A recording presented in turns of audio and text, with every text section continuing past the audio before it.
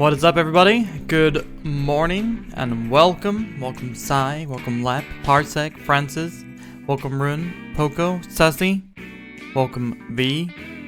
I hope y'all are doing well today. It is me, PB, and of course welcome to anyone else who might be lurking or who might join us along the way. Thank you for being here. I appreciate it. All the music we just listened to has been from No More Heroes 2, Desperate Struggle, which is sometimes considered not the black sheep of the franchise. That wouldn't be the right term to put it, but a game that did not hit the mark that No More Heroes set and was tonally quite different in ways that I appreciate and in other ways that fall short a little bit. But one thing that does not fall short is the OST. The original No More Heroes OST by Masafumi Takada, who also did like God Hand and Danganronpa and stuff, is one of my favorite OSTs of all time, and has one of my favorite VGMs of all time, Season of the Samurai. But this doesn't have Masafumi Takada, but has a whole bunch of excellent musicians that we were listening to. We had Jun Fukada, Honda Lady, Machine Head, and The Riot, Teens of Anger. Some of them are just like straight up bands that Suda 51 wanted to work with, I'm pretty certain. But yeah, it has an excellent mix of different styles of track that I highly recommend you check out. And yeah, Red, I would love to see you play through the No More Heroes games. They have such a vibe. The first two especially, I'd say, but Travis Strikes Again and No More Heroes 3 also really good. No More Heroes 3 probably like the best gameplay of the lot, but it has its own issues. No More Heroes 1 is still like one of my favorite games of all time. I think that game is just it's so slick, stylish, funny. Every boss you encounter is memorable. The the dialogue exchanges are the best in the whole series by far. And if you do play No More Heroes 3, you gotta play through Travis Strikes Again. They are direct. It's like a direct sequel to it. So, really should be called No More Heroes 4. They kinda a little misleading on that, one might say. But hey ho, No More Heroes, man, I love that series so much. In general. Found a Switch copy of Travis Strikes Again for €5 some years ago. You had to get it. It's a decent game for sure. It is it has some excellent music. I need to get that soundtrack big time. Karma, thank you for the Bisco Elysiums and the Barnley Barnables. The Barnley Barnables. That's what it's called. Would I suggest it? I mean, you know me. I would tell you to play most games. If you're completely unfamiliar with the series, I would recommend playing 1 and 2 first, for sure. For sure. Which, you can play both of them now, I'm pretty certain. Can you play No More Heroes 2 on Switch? Yeah, you can play No More Heroes 2 on Switch and Steam now. But, yeah, I mean, I would recommend it. It's not amazing, but it is good. It has interest and ideas.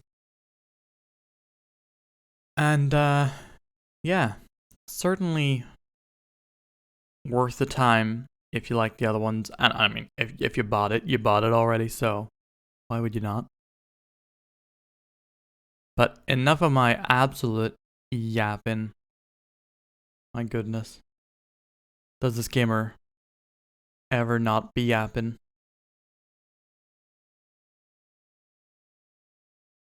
It is time for the wah wah wah. Wah wah wah wah wah. Jeez, PB, shut up. Yoo-ho, how's it going?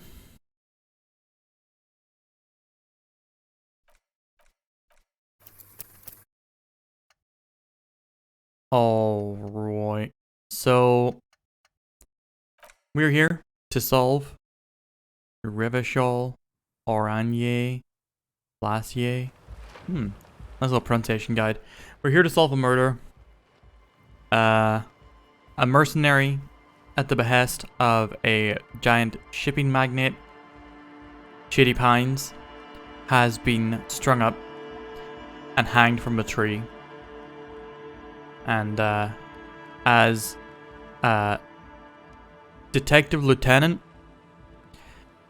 we're here to investigate the murder and solve it if we can. In doing so, we have learned about an ongoing strike. It's lasted 2 months so far.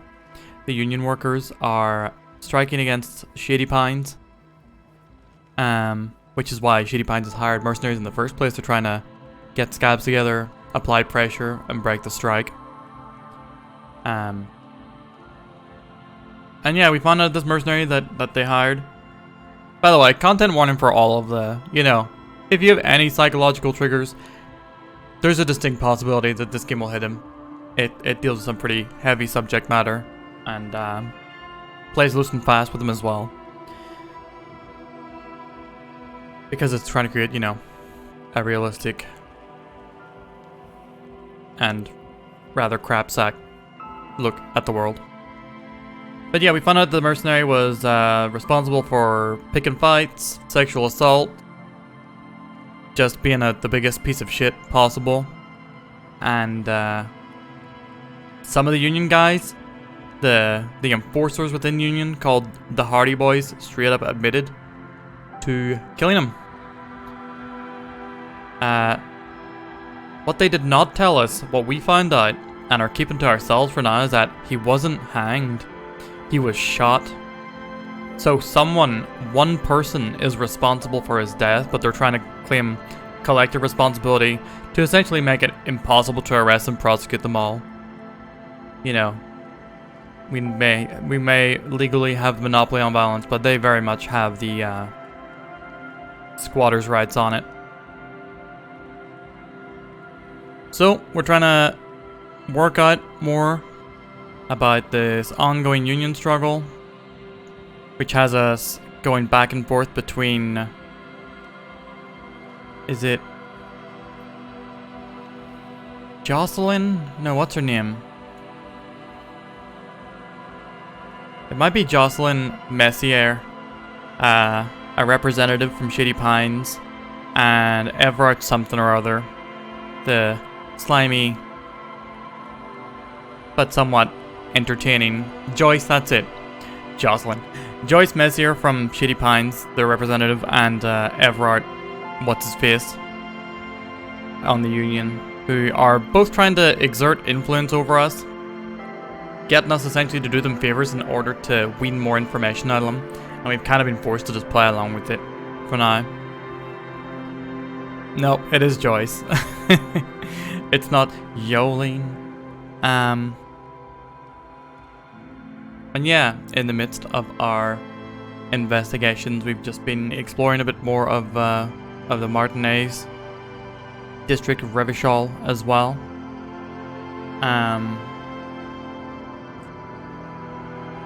One little side tangent has brought us up here to a church that has 3 separate individuals interested in it. There is a weird cone of silence inside the church where if you stand, it literally, like the acoustics of it, we're assuming absorbs sound. So there's one lady whose name I forget, who's a scientist, a programmer trying to study it, who believes that there is literally a pinprick hole in the fabric of the world that's causing the silence. There is another guy who's living in the rafters, who seems to be just getting high off this hole or something in the roof, and we don't exactly know why. And there are these people outside who are ostensibly trying to set up a nightclub, but we've worked out that they're working with Everard, the Union head, to actually turn the church into a youth center. to, I'm guessing, demolish the church and set up a youth center, and in doing so with the youth center, to apply pressure via construction noise and general disturbance to some locals in order to get them to move out for cheap. So yeah, these people who are saying, like, she's probably not even doing acoustic stuff. She's probably testing the foundations to build on. I don't believe her. Yeah, that's what we're dealing with now. We're trying to figure out this dispute of these people trying to get into the church. The church attic guy seems okay with letting them in.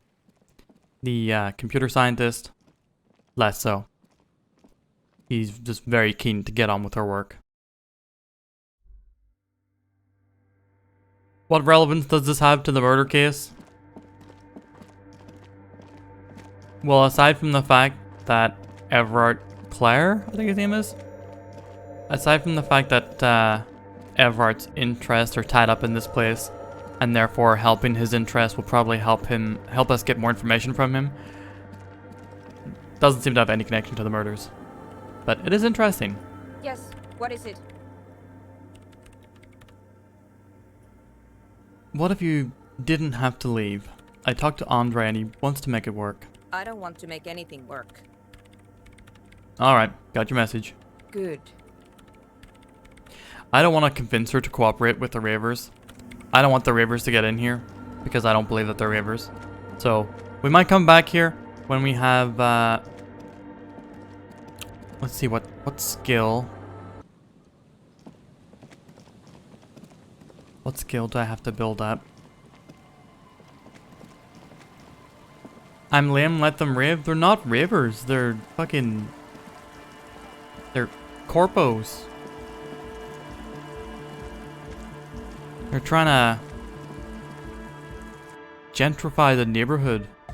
Hi again. So, how are things going? Logic Goodbye, is officer. what I need.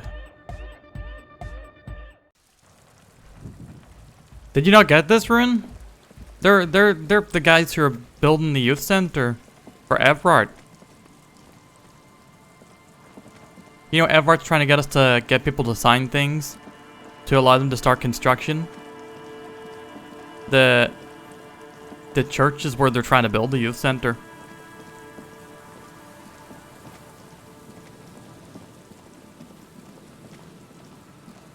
A whiskey. Thank you, thank you.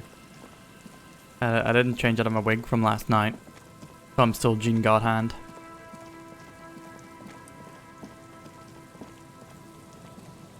Did you just help them, Rune? Did you help them get set up in there? A dead phone, a smashed receiver, like someone hung up too hard.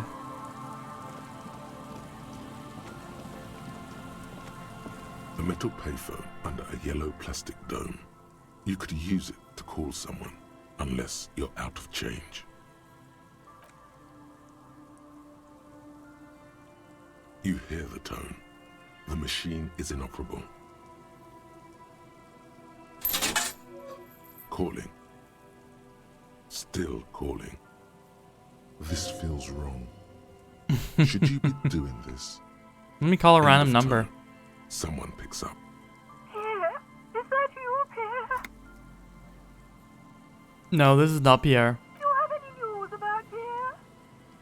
Yes, Pierre is dead. Jesus. Who is Pierre? He's my sister's grandson. He used to visit me as a lad. Fine young man. But who are you then? A salesman of some sort? Modern goods are rubbish, and I can't afford them anyhow. It's a shame what you did to our country. I'm not a salesman. I was just calling a random number and you somehow ran with it. This is because we are bred to be leaders. I can hear the common or mixed background from your voice. I just so wanted it to be Pierre. Have a pleasant evening, prankster. Disconnect tone.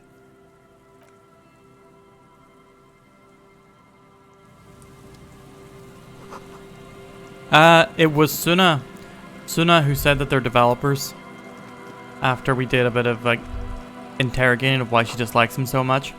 and that has opened up a logic check for us to essentially be like, something's not right with these guys. So whenever I work up my logic check,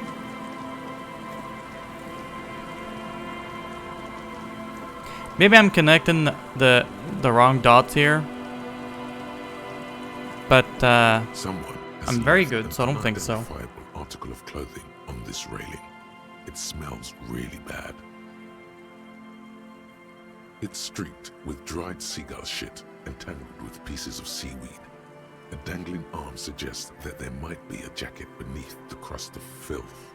It seems likely that it was left in the surf until someone laid it out on this fence to dry out. Unfortunately, that just seems to have stiffened it into a shapeless mass. Please tell me you're not taking that with you. Why not? It's a guano-encrusted jacket, and you're already carrying around enough as it is.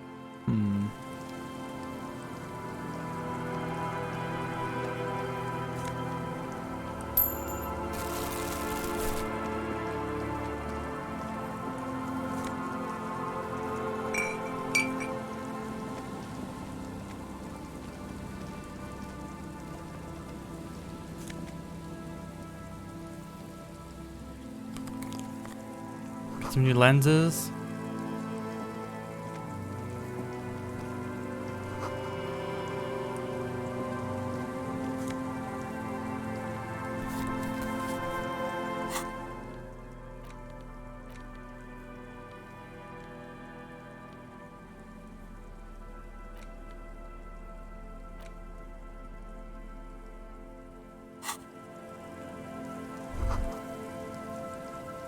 A makeshift roof. Vagrants have tried to make the boardwalk habitable. That tarp will keep out neither rain nor snow nor wind. Tough place to live. I might wear the guano encrusted jacket. I might come back to it. If I go for the guano encrusted jacket, that means I'm truly running out of options. A big wine canister. It's open and empty. The smell. It's awful and familiar. Hold on, what is that smell? It doesn't help. You can still smell it. What is it? Don't you recognize it? That hideous pungency. That faintly cloying sweetness. Only death smells like that. Something cold wakes in the pit of your stomach. Fear. It is death. It must be. Heads up, Lieutenant. Something's not right here. The lieutenant has already brought a handkerchief to his nose. Oh, is that just a dead person? A man lies on the boardwalk, his limbs bent and neck turned at an unnatural angle. Right next to him is an empty bottle of spirits. In his cramped hand, a chewing gum wrapper. Half of his body has slipped between the cracked boardwalk, starting with the right leg. The fall has left him broken, contorted like a sad puppet. The smell is not as bad as a 2-week-old corpse, but it's definitely heading there. Hold on. Lividity is faintly pronounced. Whoever this is has been dead for 2 days. No longer. We need to investigate. Calm now. Carefully. Just another day. Just another dead body. Breathe. There's some dried blood on the metal bench, right where the corpse's head rests. The floorboards are rotten and slippery wet around the hole. An empty bottle lies nearby. A chewing gum wrapper is clutched in his fist. They screech under your feet ominously. It's hard to say whether the dead man's weight was the cause of the boardwalk to break. It definitely looks fragile. You see waves churning below. Hey, Weebu. Something cracks beneath your feet. Yeah, Kim's been with us. He could have easily disappeared into the sea through that hole, and you would have never found him. I was legit a little sad that Kim didn't, say hello or anything whenever he came back to us, but that's okay. A .75 liter Tallulah vodka with its cap missing. There's hardly anything left inside. It's mid-market spirits with a slight touch of menthol. The man meant to enjoy himself, have a good time. Tear all around us. Money, you say? I'd prefer if you didn't collect them this time. It's not proper. Okay, I'm sorry, Kim. Brabowski spearmint chewing gum. Green leaves on the cover. The man's mouth is half agape from the terror of the fall. The blackness of death. Stench. You think you see white chewing gum too. Confirmed. Nearly the whole pack is there. Solidified on his lower rear teeth. He ate the whole pack, right? It's to cover the smell of alcohol before going home. The worst thing is, I've seen it before. Almost the same scenario, even the chewing gum. It's always the same. A dried chunk of blood covers the hair at the back of his head. An open wound. It's sticky and cold to your touch. Did he die from the fall? This is what killed him. Yeah. I don't see any other major wounds, do you? No, just this one at the back of his head. Seems like the head wound was fatal. It's exactly the shape of the bench. The entire boardwalk creaks in the wind as you take a step back. He's wearing mud-caked boots, beige trousers, and an old brown leather jacket with a bright blue lining. There are traces of kebab sauce on his chest. Karma, there's blood everywhere, and look right here. You're not a good detective. Check his mouth hole for bullet wounds. Dude, that'd be a good one. Pop him in the back of the mouth and push the gum in there. You find some sunflower seeds and a rain-soaked library card folded into two. His jacket feels sodden and heavy under your hand. Good. We should take a look at that library card after this is done. The man has fallen through a crack in the boardwalk and hit his head. Because you're a bad the detective, bench. Karma, get fucked. Coagulated blood covers his black hair. One of his feet is still dangling through the hole. You have to be quite inebriated to fall that bad. Well over a liter of pure ethanol. 3 bottles of wine, or 1.5 of spirits. Or maybe it was just dark. Somebody's getting His expression fucked. is dull. Starge. Like the sea behind him. Drops of water shining on his mustache. Getting excited about Street Fighter. His eyes, empty and wide, look frightening in their frozen gaze. I was watching someone set the AIs. Fucked, get fucked. Someone set the AIs to like the highest level in the demo against each other, and I do like the mechanics of that game now. I did not play the demo run. Whenever I found out that all you can pretty much do is like Ryu and Luke, or World Tour mode, which I don't want to touch until I actually play the game, I decided to leave it. Height 170 to 175 centimeters. Curly hair. Stout build. A time? Approximately What is that? 50 to I 60 will take a years. sippy. Just for you. Who is this man? Looks like one of the locals. He'd have to know this spot to come here. You don't just walk over here. Oh, you're not interested in playing the World Tour mode? I really want to see. My fingers are super crossed that we can learn special moves that don't come from the cast. The Carlos Miyamoto cameo has me thinking. Looks clunky as fuck. That's okay. You're welcome to have your own opinions and to leave with them. But that's just a lazy assumption. What do you think? At least this man knew how to party. Imagine the same scene without the bottle.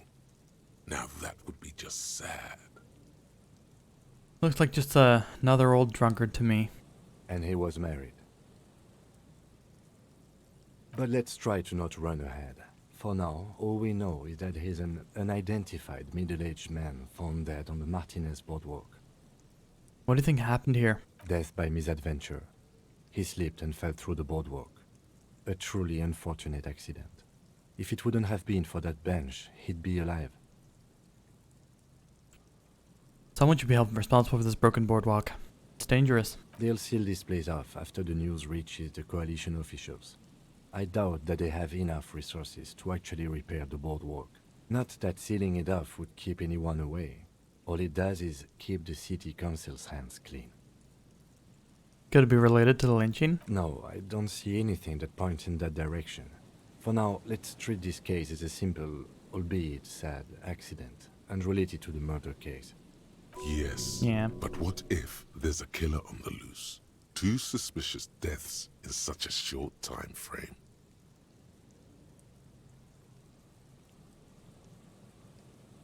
I mean, Half-Light I don't really trust. Half-Light is like my sense of primal fear, right? You're right. Connected with the lynching is a stretch. Without any further evidence, yes. Right. It does seem to be a pretty straightforward misadventure, although there's still a question of identifying the body. What should we do with them? From where I stand, I can see 2 options. We either take the case and follow the leads to identify the body on our own, or we report back to the station and leave this for our colleagues to handle. Hold on. What about field autopsy? A field autopsy isn't necessary if the cause of death doesn't appear to be criminal, and this looks like a simple accident to me. I'd say we should just write down head trauma in the autopsy report and leave it at that. It would save us at least 2 hours of unnecessary work. Yes, but isn't that kind of sloppy? Maybe, but we don't really have much time or resources to spare. The guys at processing will take care of the rest. We find them. We should finish this. Alright, we should first examine the library card you found. Then we can call the station from Mike and Emma. Let them know we are taking the case. Yeah, I wanna... You know... Squelch around in there. An Get empty slippy. cigarette package and a crumpled kebab wrapper in the trash bin. 2 empty bottles of Tallulah vodka and a can of black potent porter is all you find. No, there's more in there. Livis strawberry liquor, plus some Pilsner bottles too. Better not pick them up. They seem unhygienic. Yeah, a lot of dogs coming in. Y'all seen any dogs lately? 1 second, I'm getting attacked.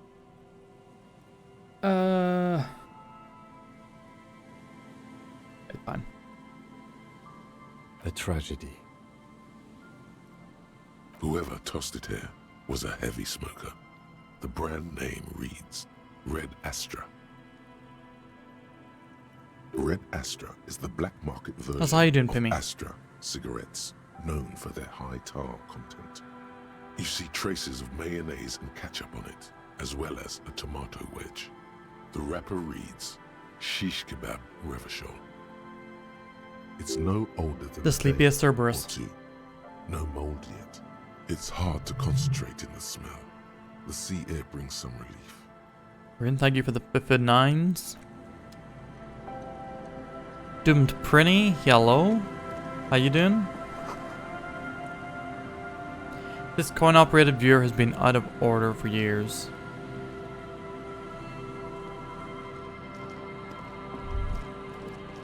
Oh.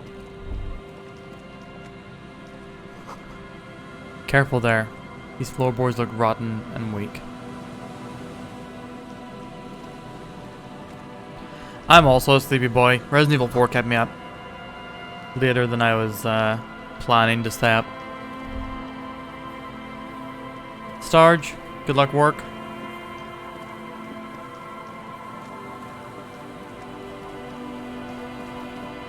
F me?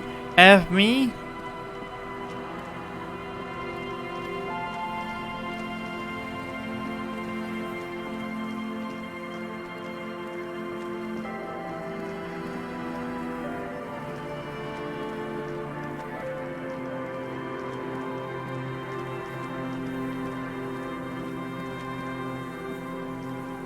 Tough words for some guy's gonna get absolutely booty blasted in Street Fighter.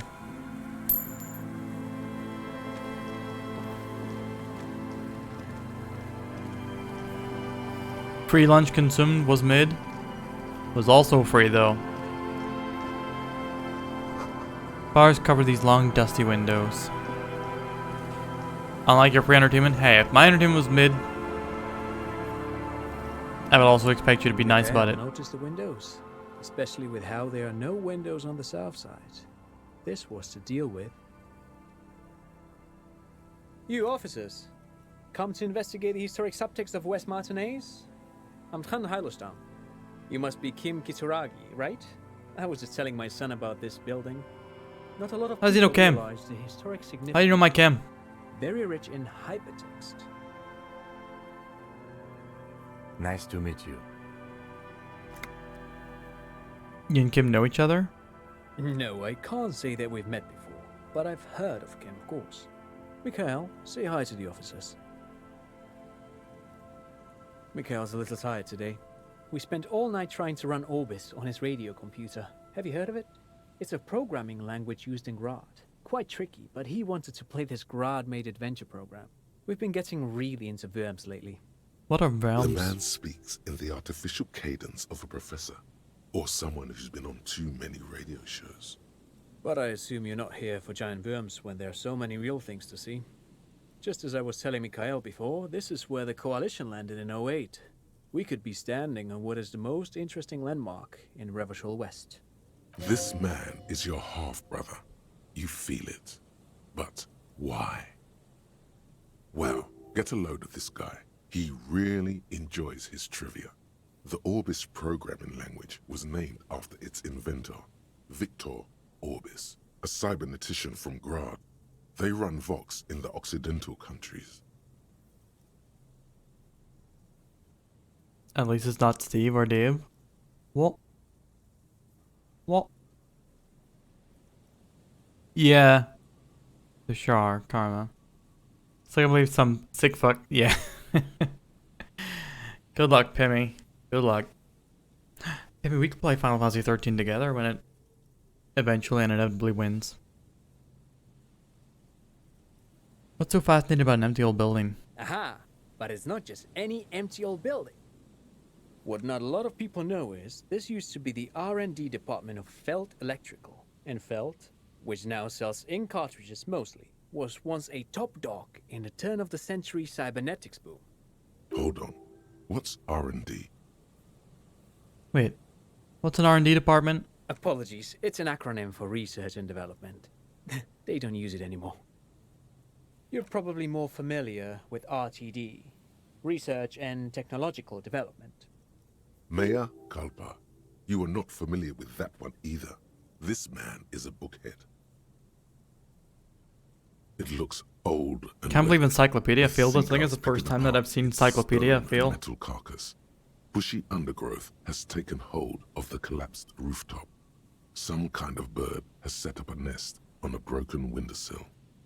I don't think I've heard of this failed electrical. That's not surprising. Only a vestigial ink cartridge and ferrotape manufacturer remains. They started out as a midway electronics outfit in Königstein 2 centuries ago. No, After no, an above aggressive it. move to Revachol, Above the Feld successful became one, we global had a player challenge in and the emerging failure. personal electronics market of the pre-revolutionary era. Still, Tricentennial was beating them in business machines. But Feld had an ace up their sleeve. Or should I say, they were developing an ace up their sleeve? I'm mixing my metaphors here. What was that ace? It was here in Martinez, possibly in this very building, that they developed prototypes for a tape computer. Months. Thank you, Jimmy, for the 26 months. How you doing? How was your last Dragon's Dogma stream? It was Tuesday. I missed it, unfortunately, because I was fighting for my life. But tell me what you got up to. Man, I'm upset of how much Dargon's Dogma I've missed. Is there more Dargon's Dogma tonight? Can I come watch it? You motherfucker. V, you can also say you motherfucker to us. An elegant folding mechanism of rollers and I ferrous can. equipment, portable enough to be a take-it-home Time for solution. another 15-hour stream. Revolutionizing business machines, possibly even bring them to the average consumer. which is a feat of engineering even today's giants, Rehm, Elysium, and Zam, haven't achieved yet. Joke's a bit weird with his wife. Yeah, that's the most accurate way to put it. Indeed. What? The revolution! Unfortunately, their moonshot project never made it to the market. Feld's move to Revachol backfired. The revolutionary government liquefied their assets and expropriated those very advanced prototypes. Man, that's cute. The Possibly kid seemed from this genuinely into very what building, his or dad's one of the saying. adjacent ruins. All of this was built by Feld, even a boardwalk. Wild Pines built matinees proper as a resort for their middle management. Feld built this side of town for R&D. What happened to the engineers? The company people? Oh, I'm afraid it didn't end well for the boys. But this story is a bit too dark for little Mikhail here. Now, if you were to ask about tape computers... He means that the boys got shot by the communists. The boys were bourgeois. I can just... just straight up turn to his kid and say they got shot in the head. I'm not going to do that. Tape computers. Right. Tape computers. I wanted to ask something else. But of course. What else? You look like you're someone who has money. Do you have any money? I do have some money, yes, but that's not what's really important here. No, I mean, come on. You need the money. If it's not a thing, he can give you some. Can I have some of that unimportant money then? Oh no, I don't have it on me, officer. I was talking in more general terms. I'm just spending time with my kid here, showing him around the lesser-known parts of our hometown. It wouldn't be wise to carry huge amounts of cash on such expeditions. Does this not look exactly like a disco you've been to, Handfast? Not that he would have to worry about being robbed. He looks surprisingly buff. Does he work out? By the way, do you work out? I do some Lomantang stick fighting now and then. Lo Mantang stick fighting is a form of martial arts originating from the island of Lo Mantang. It uses slender wooden sticks for confronting the opponent. We will probably be able to get flared pants at some point, I'm sure. I'm not really interested in the practice. I just want to know how often you work out. Now and then, that's like what? Once a week? Lomantang stick fighting is a little like a Berolidin addiction. I've been practicing it for nearly 20 years now, so you could say that my doses have grown a little peculiar. Wait, what does this man know about pyrrolidon addiction? Hold on. Pyrrolidon addiction? What an interesting metaphor. Or perhaps not a metaphor at all. You got me, detective. But my history should hardly come as a surprise. Dad's fighting with sticks every night after dinner for 4 hours. He has a special room for that and a special costume. Anyone fighting with sticks in their special costume? That's right, Mikhail. It also has a meditative quality. Helps to clear my head. But anyway. Great. Thank you for all the interesting information. No, thanks to you for having me and little Mikhail here to pick your brain. A very interesting conversation indeed. Pick your brain? If anything, this was rather one-sided. He did the talking. Whatever.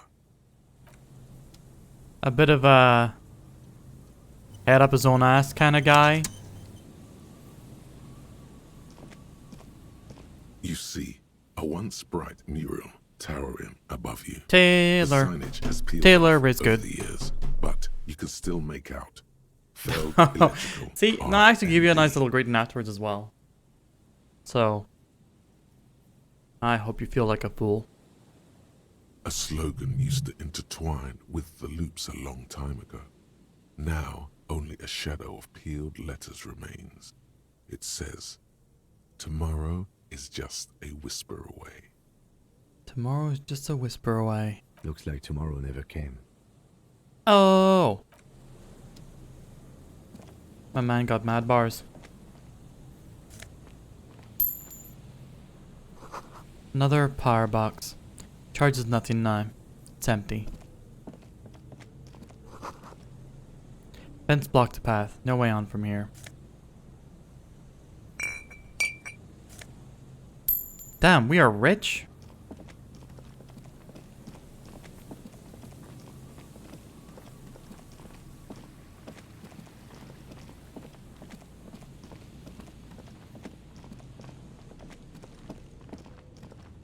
Oh, these must be our cryptozoologists. Tiny cages, carefully constructed. Soggy logs smell of ignition fluid. Still, they won't light up.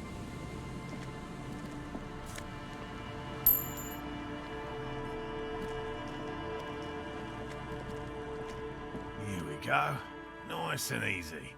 No way out, little guys. Not out of this gem. There's a cylinder on the ground in which the man is arranging some netting. It looks like some kind of trap. He notices you. Who's there? Oh, the police. Hello, officers. Is that the police? Why are the police here? The crypto fascist. Okay, I wasn't expecting that. Don't Sure. worry, Gary. I'll handle it. You must be Morel, the cryptozoologist. To what do I owe the pleasure? That's sarcasm. He takes no pleasure from your appearance. You don't seem too happy to see the RCM. Oh no, it's all right. I'm just busy. What's this about? Lena sent me. She's been really worried about you and is waiting for you to get back. Hey, of course. Thank you for passing along the message. That damn water lock is broken, and we can't go all the way around the 881. We're gonna withhold some information. You know, it's a cop strategy. You don't give away the details of the story. So, you know, you let the other person spin their wheels until they say something that contradicts the facts that you already know. At which point, you slap them with them. At some point, I will slap someone with the fact that I crashed a car, but not right now. The water lock's been fixed. It was fine when I crossed it. Oh, good. We should really be getting back. Gary could use a hot shower and a warm bed. Did he say we can go back now? Yes, Gary. We can go soon. If you see Lena, tell her I won't be long. Sounds like a self-slap, if anything. I mean, sometimes we need a slap. Sir, your wife is waiting for you. I just have to do one more round. See if the phasmid has taken the bait. Then we're going. Lena seems pretty eager for you to return. And I'm eager to return to her, I assure you. But I can't leave before we finish with these traps. Well, so welcome, Garland. My wife understands that just as well as anyone. Come on, Morale. We've been soaking out here for days. It's time to go back. And leave the traps? Absolutely not. I won't let Lena down. I just love the fact it just felt like it was a setup. The cryptozoologist and his friend, the cryptofascist, is pretty good. Pretty good. Come on, she wants us back. I'm soaked up to my nuts over here. We'll both catch reed crabs if we don't dry out soon. Come on. You're doing this for yourself, not her. I'm doing this for science, and so is she. I didn't know the phasma was so important to Lena. Of course it's important to her. She's seen it. A verified sighting, on record. One of only 4 this century, and it's hers. I'm more soaked from the nuts down run. Really? She sighted the phasmid? Didn't tell me that. Yes, that's how we first came to know one another, in fact. But that's her story to tell, not mine. Suffice to say, it's long been our dream to find proof of the Insulindian phasmid together. I can't abandon course now. Maybe you could go back to the whirling, warm up, come back to check the traps later? No, no, no. The traps need to be monitored on a regular schedule. What would we do if the phasmid were to starve while we were sipping tea at the hostel? What if we check the traps for you? I didn't expect you to take such an interest in our work here, officer. Cryptozoology and detective work are very similar. Yes, Indeed. Both require a great deal of research, attention to detail, and, above all, persistence. So where are these trapped? There are 4 in total. One is to the south, on this little peninsula, by the boathouses there. It's very near. Another we set in Land's End, to the northeast. It's behind a small sand dune there, on your way to the old radio tower, after the church. The third is set near the canal, where you crossed, by a concrete slab. A big thicket of reeds going up the slope, and among them, you should check at least one of those before returning to this one, since I just said it. This one's more of a technicality, but still, better safe than stupid. That seems like a lot. Do we really have time for this extracurricular venture? What? Aren't you having fun? Even relative to examining a week-old corpse, I'm not sure mucking about in the reeds qualifies as fun. But have it your way, detective. If you think it's important, you have been right before. What do I do if there's a phasmid in one of the traps? Bring it to me at once. Just make sure the trap is closed tight. He's not comfortable with the possibility that you'll claim the find, but he's lying about this even to himself. What if I encounter the phasmid in the wild? That's highly unlikely, officer. But in the event you do, I'll spray you with a pheromone mixture I developed. It's made of musk and research chemicals. The pheromone should attract the insect to you, or at least prevent it from bolting at the sight of you. It's quite potent. Will last you about a week.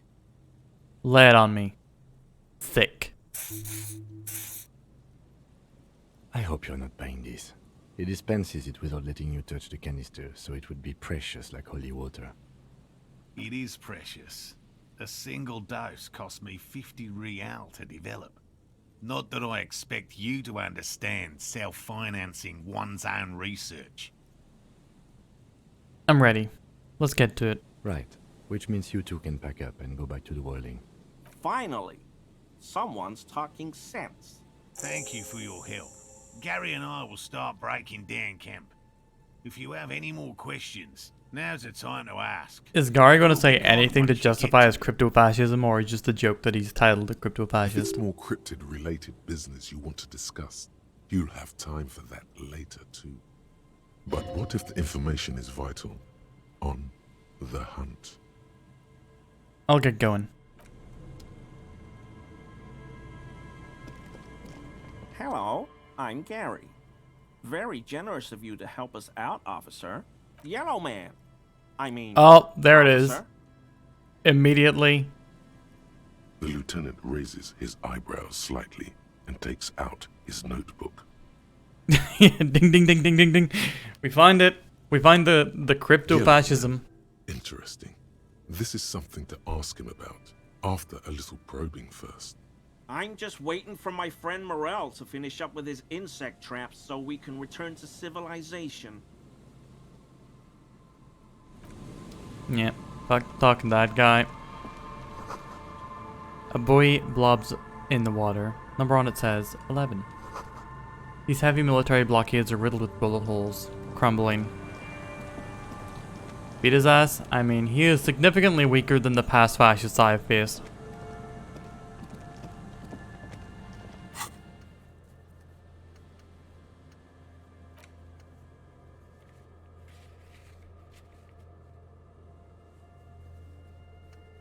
Far north of the Fell building, that's where we'll check out first.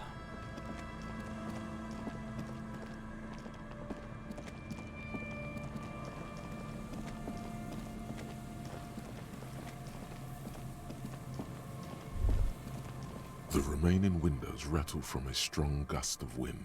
They're covered in a thick layer of grime. They must have been like this for 40 years. Dripping water falls from a high place. All you can see is the shadow of a collapsing staircase. There's rust and corrosion on the bars. They're foaming with it. And a small layer of white salt from the sea. No. Oh, I I won't meant to even read try. that before I said it. You know, I had a partner once. They called him Eyes, because he had to show me things. It's that bad. Can you still shoot though? Well enough, actually. It's odd how that works. I'm no sharpshooter, but I pass my shooting courses 7 out of 10.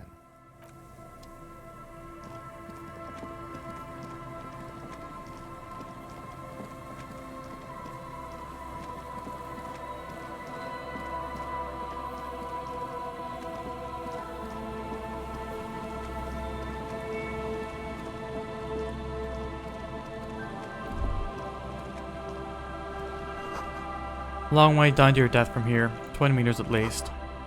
Stop messing with the conveyor and hold on to something. This wind is so strong. So the far north, that means we have to keep going further north than this.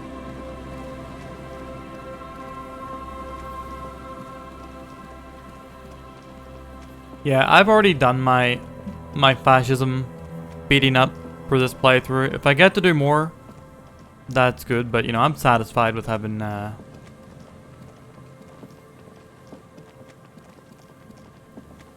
Measurehead on his ass.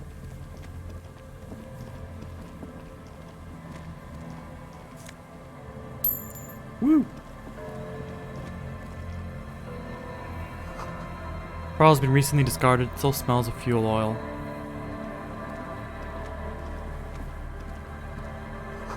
These rusty gears used to turn the whole machine.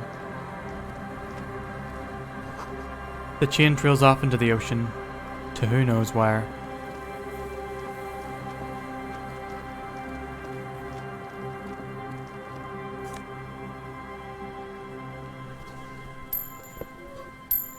Got that white polo shirt? Yeah, Fucko did raise him on Kim, but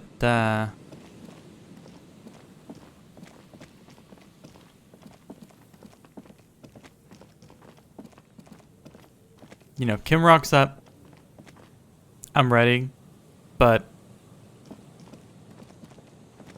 there can be trouble found if you try to step up for someone when they don't want you to.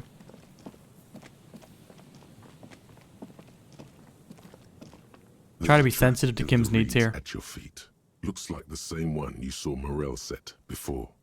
Same mesh, same wiring. The reeds sway in the coastal breeze. They seem to be waiting for something. The wind picks up here, near the Cape's end, surrounding the narrow strip of land from 3 cardinal directions. It's cold for this time of year. I'm not a card. I'm gonna go beat up that fascist because you called me a card. My motivations are pure.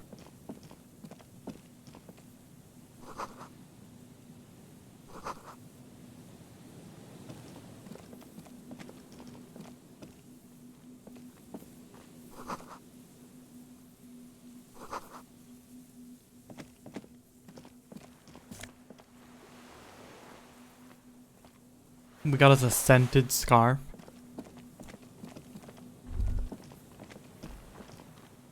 The weakest Kim simp or the strongest Kim stan? You take a mental note. Geometry seems important somehow.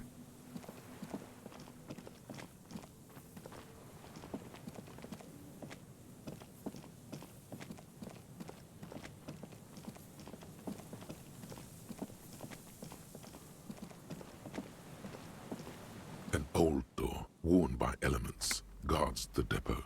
The wind has blown a sand dune in front of it. The door hasn't been opened in a long while. You see a handle. What is this thing anyway? It's military. A service depot of some sort. Used to service what? Probably something that is no longer there. It may have been used to service an aerostatic battleship in the atmosphere, or a fortification, like a sea fort in the bay. Alright. Do we have any clues that'll help with interfacing?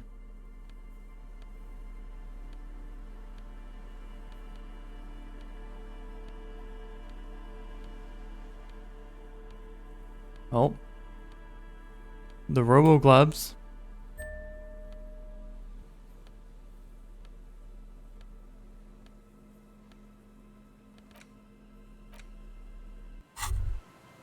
As you fold your fingers into a fist, you realize you could knock anyone out with one punch. The white ceramic gloves wrap around your digits comfortably. Your movements cause tiny little clicks, like dice rolling somewhere far away, as the plates reorient to your motions.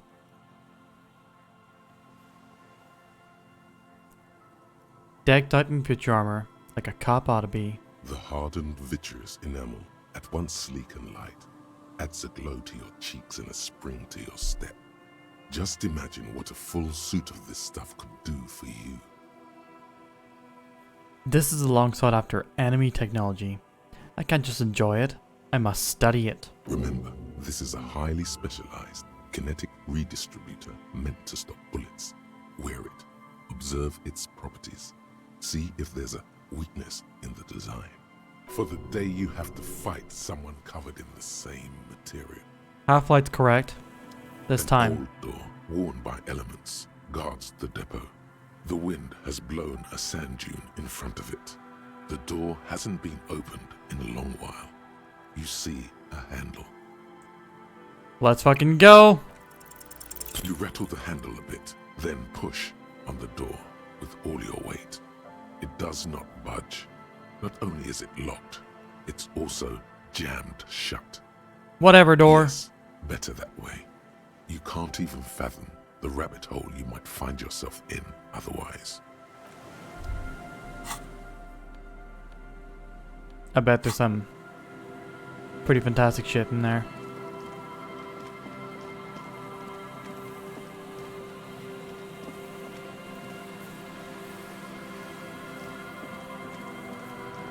Alright. Said that there was a trap in the ice flows here as well. Thereabouts.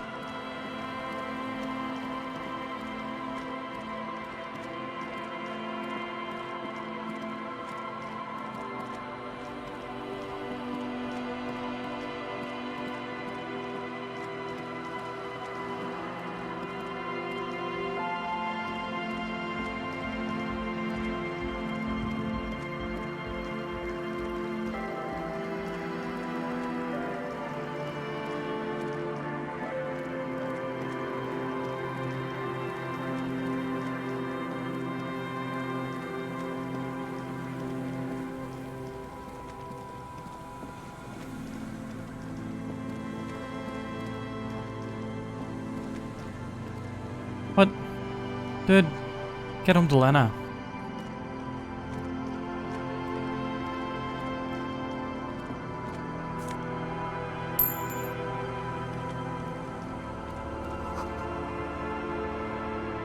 Also, did that count as... That did not count as checking the trap.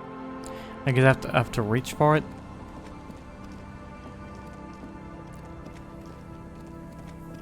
Gonna enter a building on the way just to re-instance this place, see if he leaves.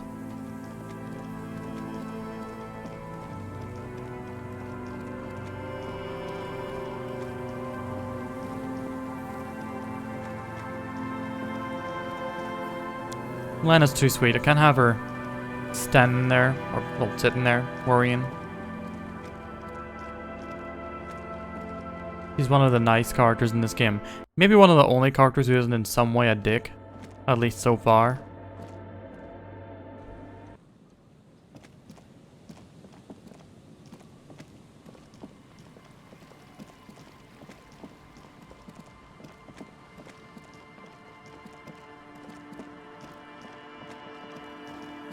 I mean, Kim's different, you know.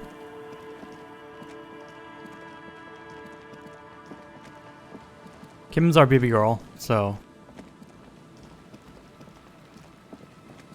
separate from the conversation. But also, Kim definitely did steal someone's hubcaps.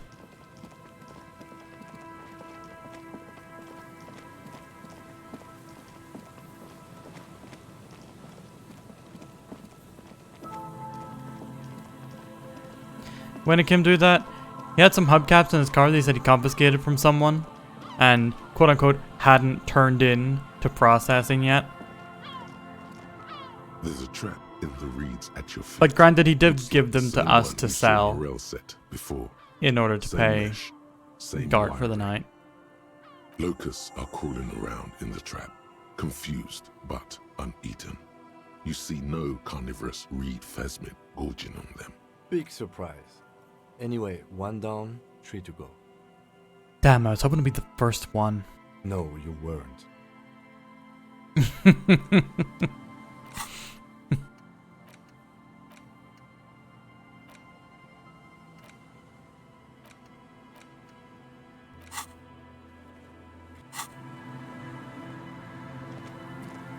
You believe him? Kim has expensive tastes. His handkerchief and pen are both pretty swanky. I think he's a bit of a magpie.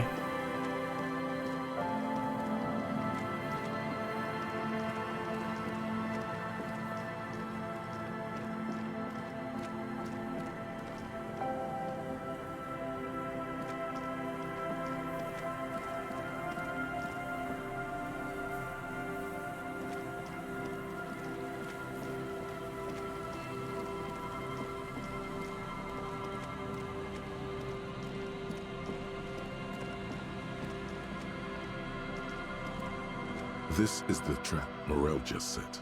This trap is also full of panicked locusts.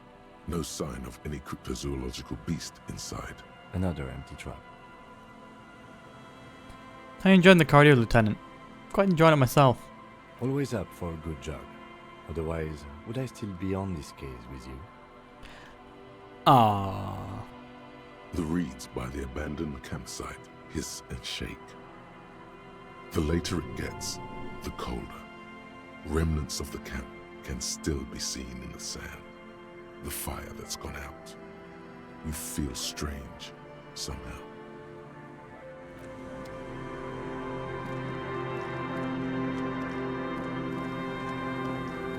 I'm his'n and pis'n.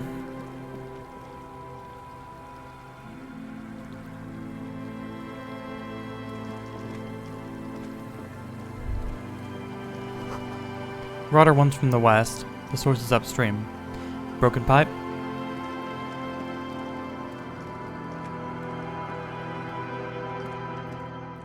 Taylor has determined now is the time that some of y'all get to win some maybe vote. Potentially. If you can identify the character that I'm dressed up as. Just give me a moment to change. Ma ma ma na na na na ma na ma na ma ma na na na na na ma na na na na na na na na na na na na na na na na na.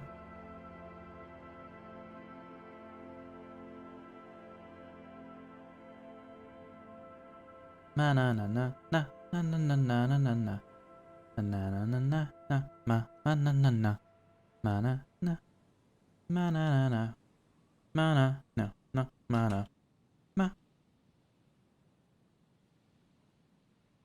ma na na na na na ma na na na na na ma na ma ma ma ma ma ma. Where am I, chat?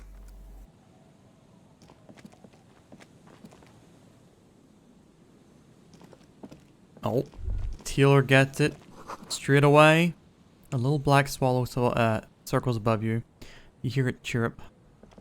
Yeah, that is 2 maybe votes to Taylor. If someone would be as kind as to put them through for him.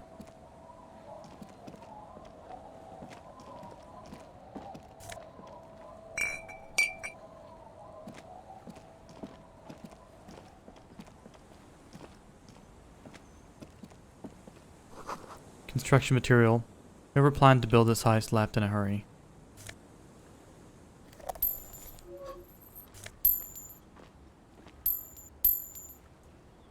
Money, money, money. Wedding stone, well worn and covered in rust. At 2 for Taylor, please.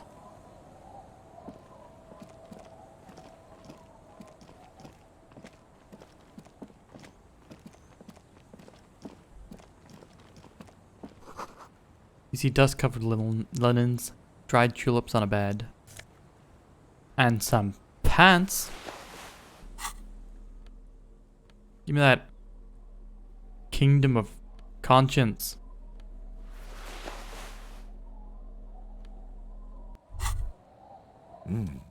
These are some wonderfully regular pants. Not too tight, not too loose, moderate in every sense. You'll blend right in at some pleasant dinner party. Oop, it's a fashion faux pas. Let's hope no one saw you wearing those outrageously regular, almost moralist pants.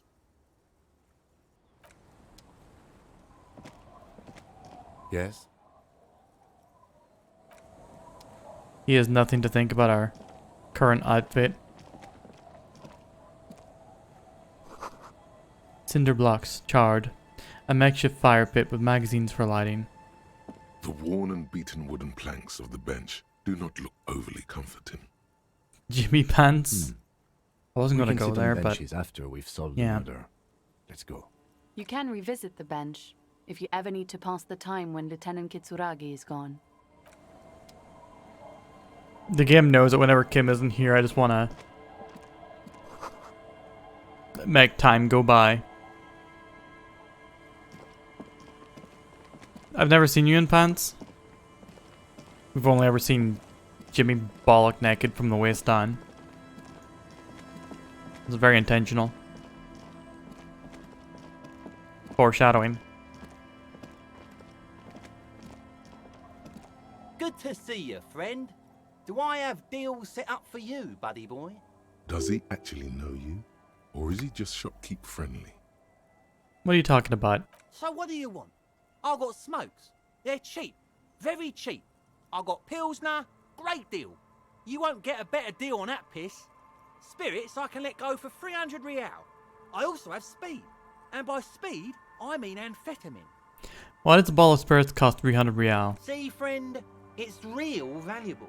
Worth every real, if you catch my drift. Got it from a bit of a business venture. No one can buy spirits for 300 real. That's crazy. You know what's crazy, actually? He's finding it difficult to focus his watery gaze. What is? What? Keep him talking. What do you mean what? What do you think was crazy earlier? This guy. Where'd you get the ball of spirits from? Oh, this is medicinal spirits. The good stuff. Got it from the doctor's office. I got one of those scientific ampoules a few months ago. Torpedo, they call it. It's supposed to keep a man from taking a drink. Didn't stop me for shit, that's for sure. 5 lemons with half a pack of butter and you're good to go. That sounds dangerous. It was. In a week, the goddamn kidneys started giving me all kinds of help. Finally, the missus took me to a private doctor's office. Not a charity, the real thing. Those arseholes charged me 4 real to remove the damn thing. But I came out on top after all. Okay. Hi. The idiots left me alone in there. Now, I used to teach high school biology. I know what doctors use to preserve dead fingers. Does he have a bottle of formaldehyde? Like 3 cans of this blue medicinal stuff from the back room. Threw the snakes out and voila. What's left is this beautiful blue stuff. 98.7% almost pure alcohol. 2 I already sold to these fine gentlemen here. But this last one is yours for 3 real, if you want it. Can I smell it first? Yeah, be careful. It's extremely flammable. One spark and the entire city of Revachol is wiped off the map.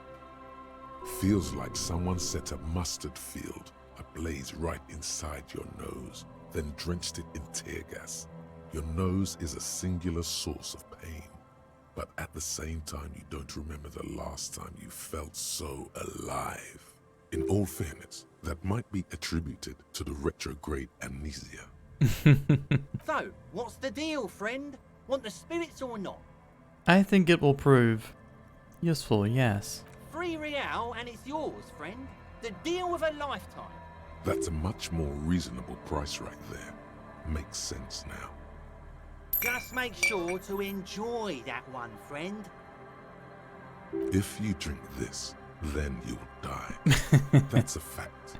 And that's why we're going to save you from yourself and store this as a sellable item. Go sell it at the pawn shop for a profit. In the civilized world, it's a custom to tip the shopkeep, friend. But come back anyway.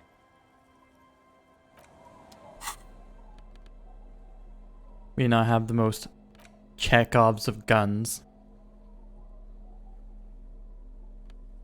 Gonna keep a hold on that. See if we can use it somewhere. Oh, gotta inspect this library card in a bit. Do that after the traps. The noxious odor emanating from the drunken man is strong and familiar. Don't you call her?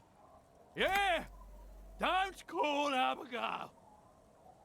Who's Abigail? Uh-huh. Abigail. Don't you fucking call Abigail. You're not going to get anything out of this guy. He's too drunk. Who are you? What's your name? Don't call Abigail! Where am I? What is this place? The man hiccups, then mumbles something unintelligible. Why shouldn't I call Abigail? He snorts and beckons you to lean in closer. Don't call Abigail. Don't call Abigail. Harsh like a toxic swamp. It's mean. Hey, Tequila! Good to see you. How's business? How's the whole reality situation treating you? So what's happening? Wait, tequila? Yeah, Tequila Sunset. How are the, high concept Are these my friends? reality-based adventures proceeding? Are these the friends that I made after crashing my car? He says it like it's obviously your name. Like you call someone Billy Brunel or leader of the 4th Street gang. And no. People tell me I'm a cop. I'm getting used to that. It's good to hear that you're on top of things. Talking about used to, did you know that I used This to be is a mover and shaker? This is the voice of Taylor's like manager. Oh shit, what do you say?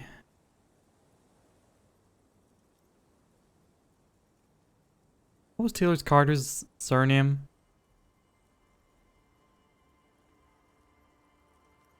Mr. Shaughnessy. Sadly, things aren't going that well in Idiot Doom Spiral Land. Haven't found those keys yet, haven't won that great piece of ass back. No word from my business buddies. I think Pierre was the guy at the walkway making a dead guy lay down. Well, we'll soon find out. We have the ID. I was thinking Pierre might be this guy in the concrete tube. Idiot Doom Spiral, huh? This is bound to be a good, high-concept conversation. At last. Could you and your pal sign this document? What's it about? I'll let my hand address the situation. Alright, this way. Some random dudes just sign it? Maybe you've heard. I used to be a very successful businessman. I've signed more than a few lease forms or whatever the fuck they were. Anyone's got a pen? The pro's gonna do it. I have this blue oblong pen. All right.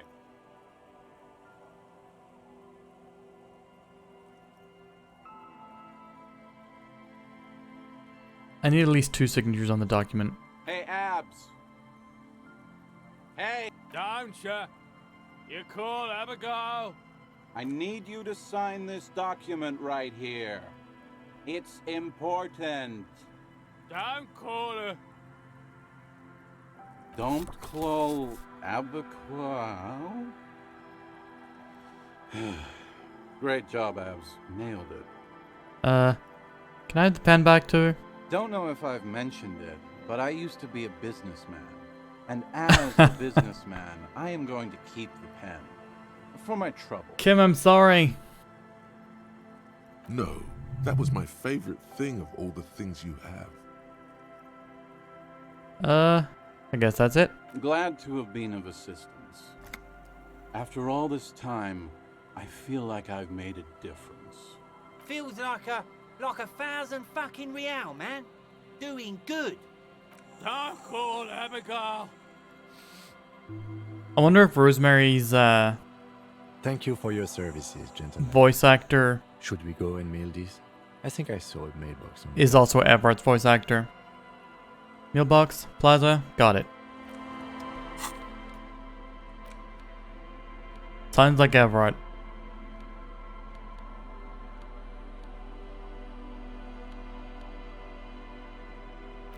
Shit, do I have any trousers that don't up my electrochemistry?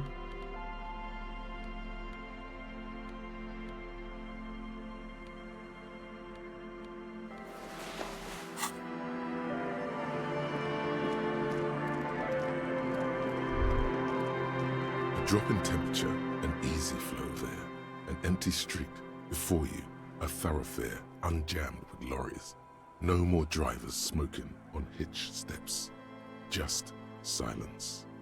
What did the smoke smell like? Chemically sweetened. Across the road, a forgotten bus stop. Corrosion has opened a hole in its roof. An elm tree watches over the building. Its branches are dripping with rain and snow. The road is smooth and motley. Craters filled with a black asphalt. The asphalt, first laid, is grey already.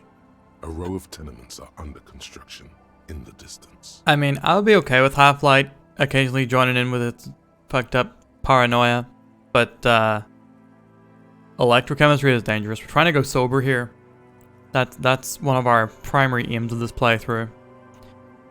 No drugs, no alcohol. Well, maybe some alcohol occasionally, but no drugs definitely. You're the people who live across the road. A tub warm with water, white with soap. A man bathes while radio waves transmit the lottery numbers.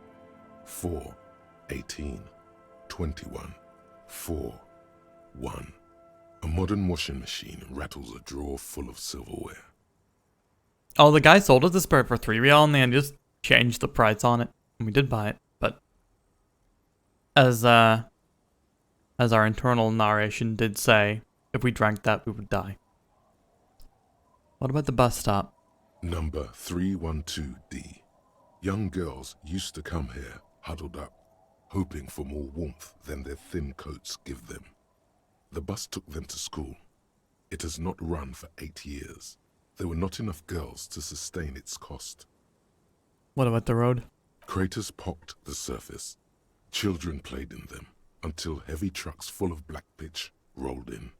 The landowners have filled the craters with money. It is a vital artery of the flow of trade. There's one bump on the road. A dead dog lies flat about 200 paces away, right at the turn. A dead dog? Tragedy comes from the wheels of a fast RCM vehicle, hurrying to work. The cold washes over you. The sound of the sea has grown distant.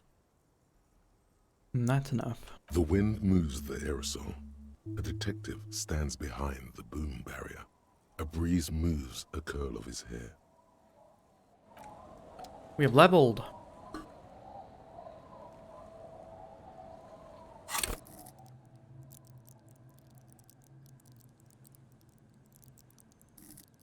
Alright. Tend to bump logic a little bit.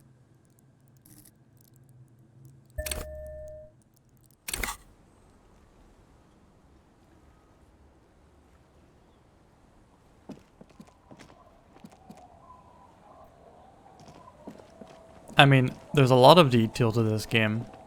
It is very easy to miss things. You know, I'm actively paying attention every step of the way because I'm the one playing it, but... Trapped near the boathouse west of the Feld building.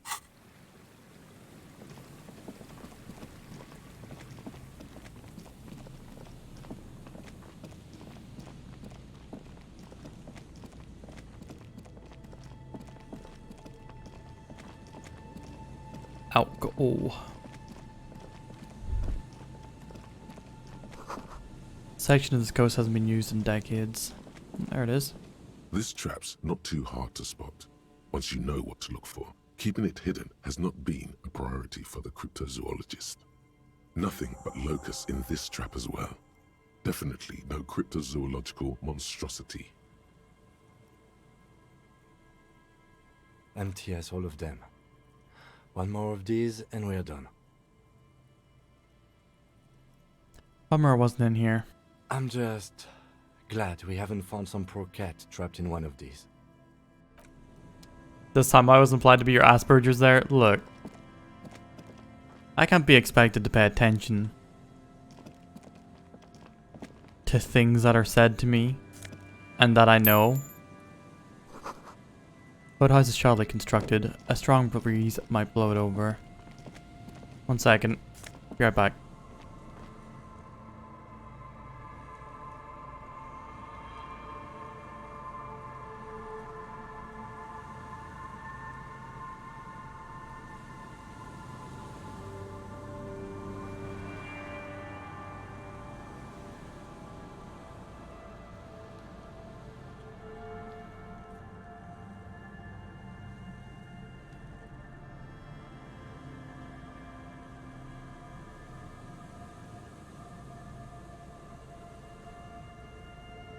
Alright, we back, and we got some shades.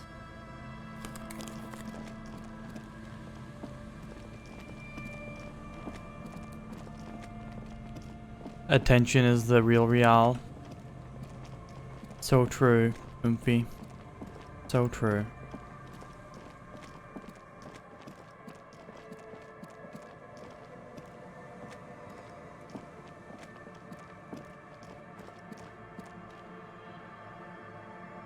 Attention de confidence. Ancient paint is peeling off the roof of the shaded bench, covered in rust.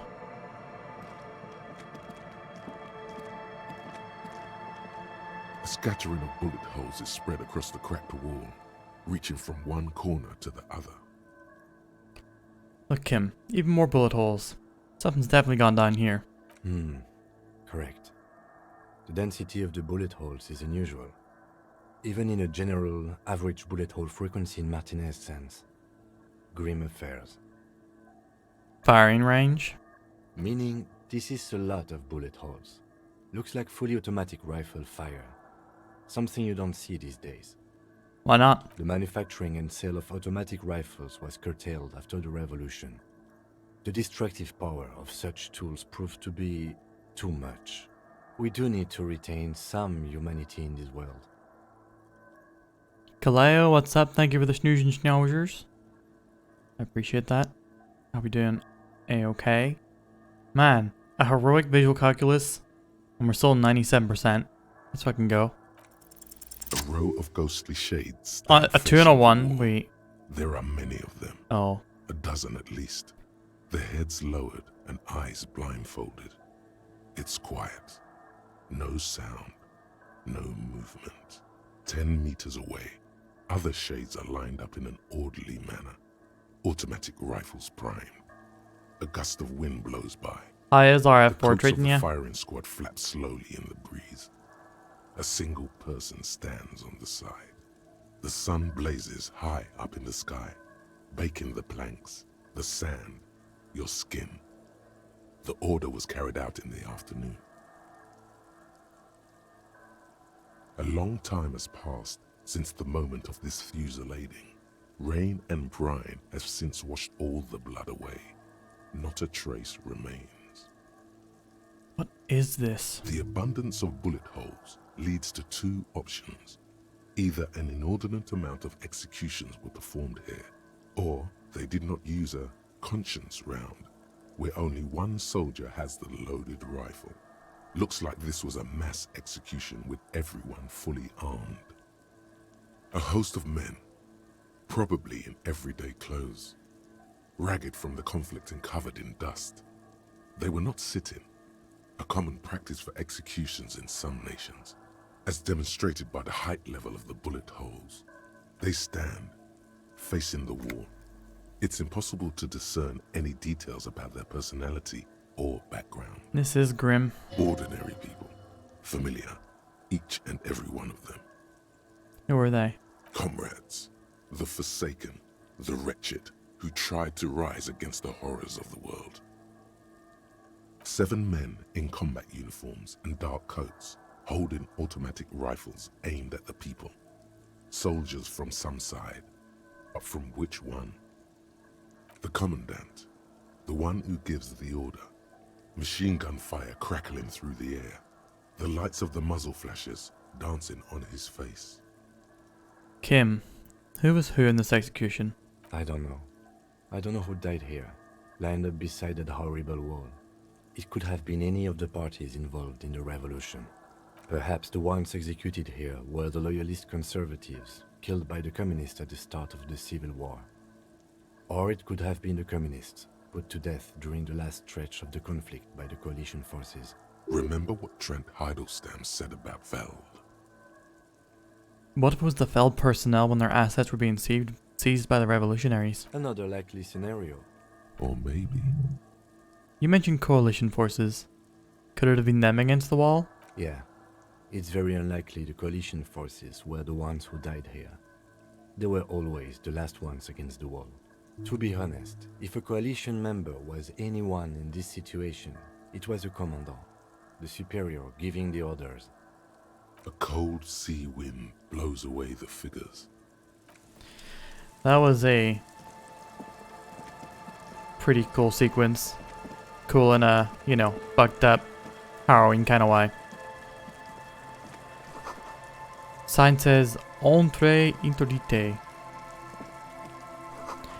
Old ticket taker booth no longer in operation. Yeah. Cleo, I'm sure that happened to more than just you. Run Factory 4 getting doomed because of that closeness and release.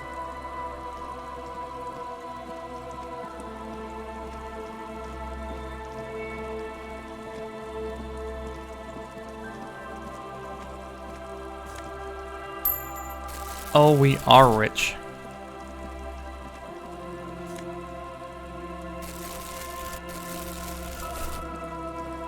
There's got to be a better place to sell our Terror, because it seems like we never get as much money from the Terror machine as I would expect.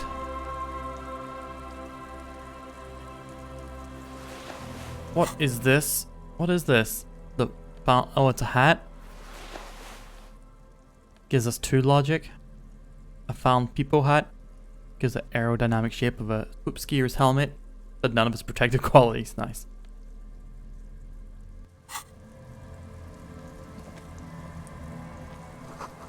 Door is not only barred shut, it is inaccessible.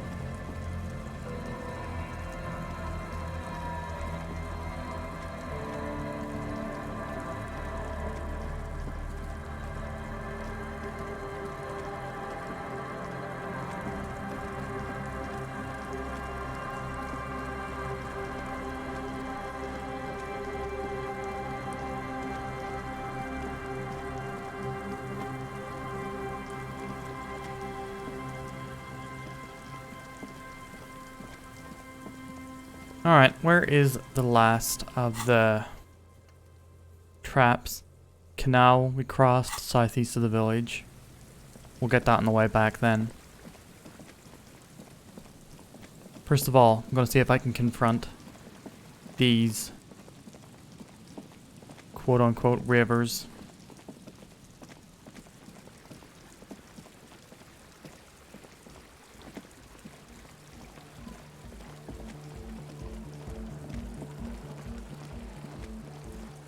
The shaggy-haired girl kneels on the sea ice. She looks up as you approach. So you talked to my associates, right? Are you going to help us? With the church, I mean. Can't say. Gotta ask questions first. Shoot. I'd like to know more about your associates. My associates? I haven't got much to say about them. What do you mean? You must know something about them. Of course I do. I just don't tell people about my friends and who they are and so on. I don't provide information on them. To the cops. What about you? Tell me something about yourself. Me? I'm a silver bird. Uh-huh. Okay, maybe I'll ask later about all this. Don't know what makes you think it'll be any different later, but What's that device you have there? this is a portable recording device. It's for field recording. Low quality, but still. And the wires? Actually, just one wire. I picked on it till the braiding came loose. The wire leads to a contact microphone. What's a contact microphone? A contact mic records sounds from inside things, like this ice. Your mangled brain would like you to know there is a boxer called Contact Mike. What am I supposed to do with this? No idea. How does that thing work? The mic? I don't exactly know. Somehow it doesn't pick up vibrations from the air. The book said it only picks up structure-borne sound, if you like technobabble. Does this have anything to do with contact mic? Yeah, I record stuff with it. No, I mean, forget it. Sure. Where'd you get the mic from? Same place I got the recorder from. The Elysium. What's the Elysium? Oh man. You haven't been to the Elysium? It's the coolest place in this whole drug-addled shithole. It's a music club and a synthesizer workshop on Boogie Street in Jamrock. Musicians live there, like real musicians. I once saw Arno van Eyck. Jeez. Option 2. Sounds interesting. Who is this Arno guy? Oh yeah. Guess you wouldn't know Van Eyck. Or really be a Elysium going kind of person. I get done. I don't know what that means. I grind. I don't know what that means either. Neither do I actually. I have no idea what I'm talking about. Get down? Grind? She breathes on her fingers. Looks like she doesn't know what to say. You're right. Time has deserted me. Oh shit, we're gonna die! Sucks, man. Was there something else? The realization that we were old nearly perhaps? killed us. I actually had some non-mic questions for you. Hey, Pebs, Nublet. You're here to watch me die of age. Okay. See if we can pick up the tape recorder. The device is cold to the touch. An angular Omicron logo adorns the yellow plastic cover. Underneath, you see a reel of tape rolling. You put the device back on the ice. How long would you have to not stream until Twitch Text affiliate? I have zero idea. I couldn't tell you.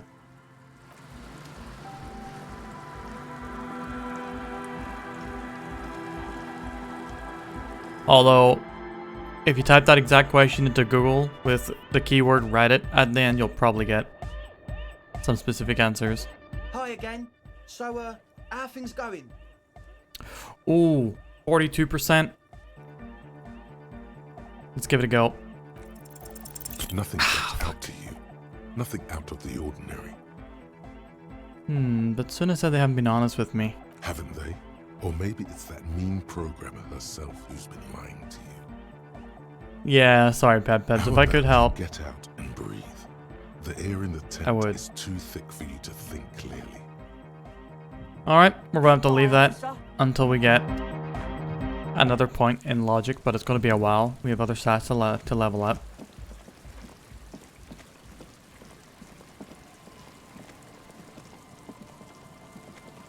Yeah, like I've said, my suspicion is that they're the property developers that Everett is working with, trying to knock down the church and build a youth center.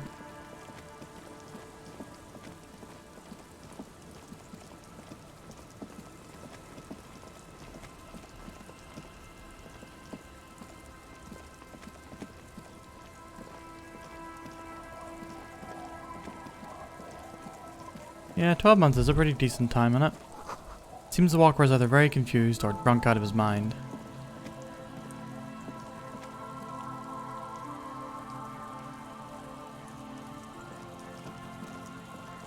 What possibly happened here? The ice off the coast crackles, shifting. This is it. The scene of the party. The fire pit. Cigarettes and empty bottles all evidence it. Yeah, sure does look like a lot of folks partied here. Looks like they were here a while, judging from all the bottles. The sunken motor carriage provided them a focal point, like a goose ice sculpture or a chocolate fountain. Hey Kim, looks like we've had a couple partygoers here. Looks like it. Looks like I got a great time laughing here. Hey, let's keep moving, detective. Kim doesn't want us to fixate on the crash. He knows we're probably gonna die if we do. There it is. It takes you a moment, but finally you spot the last of Morel's traps. This one's partially obscured by the reeds. The trap feels light and silent. Why do you ask Pat Babs out of curiosity? Something is different here. No locus. No phasmid either. But still. Closer. Well, the bait worked on something. This doesn't mean it was a reed monster, though. Unless you see one in there. I just see an empty trap. The netting is a little untidy. Messier than the others. Like someone or something picked up the trap and shook it before dropping it back down on the ground. I do get the feeling that someone or something may have messed with the trap. Perhaps our cryptozoologists have competition in the form of an actual entomologist, or someone else is sabotaging them. I could present more theories, but then I would be taking this on as a case, which I'm not. You're right, but I still need to tell the cryptozoologist about this. Okay, but after that we get back to our own assignments. There really is no explanation for this detour right now. None. None whatsoever. Kim, I'm trying to make memories with you. I'm trying to adventure.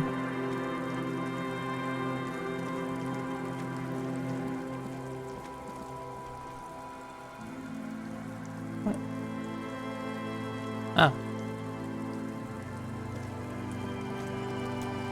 That.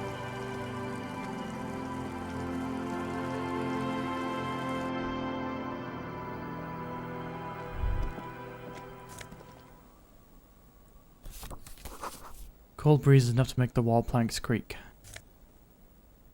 Bow tie for drama. See a dark red chair in the dim light of the room.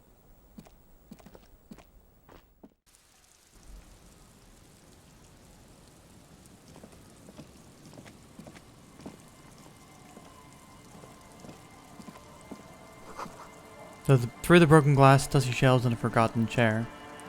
I mean, yeah, affiliate is pretty. It's designed to be easy to get and keep, from the looks of it.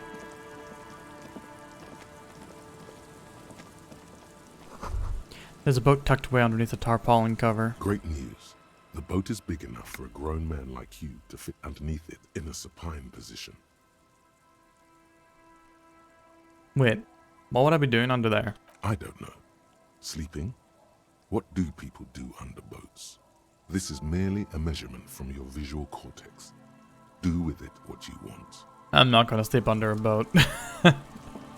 I have some pride. I mean, I don't. But I don't want Kim to know I sleep under a boat.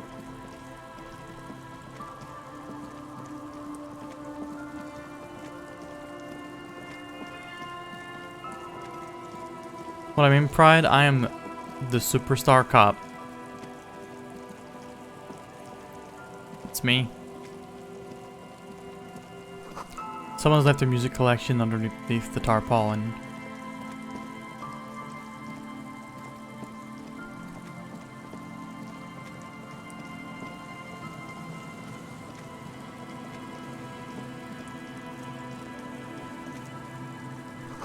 The swing is missing. No one's been here for a long time. Birds in the birch tree. Barely audible coos come from above.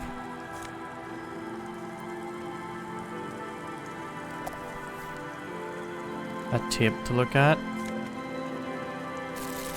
Some tear.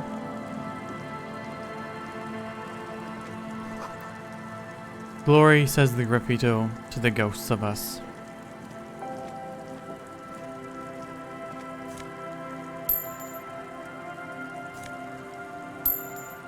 Nice, we have enough for 3 nights at the Whirling.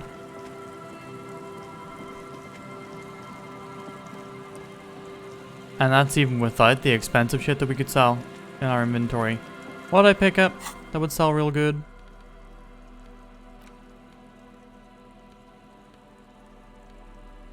Yeah, the fuel canister.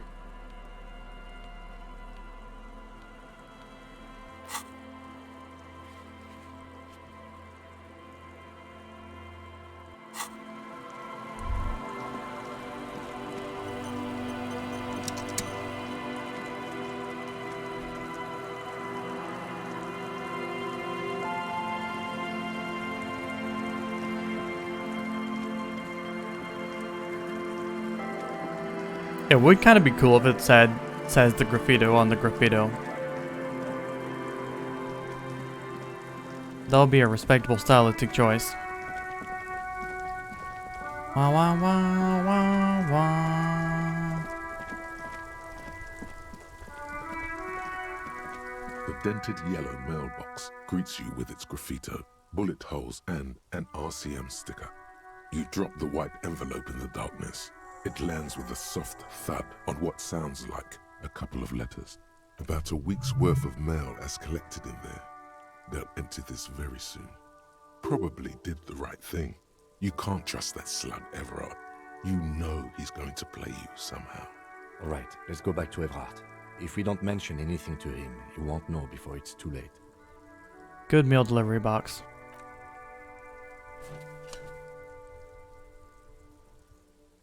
The box seems happy.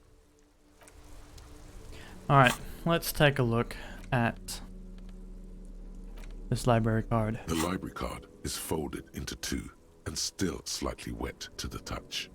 The front side reads, Central Jamrock Public Library Card, issued to Billy Mejean, expires July 53. Enjoy Nappy. Take care. Thank you for hanging with us. Billy is a unisex name. Could be the deceased, or his family member. Whoever owns this card is an avid reader. You find a list of books written in blue pencil. Radio thriller. Stand a little less between me and the sun. The last one in the list is The Glinton Curve by M. Theobald. A library stamp indicates that the book has been returned. Most of these titles seem to be in the sci-fi genre. Some thrillers. If he's a reader, I wonder if Revachol, the Revachol the bookstore, might also know this guy. If lost, please return the card to the library. Dial 005 02 Like we're nowhere near Jamrock, are we? 211, or visit us at Moreau Street, 78, Jamrock. Business hours 900 to 1800. Good. We should give them a call from my kinema. See if we can learn anything about Billy Mejean.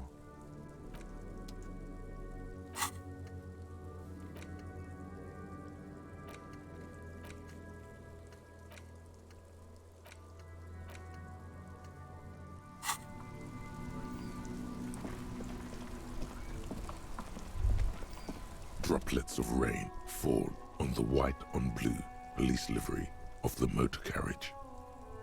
Wait, why am I even thinking about this? Wasn't I supposed to do something important? Something murder related? There's always something important. Doesn't mean you can't take a moment to admire this piece of machinery. Peglin does seem like my kind of game. First of all, hi Seaweed. Yeah, Peglin seems cool. I have a demo for Peglin. I'll play the demo for Peglin at some point on a scoop, and from there decide whether or not I'm gonna, you know, wishlist it and eventually pick it up on one of my weekly seal hunts or whatever. But yeah, Peglin seems neat. This is a Caprice Canema, the Caprice Motor Corps follow-up to their highly successful workhorse, Caprice 40, and the answer to the Lum's racing breed, Ferv series. Oh, I've been pegged, Rune. I've been peggled, been peggled too, been peggled nights. With its air-cooled, rear-mounted 12-cylinder compression ignition engine, driving the rear wheels through a 4-speed Why am I suddenly gearbox, the Canema is able to massively interested in the Canema per hour in 13.5 seconds and go on to a top speed of Have you been playing it, 180 Seaweed? kilometers an hour. Wouldn't it roll over in the first sharp corner? The high center of balance is offset by a large battery bank mounted at the bottom of the cabin, feeding all the auxiliary systems and making the Kanema effectively a mobile power plant. This tag talk has really rubbed me the right way here. Due to a quite steep price tag, it is very unusual to see one in police livery. That machine really puts the loco back in locomotion. Very cool. You want to take a closer look? What's it back in there? 130. I reckon that's a 7-liter V12 there. That's what? A 7-liter V12? 7.2. Supercharged. See? I told ya. Kim has a little... He likes his stuff. Kim does. Fine machine. Yes. An extraordinary machine. It's nice and all, but why so modest? Put some zing into it. Flare it up. Slam it down. Helium headlights would improve the range and quality of the visual field a lot. You ever thought about switching to helium headlights? Actually, I have a pair at home. Just haven't gotten around to fitting them yet. I need to lay some wiring for the ballast first. Moment of truth. If we ever get this case solved, maybe we can do it together? Maybe. Yes, definitely maybe. And means no.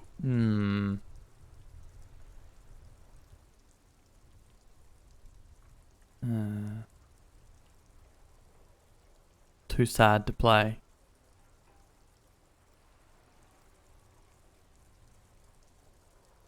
Okay, let's move.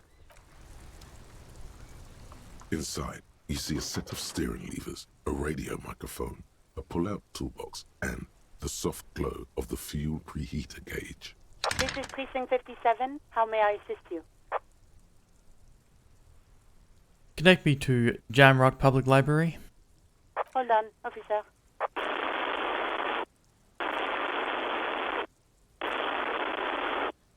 I've got Central Jamrock Public Library on the line, and I've already introduced you to their librarian. Connecting the call in 2, 1. Yes, this is Central Jamrock Public Library here. How can I help you, officer? I'm looking for any information that you can provide on Billy Majon, a reader. Billy Majon, you said. Give me a moment, I'll have to check our database.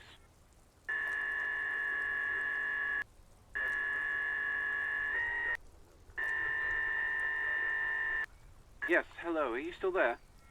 I found Billy Majon's home address, is that alright? No phone number, unfortunately. They're too poor to have a phone line. Yes, home address is fine. Here we go, sir. Rue de Saint-Ghislain, 33B, apartment number 20. It's in Martinez, I believe. Cape Side Apartments, it says. That's all.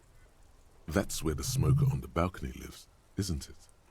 Do you have any other information on Billy Majon? It says here that they returned their last book just a few days ago, but I wasn't at work that day. You know someone who was? Marie? Marie? Do you remember a reader named Billy Majon? They returned a Tybalt book the other day. Yes, it was my colleague Marie. She said that it was Billy's husband who returned the book.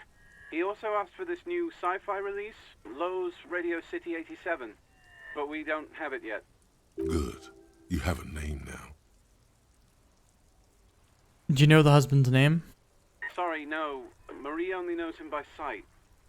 Can Marie describe to me what the husband looked like? Marie? She said it was an older man, and that she's pretty sure he'd had a drink or two the last time she saw him. What was he wearing? 1 second. Sorry, Marie wasn't really paying any attention to that. So, Billy Majon is a woman, not a man.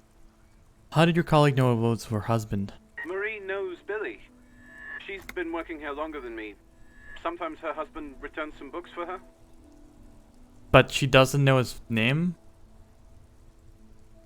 Okay. Thank you. That's all for me. I have no other questions. Happy we could help. Goodbye, officer. Anything else you need from me? I need to report a dead body on the Martinez boardwalk. 1 moment. Can you please describe the body?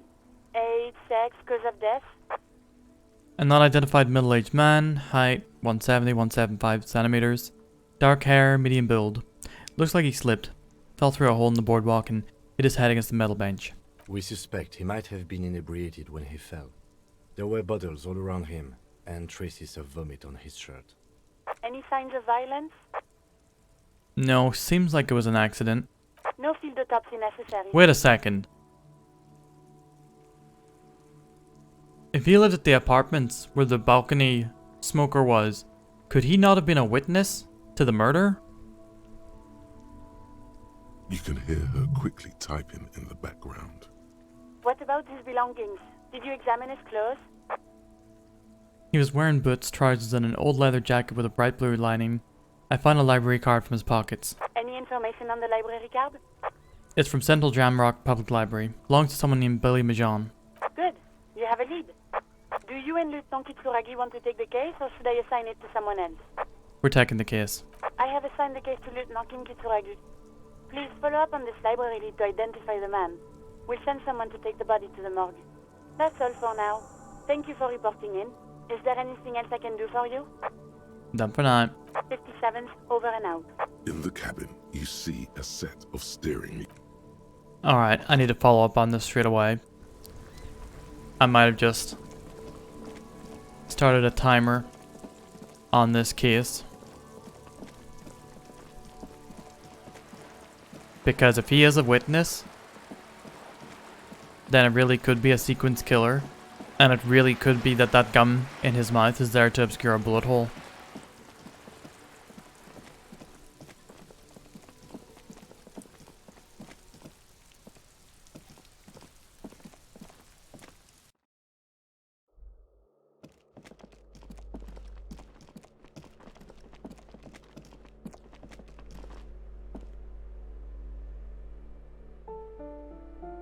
Kim, you okay?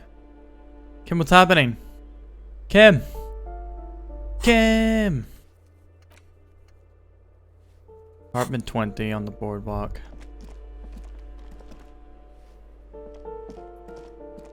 How do I know which apartment is which?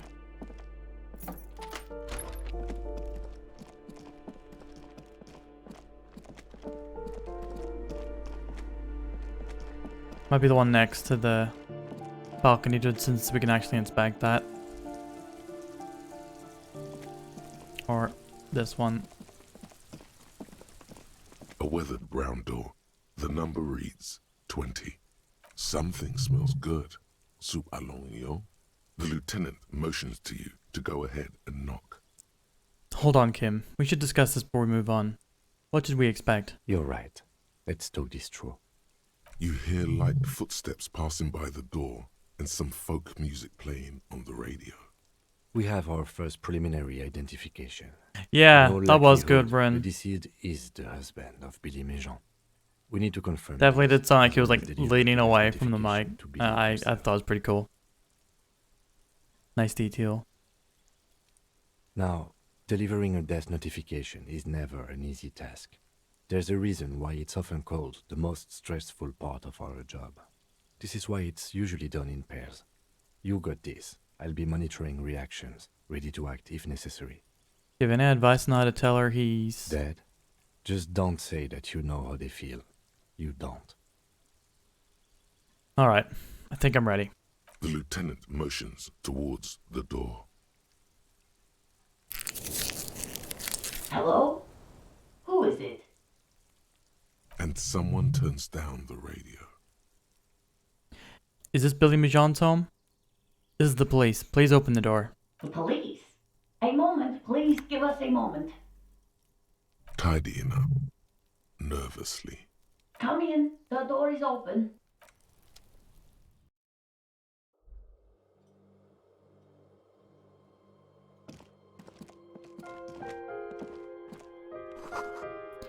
Chalk-drawn height chart for the children's growth over the years. Ugh, this is gonna be rough. It's you from the book stand. Did you come to bring my Oh, cockatoo back? shit. I don't think I introduced myself properly. I'm This Bill. feels bad. Would you like something This feels to bad, drink? people. Tea, lemonade? We're out of coffee. The lieutenant has taken off his foggy glasses and is busy cleaning them in his handkerchief for now. You're on your own here. Condensation from stepping inside. Just say not now and leave. Thanks, but I'm alright. Is this about Victor, my husband? Is he in some kind of trouble again? I can come pick him up in the station if that's what. No, this is something much worse. Is he in a hospital? How bad is it? How about some small talk before you break the news?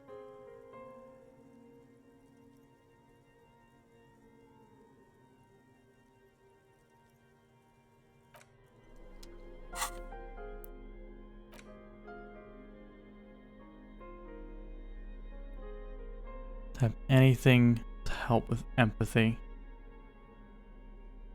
Put on the shades. Let's go.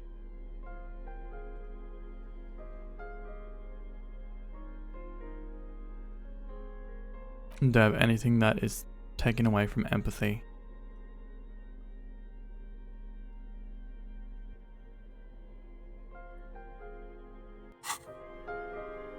She looks up, too anxious to say anything. You've done this before. Just keep your focus. Ma'am, I'm very sorry to say, but your husband, Victor Mijan, was found dead on the Martinez boardwalk. What did you say? A great and terrible spike. The blood freezes in her veins. Your husband, Victor Mijan, is dead. I'm very sorry for your loss, ma'am. Oh. Dealer.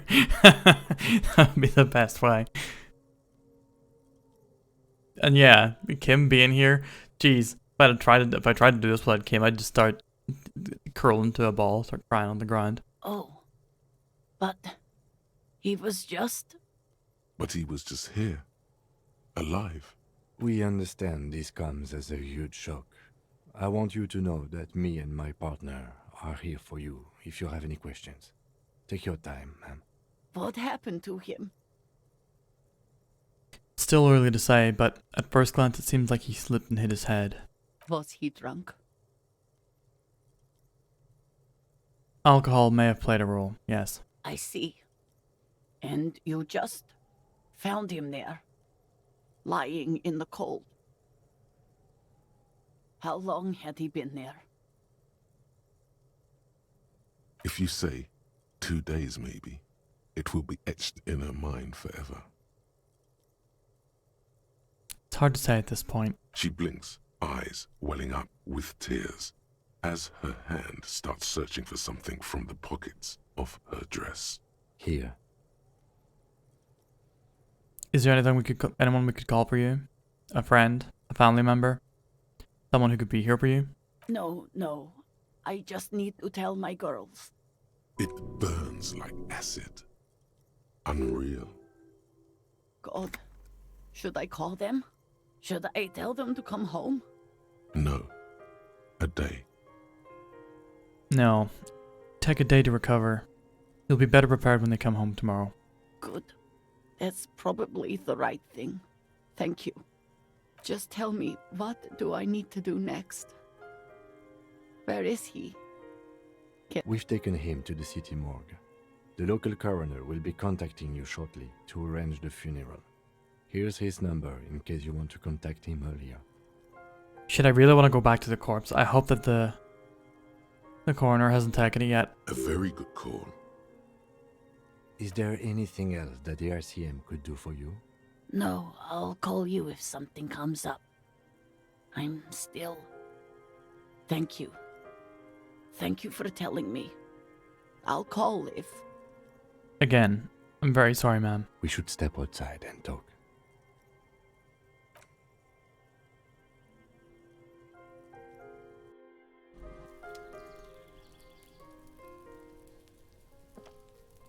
You did well. What now? I'll call the station when we're finished with the day, and let them know the name of the deceased. That's it? That's it. We should get back to our case now that our duty here is done. I think it's connected, I really do. What about Billy and her kids? They'll manage. Right. This is closed then. Let's go. You should return to the boardwalk now that the body has been taken away. There's something you need to see. What do you mean? A little something that your visual cortex has put together while you were away. Oh no, it's one of those show, don't tell things, isn't it? You can just stop by whenever you're close. It should be quick enough. I want to go see it now. This is burning in my mind. Then we'll get back and chat to Everard. And I imagine that's going to take up the whole day.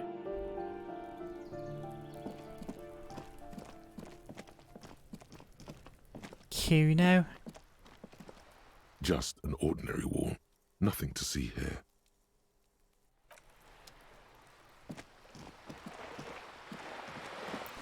Suck your dad. It's fucking minging. Whenever I say Kuno, I'm actually thinking of Kuno S's voice. Rather than Kuno's.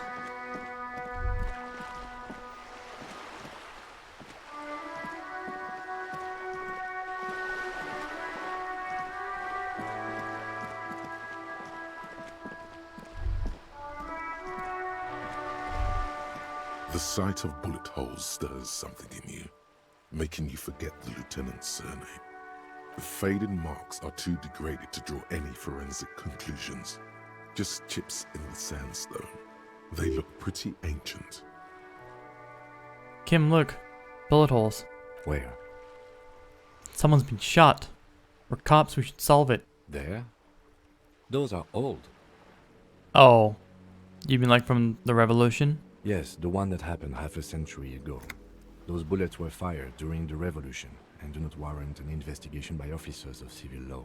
Alright then. We should focus on present crimes from the present century. Whiskey, take care. See you later, my dude.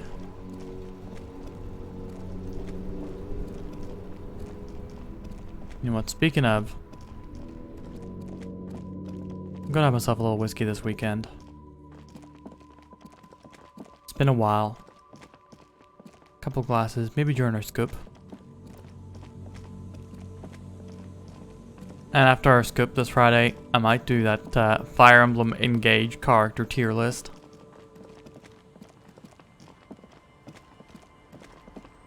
There's also Theatrhythm to play, but I might leave that till next week.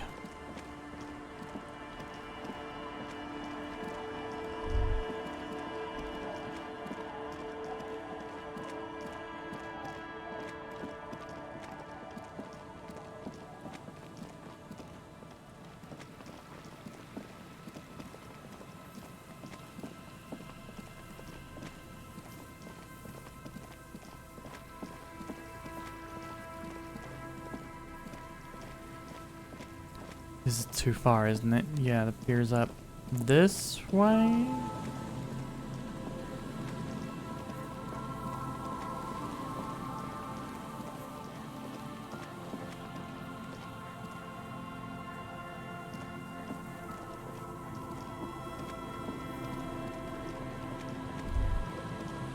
The cold sea breeze stings your face as you step on the boardwalk. The body is gone. But something still lingers in the air, and high above it, against the grey, a luminous wheel of pleasure, and all things bright. Its wooden frame creaking in the wind. 12 red cabins form a circle that stretches from the engine below to the flocks of seagulls up in the sky. What are you looking at? It's the pleasure wheel. The what now? The pleasure wheel. It used to take up the whole pier. Hmm? What is going on with you, detective? Just thinking about the pleasure wheel. And how it stopped bringing people any pleasure. I'm not sure what got you on this pleasure wheel kick, but I'm not going to ask any more about it. We should get going. It's getting cold just standing here. The pleasure wheel stands still on the boardwalk. Its 12 yeah, red this is cabins nice. Suspended in the air. Oh. Bittersweet juxtaposition. The little wooden gondolas dangle in the wind, their seats empty, and floors littered with old ice cream papers and discarded tickets. I picked visual calculus because I wanted to have that one moment from The Wire when McNulty and Bunk are investigating the crime scene and just finding all the little bits of information, the clues that were missed in the investigation, while saying nothing but fuck. Oh, big stretch. And I had that moment, so it was a success. The pleasure wheel stands still on the boardwalk, its 12 red cabins suspended in the air. There's a ticket office made out of an old gondola, its wooden frame the same shade of red as the ones above. A sign Taylor knows it. inside declares 20 centimes for the ride of a lifetime. The pleasure wheel stands still on the boardwalk, its 12 red cabins suspended in the air. Some waves come crashing against the boardwalk, shattering the mirage. No. I feel like I should have talked to Billy before I called them. And then I should have gone back and been belligerent at that corpse.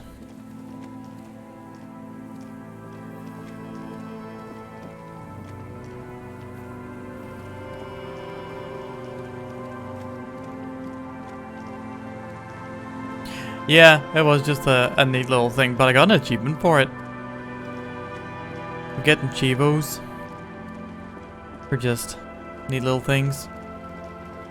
What happened with the doc? We caught a glimpse into the past, what once was. We saw a pleasure wheel, a Ferris wheel.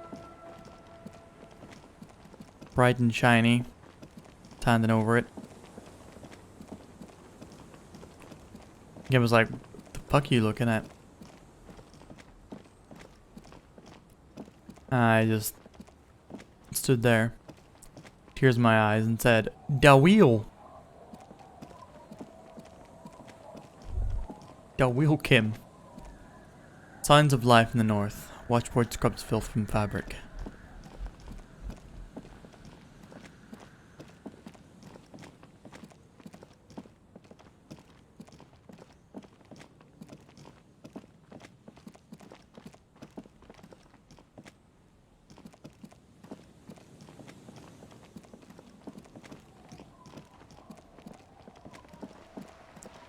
Who could have done this? Da wheel. See, an obsidian slide and a lot of things to grind. It reminds you need to get back into that. Yeah, since they had the non-survival mode, I've been tempted to check it out. It is on the scope list, but I don't know if we'll ever, you know, land on it before it gets removed from Game Pass. Who can tell? Alright, we'll stop at the whirling to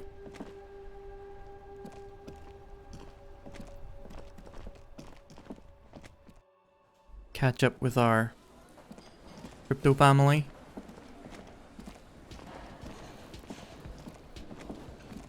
Oh, sweetie, I don't even know how to thank you for finding my husband and helping him out. I hope we haven't been too much trouble for you. I'm basically also a cryptozoologist now. I knew it. I'm not surprised. It's already getting out of hand. Well, in that case, sweetie, let me give you a small token of my gratitude. It's a tie, Mesk in origin. The pin is an Aww. antique. Lena's Quite lovely. Special to the cryptozoological community. The little silvery knob holding the tie together feels warm in your hand. It's in the shape of an avian skull with 8 eyes. Don't think it'll You leave could ask Game her about Pass. this when you get Yeah, the time. it's possible. It's probably a cryptid, but the phasmid, of course, is more important. Maybe you can convince her to tell you about some cool cryptids. There's really no point in manipulating anyone. She'd be only too pleased to tell you about her work. Hey Go Lena, on and ask. I'd like to hear about some of the cryptids you studied. Could you tell me about a couple of them? Oh, I'd be delighted. Truth be told, I could really use the company too. One cryptid, not a couple. One. This won't turn into some kind of cryptid extravaganza. Okay, Kim, just one little cryptid. Promise. He nods and assumes a waiting posture. Cryptids, cryptids. Let's hear about all the interesting cryptids. Ooh, tough choice there. Is this bird a cryptid? No. It's the cryptid. Wow. The cryptid. Oh, yes. Okay. What is this bird? The eight-eyed teratorn, the largest flying avian ever discovered, with a wingspan of 11.5 meters. It was thought to have gone extinct 3,500 years ago. Some even doubted the fossils were real. A mutation, they said. Until... Mutation? All of evolution is a mutation. Until it was cited by renowned Gottwaldian explorer and naturalist Uwe Plattenkalk in 21. This renown seems a bit dubious. Your own catalogue comes up completely empty. But, of course, you are not all-knowing. I need to hear about this sighting. It happened on a botanical expedition into the vast and unexplored Oamrau Canyon in southeast Ilmara. Dr. Plattenkalk got separated from his group during a sandstorm. What happened? Alone in the blasted desert heat, the doctor wandered eastward, where man hasn't stepped foot in over 1,000 years, since the fall of Pericarnassus. You mean Halicarnassus? He was lost, without any navigation equipment, and desperately low on water. After a Thank day you, or Pep two, Peps. he noticed a bird high in the noon sky. A great black bird. It seemed gargantuan. Karma, absolutely booty blasted. Every now and then, the bird would dive down to feed Off the on an piston animal runs wall carcass insulation. somewhere on the horizon. But by the Yeah. time Uwe got there, the teratorn had taken off already, and the carcass was picked clean. This happened many times. Was he following it? Yes, or rather, hunting. A bird that big has a lot of blood in it, and he was dying of thirst. For many days, Dr. Plattenkalk followed the teratorn until they reached a great canyon wall where the bird finally landed to rest. The professor climbed up there with a rock in his hand. He found the bird sleeping with his head tucked under its wing, a great black pile of feathers on the perch. So he approached, slowly squeezing the rock in his fist. Then the teratorn suddenly looked at him. He could see it had 8 eyes, 4 on either side of its skull, like a spider. And the man couldn't move. He was paralyzed, frozen into place with the rock in his hand. Whatever he did, he could not get closer to the bird. Why? The bird was controlling his mind. It kept him from approaching. He could step back, but every time he stepped forward, paralysis. Uwe spent 3 days trying until the bird flew away. An 8-eyed mind-controlling bird? Fuck yes. Absolutely, sweetie. Cryptozoologists have been tracing it ever since, but Wamrau is vast, mysterious, and holds many secrets. Modern radar telemetry shows great promise. We will confirm this one by the end of the decade, latest. This one I liked. Not only does it have 8 eyes, and is a living fossil, and the largest bird ever to live, it also does mind Kim's control. getting into it. He's sincere. He likes the audacity of it. So, that was the last anyone saw of it? Sadly, yes. But there are numerous reports of 8-eyed bird skulls from Ilmara. And then there's the striking resemblance to the Pericarnassian imperial eagle, an ancient heraldic symbol that is hard to pass off as coincidence. The imperial eagle, too, had 8 eyes. Not really. It's just stylization. The way they drew eyes. It's not a zoological drawing. Shut up, conceptualization. Very, very hard. This one's very famous. Everyone knows it. People will be looking at that tie on you and thinking, that man is into cryptids. So, what else do you want to know? This has been educational. Sadly, we need to discuss something else. Of course, dear. You never told me you'd seen the Phasmid. Oh, you don't want to hear about some old woman's ramblings. Ramblings? Nonsense. Your description of the Phasmid is the most precise I've ever heard. But darling, I didn't even get the size of it right. Measuring things is important. How did she get the size? You were a child, my dear. Really. It's extraordinary what you were able to describe. Now go on. Tell our friend about it. He's proven his interest in the field. Reflexively, the lieutenant read his familiar notebook. Well, it was summer. I was building a racing track out of sand on the beach near a tall stand of reeds. Quite a tall one. Many times my height, I remember. When, all of a sudden... Wait. Where was this and how old were you? I'm getting ahead of myself. I was 5.5 in Betancourt in the suburbs. My grandmother had a summer home there. What happened? The strangest moment of my life. I looked up and one of the reeds moved. Not like a plant, but like a living thing. It stood up and looked at me. Its body unfolded like some antique toy. I've never seen What's for lunch, anything Ren? like it. I didn't know this can happen, so I reached my arm and touched the thing. It felt just like a stalk of reed, but it moved, swaying, towering above me. After a while, 20 seconds, a minute maybe, it left, went into the reeds. Did you follow it?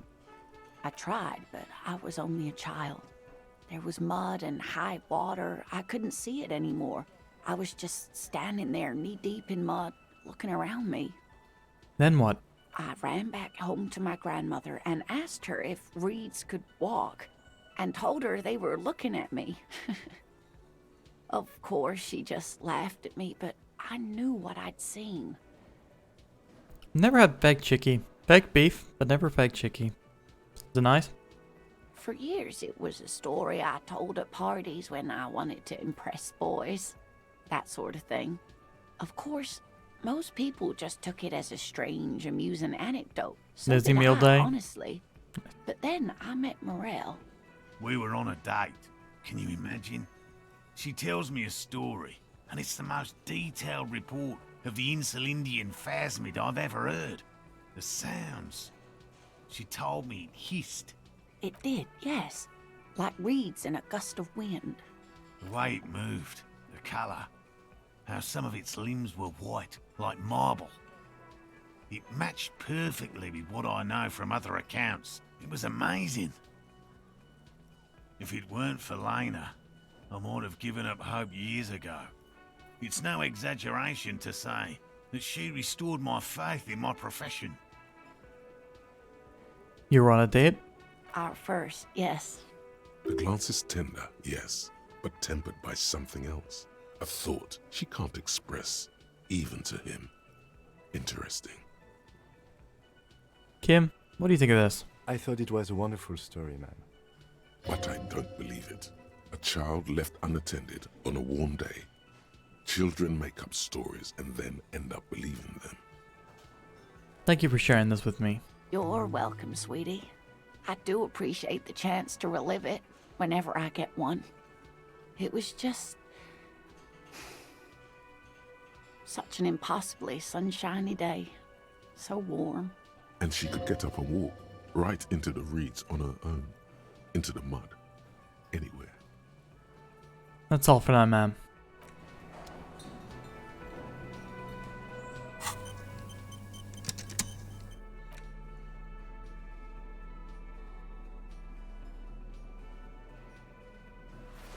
Yeah. Looks sick.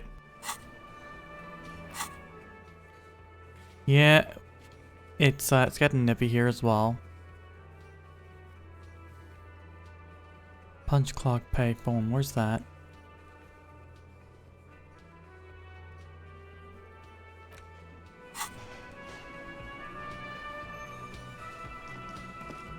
Can I help you? Guard, I found a new bird for the whirling. What is this thing? It's no biggie. Just thought it would look nice on the wall. I'm that kind of cop. What, the interior decorating kind? You know, I'm sorry. This is actually a nice bird. A competent piece of taxidermy. I can fix it to the plaque and have a new bird in the establishment, I guess? So, I don't know. Thank you. I'm gonna go with thank you. People just don't know how to accept gifts, especially taxidermy. He likes it. He likes the bird. It solves his broken bird problem. I feel good about our work here today. It's all about the little things, like bringing people random stuffed animals. It's not actually about that, but he liked it. What my bill for tonight? Got the 20 real?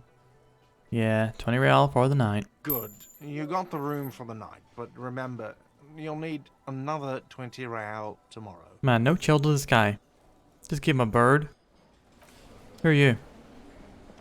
Very generous of you Oh, to it's help that us guy. out, officer. I'm sure glad to be back from that little excursion. Not a lover of the great outdoors? I like nature, just not this bloody coast. It's mostly drunks and degenerates that come here. Now, I'm guessing by degenerates he means something that is, you know, mildly to obscenely offensive. This man respects authority too much to see you for what you are. Pretend thou art a sober man. I am neither of those things, I can assure you. I'm a by the books, clean as a whistle, teetotaling officer. Nope. Fuck it. Drunks and degenerates? Micro. Dark times will do that to good men. Is this your mug? My mug? Why would you think that? You said yellow man. That's not something many people going around saying. Really? I hear it all the time. All in jest, of course. No offense meant to anyone. No, fuck it, Red. I've earned the stripes. When it comes to an asshole like this, I can lean into him a little bit. But yeah, we are trying to be sober. Still seems suspicious. Did I mention the mug was found at the scene of a lynching? Okay, I admit it. I threw the mug away in the trash container behind the hostel. I know I shouldn't have, and I am very sorry, officer. You're not going to find me, are you? I would, but I don't know how. How do I find someone, Kim? Using a standard form, officer. It's 50 real. You're getting off easy. In return, we expect information. You have questions to answer, sir. What did you do, Gary? Nothing. Nothing. Just answering some questions. Helping out the law. Here we go. Start pumping that sweet info. How did you get into the trash container? I know a guy who works with the trash collection services. CS Municipal. Oh He shit. gave me a master key for the trash containers of Martinez. Why would you need to get into everyone's trash? So I can use the Whirling's trash compactor to store my own stuff. Garbage disposal is expensive as hell. The damn Bohemians run it like a mob. I'm sorry, okay? I thought I could cut costs. I shouldn't have. I shouldn't have disgraced myself. Disgraced? No need for the histrionic, sir. It was, after all, just a trash container. I'm working on my own feels about him. He studies his reaction. Gary doesn't answer. Gary, did you put the clothes of a murder victim, the man who was hanged behind the whirling in rags, into that trash container? Officer, please. Let me explain. It's not like that. Do. I was only cleaning up. I live right across the yard from where he was hanged, and I saw him stripped naked.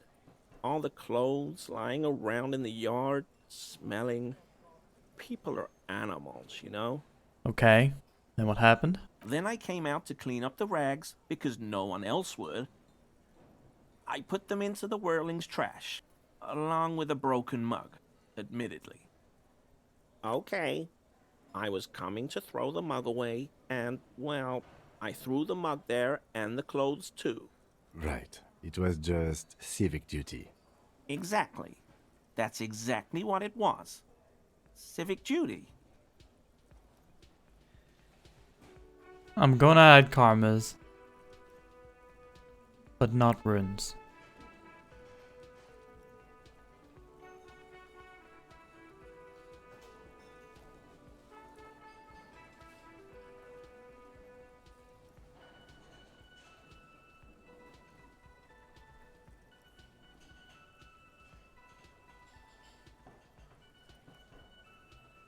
Oh, did y'all ever get that little mice Ashley skitter emote? Want that too. I wish to steal it. As he shifts uncomfortably, a series of clicks, like the clinking of glass beads against one another as they roll across a hardwood floor. You've heard this sound before, but where?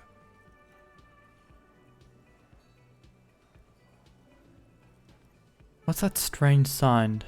What sound? That clinking I just heard when you moved. Really? There's lots of weird sounds in a bar like this, though. Too small to be legible in the end. Clinking. Oh. Could be someone playing pinball. Maybe it was pinball. You wouldn't know anything about the victim's missing armor, would you? Armor? No. I mean, yes. Of course. I know he was wearing armor, but I don't know anything about it. An infant could see he's not telling the truth, but he's too scared to admit more wrongdoing. Let's move on for now. I hope I could help your investigation in my small way. Like 7 people are using that. What's it called?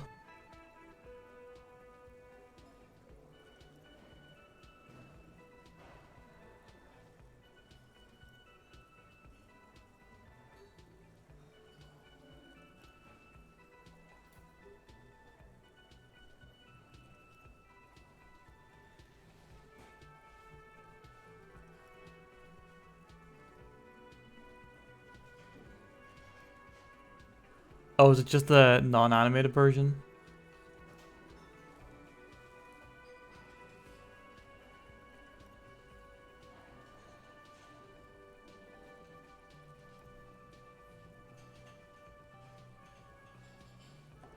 Animated one's better. Yeah, the animated one look good. Muchly.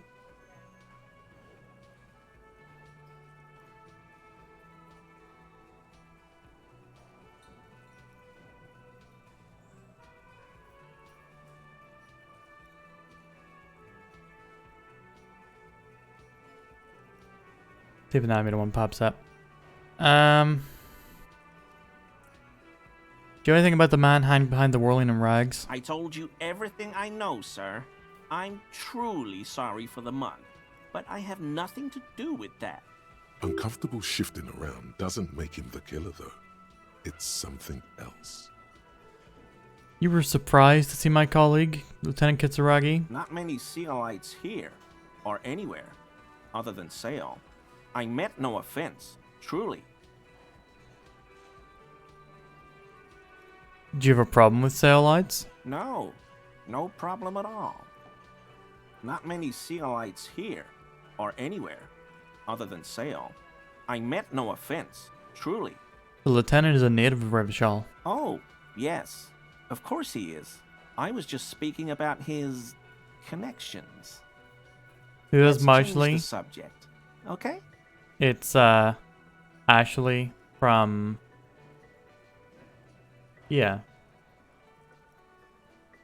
Karma sent it. It's cute. There's been like several fan arts of this design since. Are you a cryptozoologist too? No. I help Morel with research sometimes, and I've learned some things along the way. but I don't usually go in for picnics like this on my own.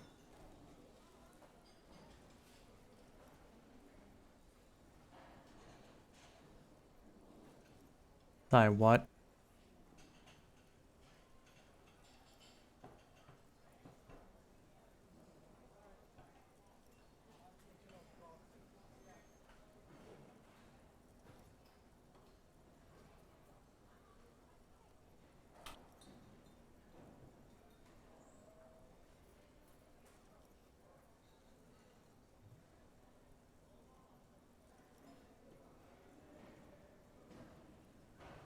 How come I can't use Sad Rat? I want to use Sad Rat.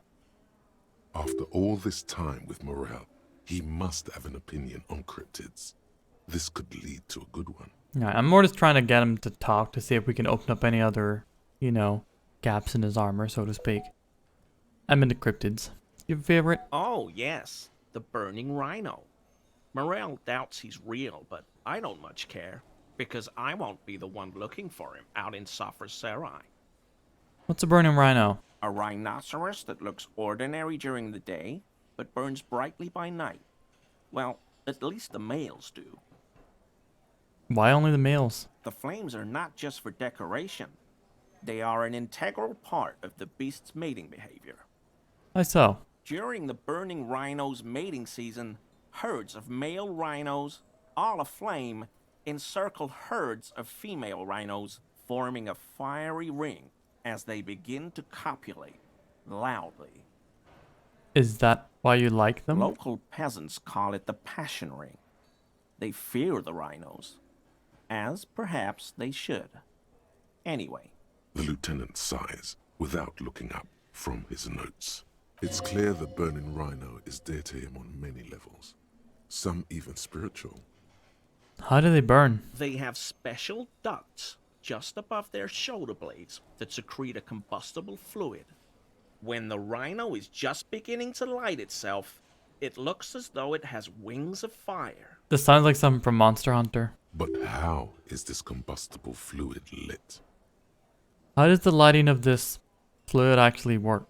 The rhino starts running very fast to build heat, then stops, raises its head, and sparks fly from its neck, setting its back ablaze. I can buy into that. Flaming rhino. Revacol used to be a flaming rhino once, a long time ago. Alright. Let's see if we can do anything to up our composure here. Is anything affecting our composure at the moment? No.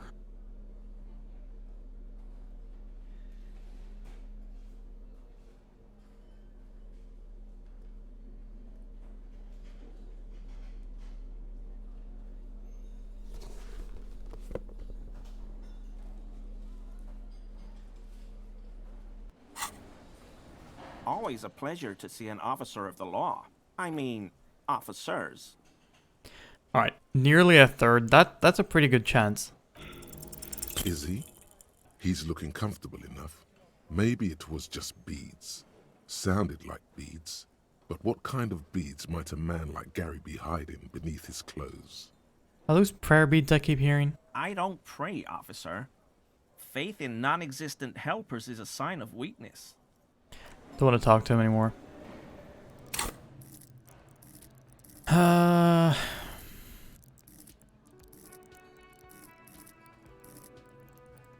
might level up composure next.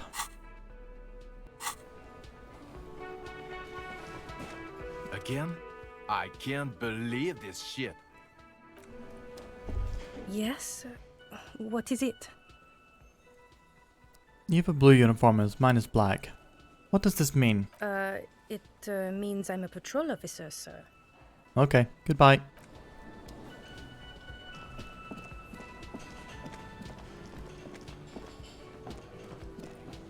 The man ponders his cooking utensils and you see a heavy steel door with the door does not budge.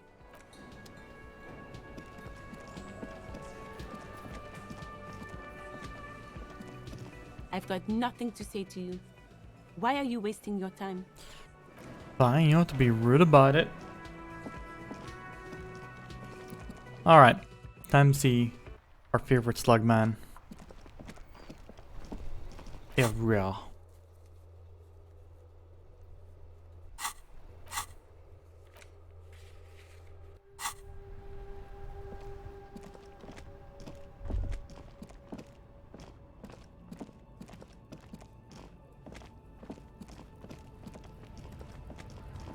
Looking for something, Hunt? Come to tell me to fuck off again?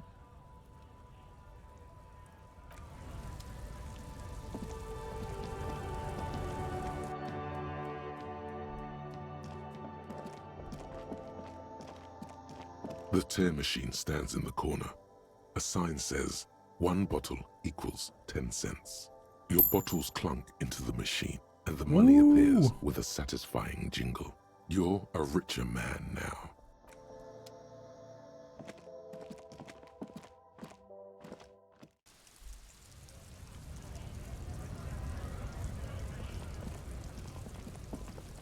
Shit, what was the thing that I said earlier that I wanted to see if I could buy? Oh yeah, maps.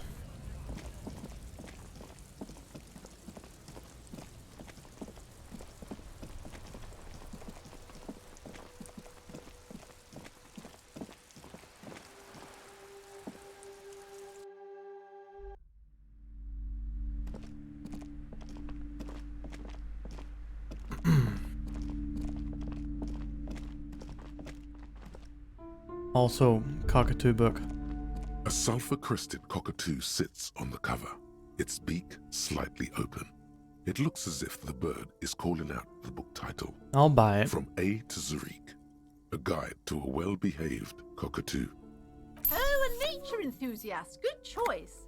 I knew it was a good idea to keep that around.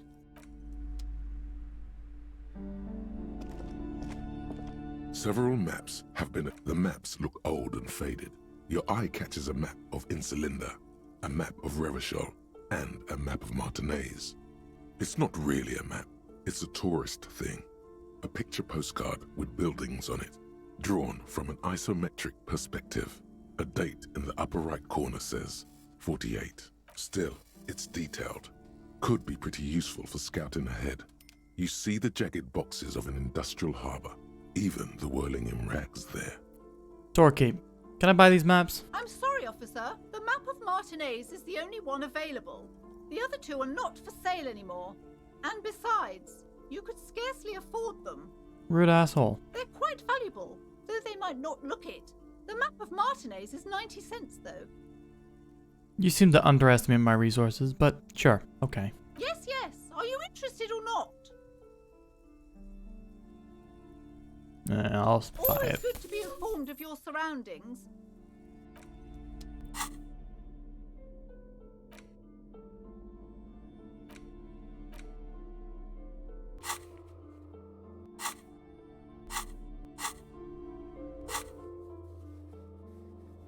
What?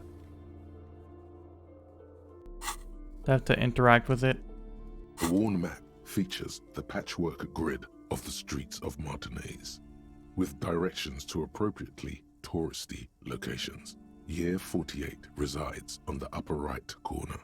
Your finger moves through the various streets, across Rue de Saint-Ghislain and Rue Saint-Sipar, over Saint-Brun and Martinaise North, finally coming to a halt on the spot where you are currently standing, although the map gives no such indication itself. For a more detailed view of the map, go to your journal. Alright. Birds. A cockatoo is a parrot with an erectile crest, found on the Seminine Islands and in southern Fas à la Mer. Known for their intelligence and general precociousness, cockatoos are popular birds in aviculture. However, they often exhibit various behavioral issues. Okay, what more? This book talks about the delicate nature of toos, as well as introducing some of the most popular species among the bird enthusiasts. The funeral cockatoo, the major majestic cockatoo, and the most common bang bang cockatoo. It's colorfully illustrated. Rune, are you also a cockatoo? I did not understand what a password was. Karma. Were they very old? What problems do these birds have? Where to even begin? All cockatoos are known for their needy natures, requiring attention for at least 2 full hours a day. They love to talk and have been described as lovable clowns who just don't know how to wrap up. I could handle that. It would be nice having someone to talk to and feeling lonely. Pet owners also report moodiness, loudness, and hostility as recurring issues. If left unsatisfied, cockatoos may scream non-stop, pluck their feathers, or become aggressive. Yeah, cockatoos they need like a lot of attention. Some suggest that you get 2 cockatoos at once, but cockatoos also are very, very picky with their bonds. So if they bond with another cockatoo, they might just not get on with humans at all.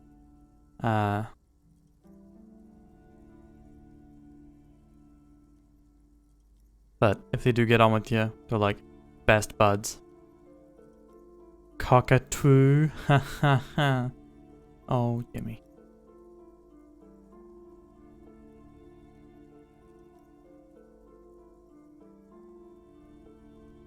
Oh man.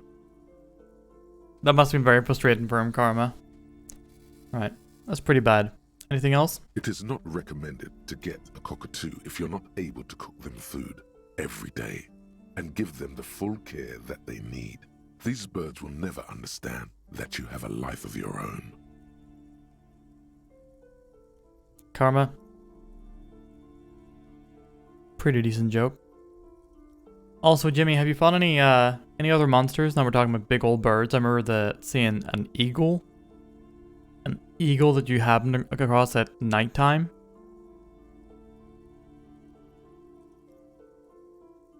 You'd rather die. I mean, me too, but people do, they get along in their ways. Must be something great about cockatoos as well. You're right. Cockatoos are magnificent creatures. They love to perform, cuddle, and show off, and will even scream for fun, often as loud as up to 135 decibels. No way, 135 decibels? That's extremely loud. Is that not like... Is that not like airplane levels?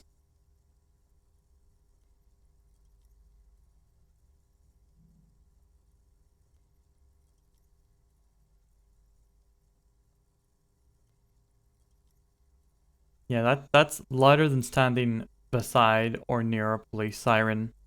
That is just below a firecracker. That is able to immediately cause damage to your ear and greatly increase your chance of permanent hearing loss.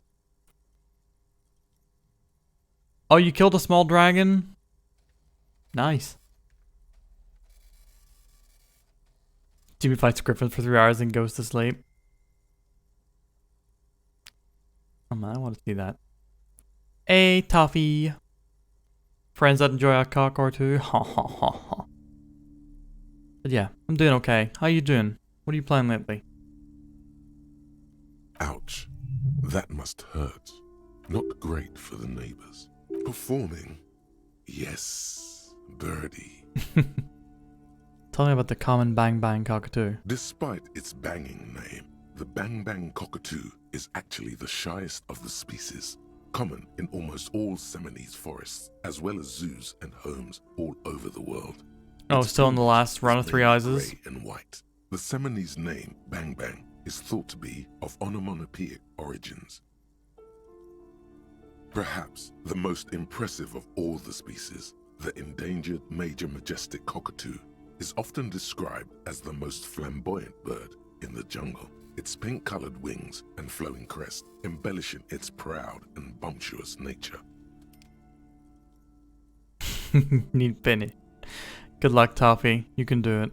In the words of poet-explorer Sir James Fournier, few birds more enliven the monotonous hues of the verdant forest than this big, bold, and beautiful species. This is a yellow-tailed black cockatoo. Its specific name, Psittacus venereus, relates to its dark and somber plumage.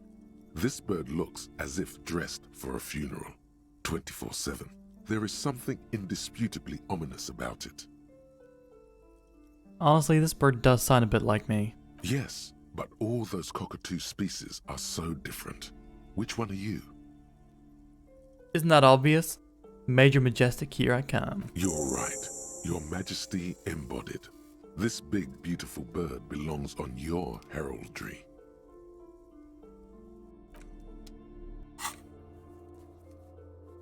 I'm glad. That's what I wanted.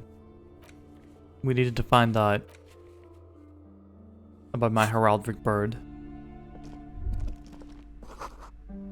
Everyone knows the most interesting things about fascists was their magic. That is true. That is true.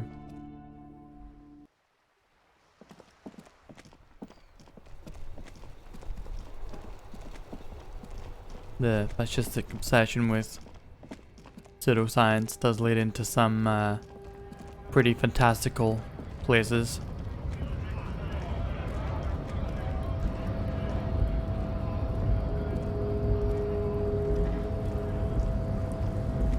Hola, wandering man. How can I help you? Actually, do you know anything about the Hardy Boys? Los Ardis? They're an independent militant group. A bit too high-strung, but it comes with the responsibility. They're sort of like you. Preserve the rule of law and all that. Except it's Everard's law. But really, they're just like you. I mean, I don't remember shooting anyone in the back of the head and stringing them up recently, but... Sure. Your race descent has temporarily halted, but you will fall again. Kim, what do you think about this? I think this racist is better than the last. But the next racist will be the really good one. That will be the...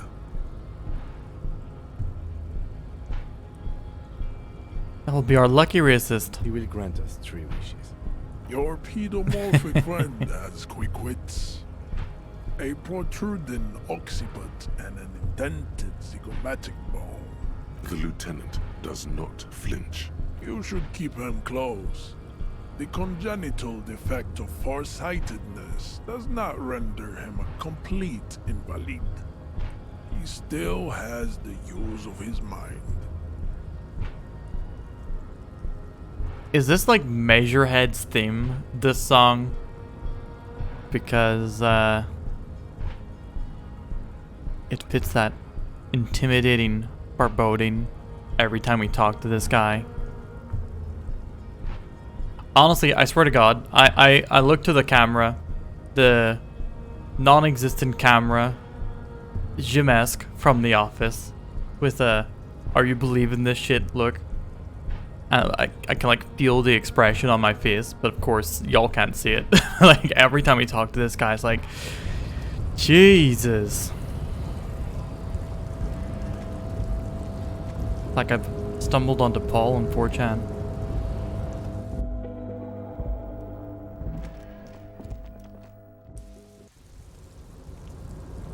Yeah, babe, for sure. I would I've considered adding little emote things like that, but I'm very lazy. I'm so very lazy. Theme of Racism's banger. It is a good tune,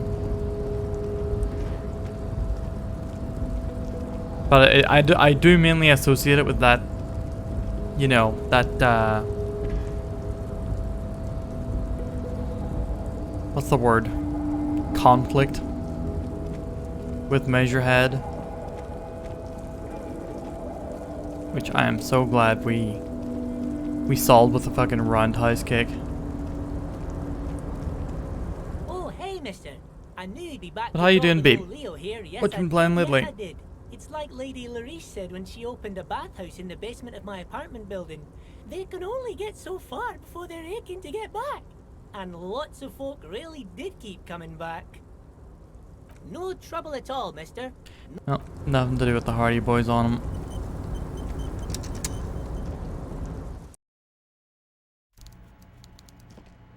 Yeah, when it comes to fascism, And, you know, bigotry, for sure. I remember reading a thing on the paradox of tolerance.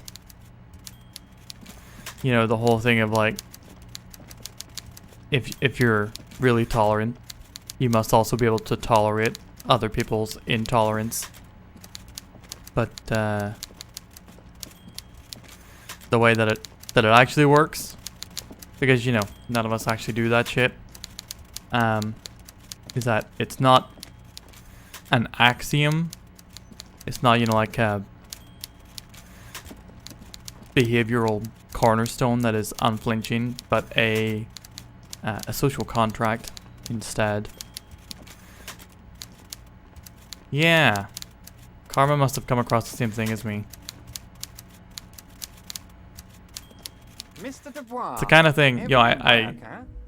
hadn't considered it in those words before, but as soon as I heard it, I was like, yeah, that is what I think. That is the way I've been operating.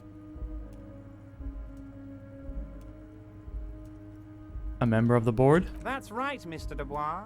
I see the socialist democratic fervor now burns in your heart, too. How can I help you today?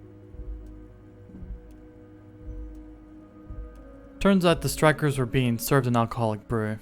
I stopped this madness. I don't know what that means, Harry, but I love it.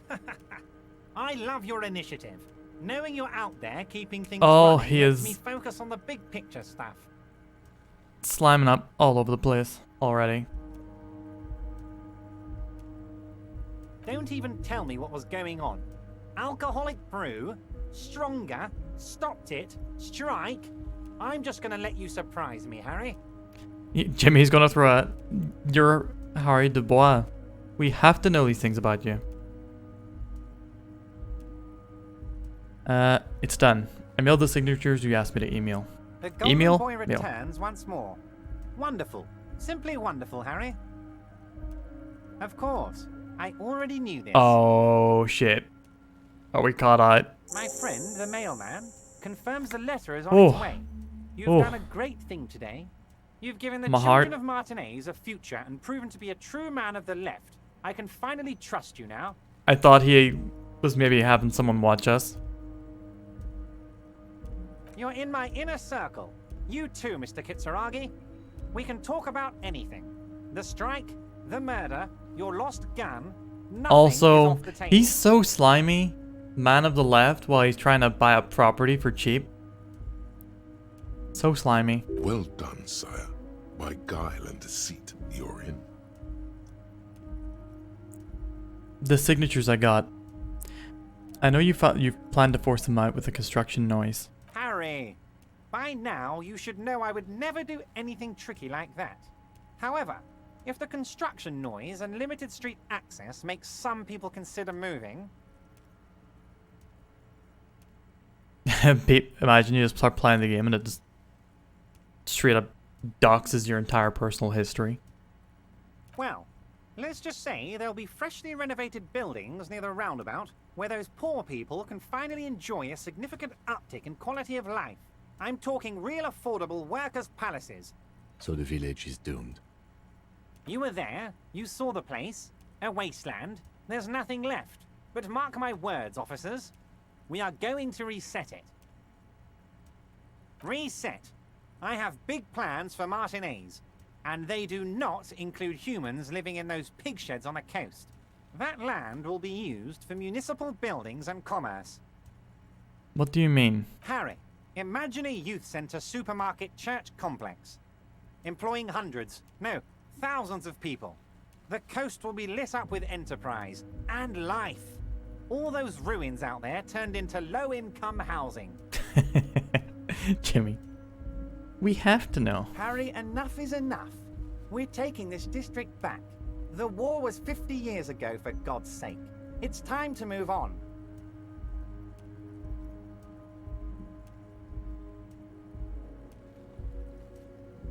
Youth supermarket church complex? You really expect me to believe that? Yes, I do. I got the center, I got room for a retail complex, and in 4 years, I'll get the church too. The wheels are already turning, Harry. The wheels of progress. This post-war limbo, I won't stand for it. There are kids practically playing with their own fucking faces knew it. out there. It cannot go on. 1 second, chat.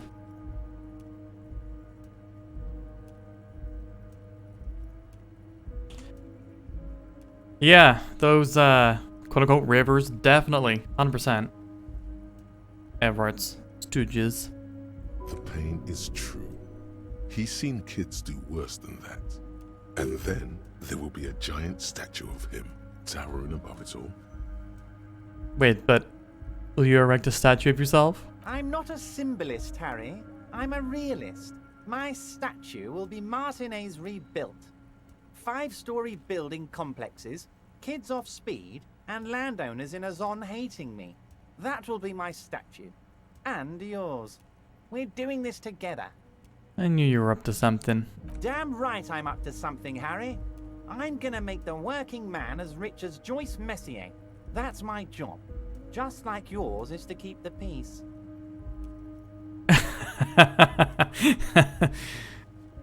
That will be the one, Jimmy. That'll be the one to pull out. Did you order the hanged man killed?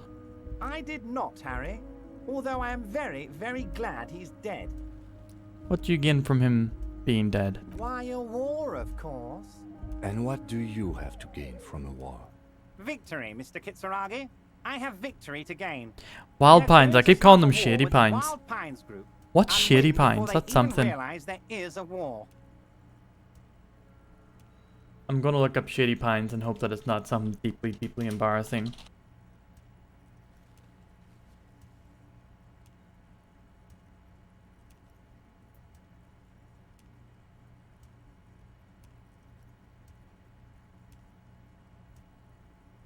It's a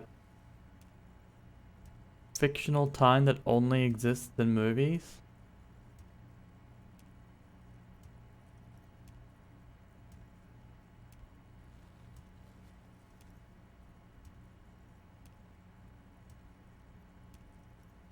Popularized in the television sitcom Golden Girls to describe a low-cost or disreputable rest home or seniors' residence. Wait, is Shady Pines and Sopranos as well? No. I'm mixing that up with the Pine Barrens and the residential home. Movie called The Tune That Shaped Your Childhood. No one has heard of it. But it did remind you of one of the characters. Am I a Golden Girls stan? I've never even seen the Golden Girls. Do I put Mario Kart on for you? Yeah, give me a second. Wait a second. Hey, Zeb. The Tune? Yeah, never heard of The Tune. Animated musical comedy film.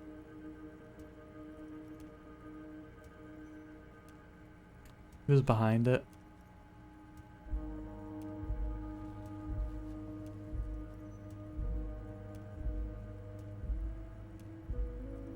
Bill Plimpton. Never heard of him. Alright. I will be back in a second. I need to put Mario Kart on for my niece. So, you know what? I'll take this opportunity to get a drink and use the restroom as well. So until I get back, please enjoy the sounds of No More Heroes 2, starting with the tune Sleepy House Over Yonder, composed by Jun Bakuda. Be right back, y'all.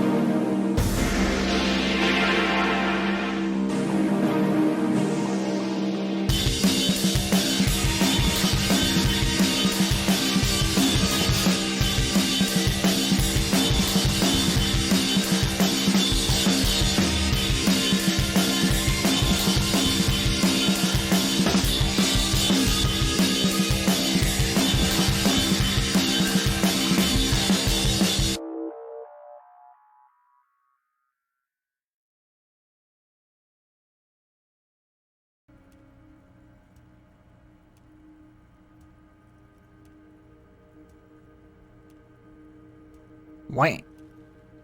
We are back. Thanks for waiting, everybody. Alright. So, Mr. Everett saying that he did not order the killing of the mercenary, but is very happy about it because it's going to stir up a war. They're trained military people. Aren't you afraid for your men? Harry, we outnumber them 1,500 to 1. And that's just Martinez.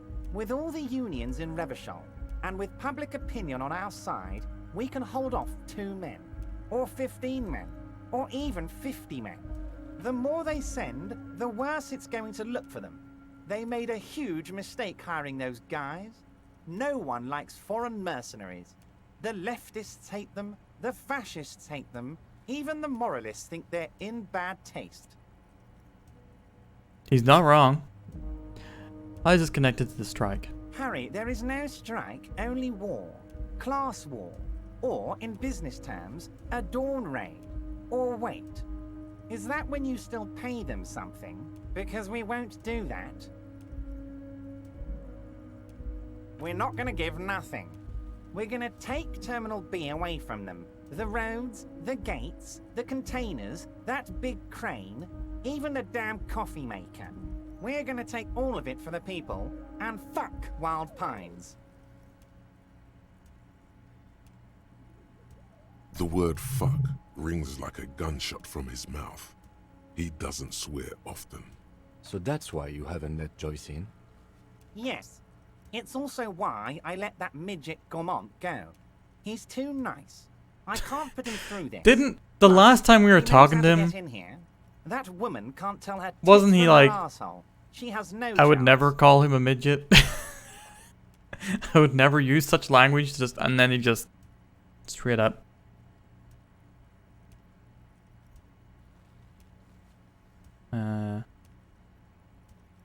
Why are you telling me your plans? Because we're friends, Harry. Besides, it doesn't matter now. You can go tell her if you want. It won't change the course of events. We have a significant head start. It's already happening. Can I get my gun now? Harry, I've got to be honest with you. Your gun was found 2 days ago. Withholding this information weighed heavily on me, but it had to be done. Fine, where is it? An old woman has it, and let me tell you, Harry, word on the street is she's a character, so watch out. Oh, shit. I mean, there's a few old women. The broom lady. The trucker. The washing lady. This must be the woman who bought the gun from Roy. The one he described as terrifying. So the gun's still with the woman who bought it from Roy. Yes, the same one. I see you've done your research. The pawn shop made the gun easy to track. Crazy stuff, Harry. Selling your gun like that. You got a flat, Wild. Karma? Anyway. You getting your move on? Good shit. The neighbors of this old woman contacted my men because they trust me and the Debardeurs Union. Apparently, she was waving it around at the entrance to her building. Yeah, good stuff, Karma. GG's. Waving the gun around doesn't sound good. None of this does. Who is this old woman? Unfortunately, I don't know anymore. You're gonna have to go in blind, Harry. But she's an old lady. How dangerous can she possibly be? I'm gonna get shot. Oh, and she calls herself the Pigs. There it is again. The pigs. Like Roy said, not good at all. I, for one, find it refreshing. Finally, someone calls themselves a pig. It actually sounds extremely bad, but let's not give him the satisfaction. She was waving it around at people? As I said, she's a character. I didn't have time for details. It sounds like she's unstable, but don't worry. No one got hurt. Can you set up a meeting? I already have. Tonight, starting 10 o'clock, near the old fish market on the coast. The one on the boardwalk, a little past the fishing village. Be careful, Harry. I would never set you up for anything dangerous, but you did ask for this. Now, back to the fun stuff. What did Karma do? Karma got a flat. Got her own space. Set up She will be there from 2200 hours till 0200 hours. Near the old fish market on the coast. One on the boardwalk, a little past the fishing village. More fun stuff. Seems like we already have fun stuff to do. How many of you guys are there in the Union? 2,372. Plus yours truly, of course. 2,373. Yeah, Karma, I know how that is. Contingent for a Rent hunting can be pretty fucking tough. How are you gonna fund your new independent harbor? Oh, you mean what sort of goods are going to be flowing through? How am I going to replace all the Took us a good while to find this once place. the poo-poo hits the fan? The clients will ditch us. Harry, we've thought of everything. I'll must hydrate. Well, I did just refill my glass of water, so I shall do just that. Clients would take a well-known multinational conglomerate over a local mobster any day.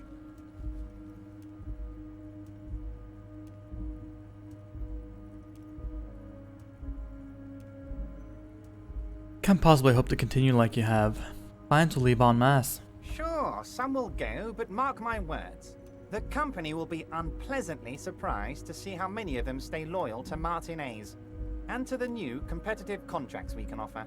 With renewed zeal sparked by communal ownership, the men will be shipping those containers double time. You'll be surprised to see how fast things go without parasites latching on. We'll have our hands free to pursue bold, exotic new revenue streams. Like the drugs moving through. That's drugs. Oh. Drug trafficking. Oh. Drug trafficking? Don't be stupid, I'm a cop. Mr. Kitsuragi. There are perfectly legal, 100% ethical chemical factories on the Samaran Isola. You don't need to be colonialist about it. Story of a man that teaches a moral lesson. Stanley Parable? All they do is produce components to keep the pharmaceutical industry running. That's people's health we're talking about. Old grannies, little babes, people with disabilities. That's just the top of the iceberg though, isn't it? The company thinks transporting these chemicals in bulk looks bad, has bad optics, may be illegal in some countries. The Debarders Union, however, we're all about the large volume column. We're gonna transport the living daylights out of those materials, Harry. So your sick kid can get his Benefed, and your wacky uncle doesn't have to come off risperazole. Benefed is a children's cold medicine, usually apricot flavored, and risperazole is used to treat severe psychosis. And the kids on the street can get speed and pyrrolidone. I'm an old-fashioned guy, Mr. Kitsuragi. I sometimes grab a beer with the boys, but I have no idea about the things you just mentioned. But if I were to supply ingredients for some sort of rainbow party, I would make sure the Union took a fantastic share. And I'd keep that stuff far away from Martinez. He's basically admitting to it.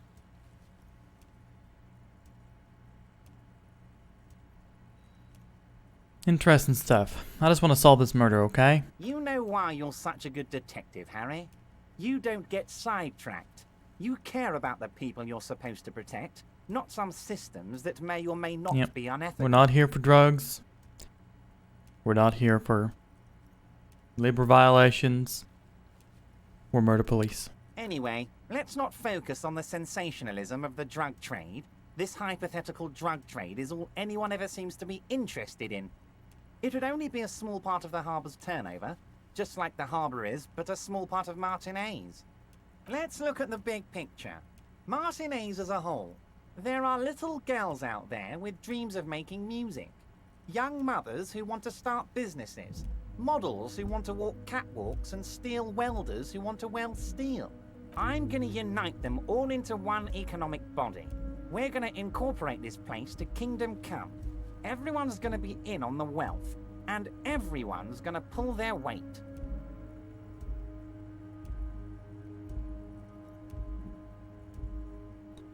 I mean, that is very ambitious. And if his plans were really going to benefit everyone, like you said, I'd be behind it. Thank you, Harry. Thank you. You have no idea how much it means to me, because in many ways, you are that working man. You have already done so much work. Can I ask you about specific union members? We're way past specific union members now. This is the big time.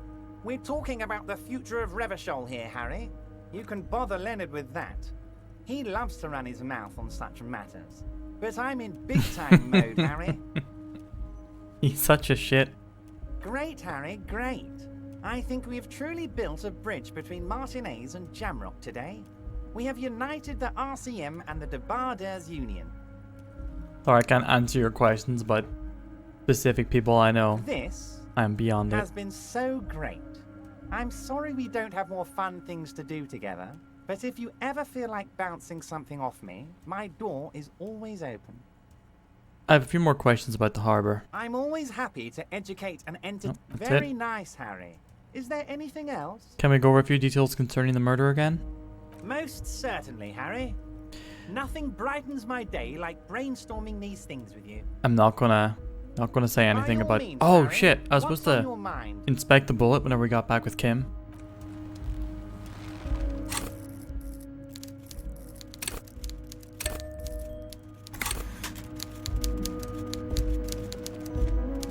But yeah, can't tip anybody about the bullet. Not until we can really nail him with it. That's our Columbo moment.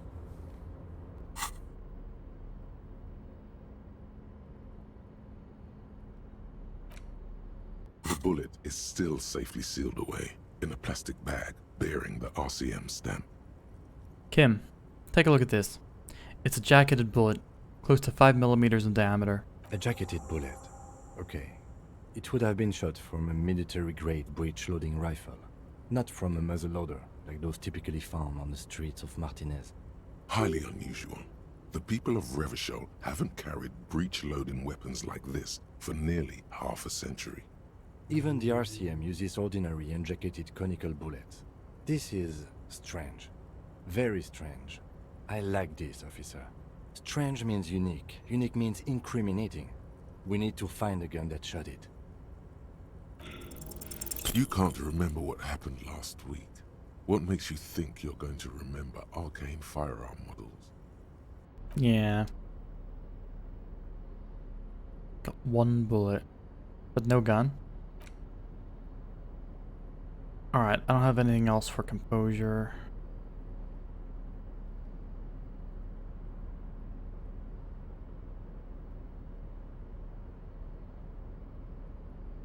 I've got nothing else that takes away from composure.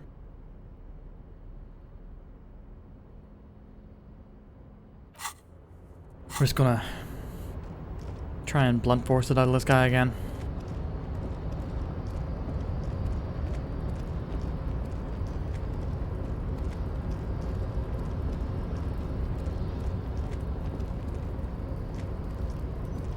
You're back before the cargo container. Its draw has not lessened. Everything for rhetoric. Rhetoric.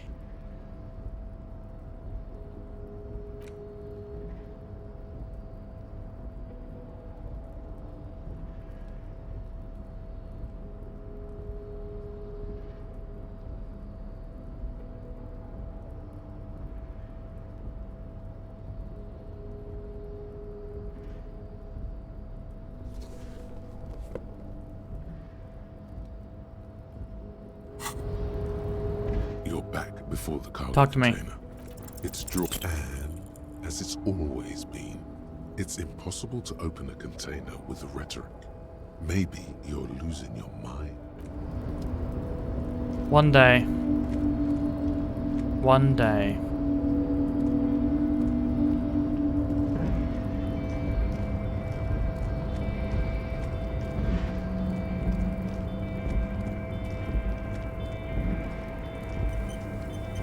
So is that some corn you got there?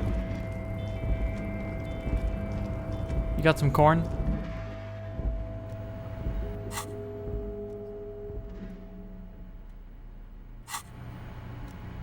Where'd you get that corn at? Oh wait, he said talk to...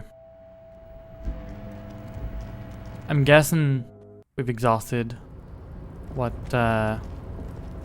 this guy, whose name I forget, has to say about people.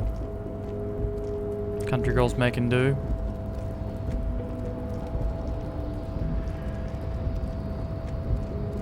I know that game.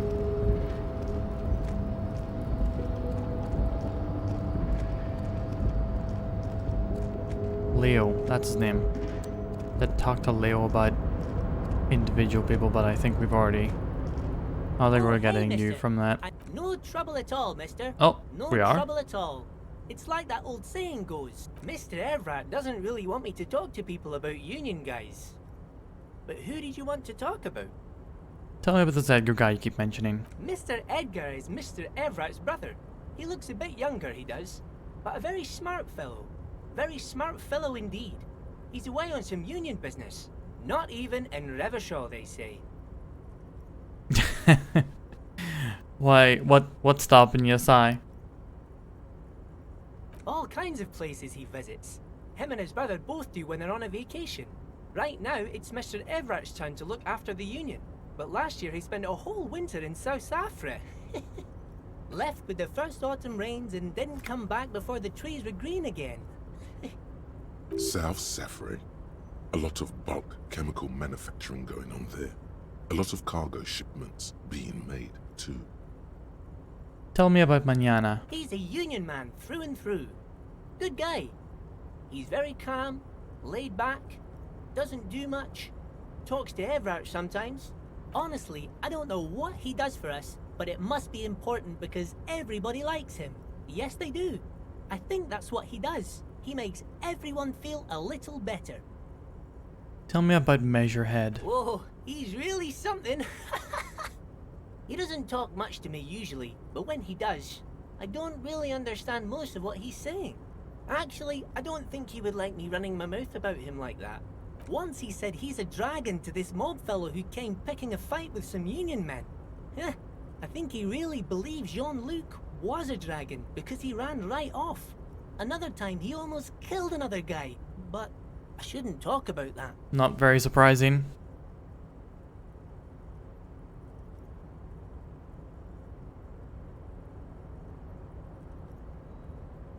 His accent? Well,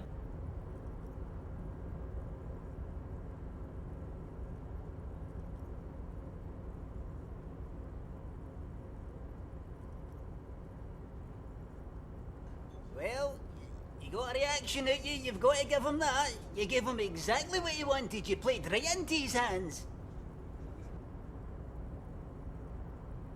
That's what I think it was. His accent. It's that character from Lemmy's sketch. Megarith, what's up? Welcome in. Yeah, I think it's okay. I think it's fine. Distinct. Lends him some character. Don't really know if I could say it's authentic or not. Oh, Titus is a longshoreman through and through. He was born on a boat, they say. His veins are probably filled with salt water, I tell you. Nice, friendly sort, old Titus is. But gives a strong sense of character, so it works for me. I'd best not. I mean, I could, but I don't think Mr. Everett would like it very much. You better ask him yourself, mister. You're on your third playthrough, very much enjoying it then, I take it. This is my my first playthrough going in blind, so please, yeah, don't tell me anything that I might not know, but... The Night Guard. Ooh, already I've seen people, yeah, fellow. like you, just people who have come and say like, oh, I haven't seen this, or I haven't experienced this. So it does seem like a game that can open itself many times over, We talk all which the is time, super but I neat. don't really know much about him. He plays petanque with my old human studies teacher, Mr. Martin, down at the plaza. Megarith, I thank you think for the he's follow. The only fellow who actually knows old Renee. Oh, Lestarius, you're a fan of this one as well. How's it They going, my lived dude? on the same I hope you're street keeping their yourself entire well. lives. Even dated the same girl on and off for as long as I can remember. Strange fellows. Mr. Martin was always real nice to me in school. I remember once. Hold up. Gaston was your human studies teacher? Mr. Martin, yes. Don't really remember much about him. I was just a boy back then. Sure, mister. What can Leah Alright, do for he you? did not give me information on either the 8th Hardy member or the lady driver, which are like the only two people that I wanted to know more about.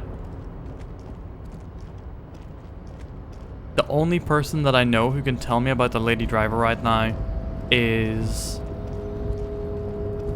our buddy, whose name I forget, who is hanging out by the truck, but I don't want to force him to do it. I want to keep a good relationship with him as best as I can.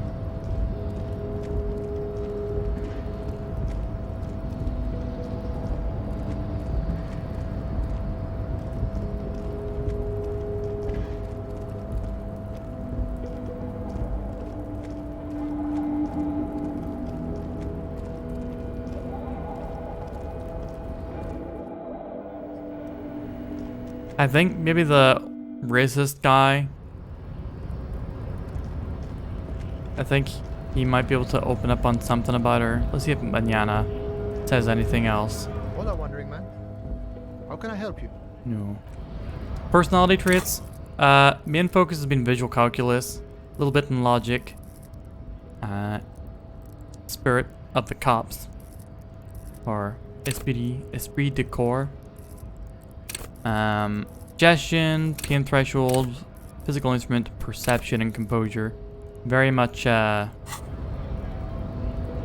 to play the observant.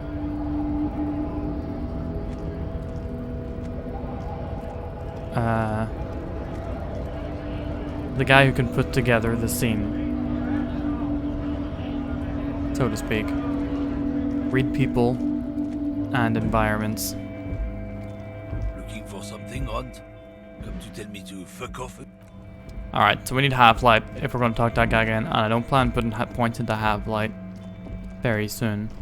So we'll keep following what we have. There's plenty that we have to do. What was I going to do next?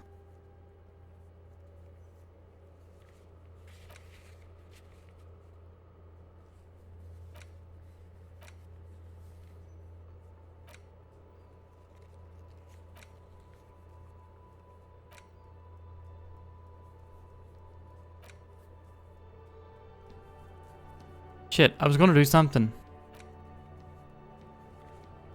I had a plan when I was, Oh, yes. I was going to talk to the crypto-fascist again. Empathic personality. I'm trying to get like a little bit of like empathy going on. Like, not actually the empathy, the skill, although I will probably put into that at some point. But, you know, like composure, suggestion. These are the ways I'm trying to understand the people around me. But I guess more in like analytical, detached sort of way. It feels right. You belong here. Always a pleasure to see an officer of the law. I mean, officers. Alright, fingers crossed. God damn it. Okay, he keeps shifting uncomfortably, but you can't make head or tail of this sound. And honestly, it's rude to stare, so stop. Okay, so we have like an hour and 35 minutes to burn before we can confront the lady with a gun. What can I do until then? Kuna, what are you up to?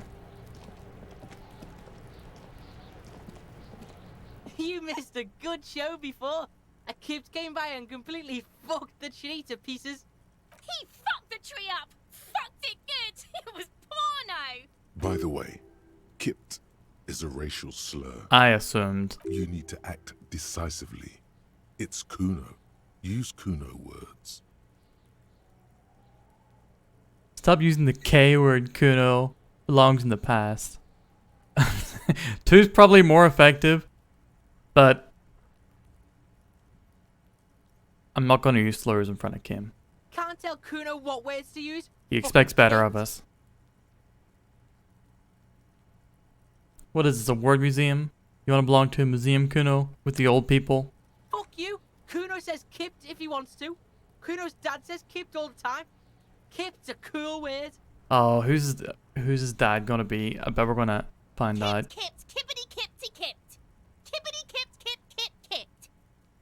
It's like a little engine has come alive on the other side of the fence. An engine that only says kipped. Kipped. Alright, shut it down, see. The cunt has business to do. Kuno doesn't fucking care. Not sure you like these people. Yeah, the kids are absolute fucking disasters. An inconspicuous pile of the roofing material, Eternite. Because there's a secret door hidden behind the panels of Eternite. Oh. That's why they're too orderly. There it is. You see a shabby little door.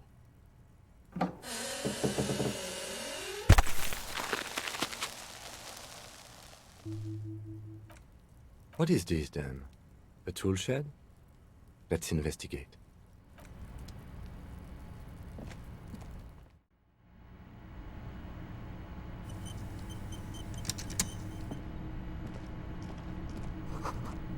Empty tube of magnesolam magnesium supplement.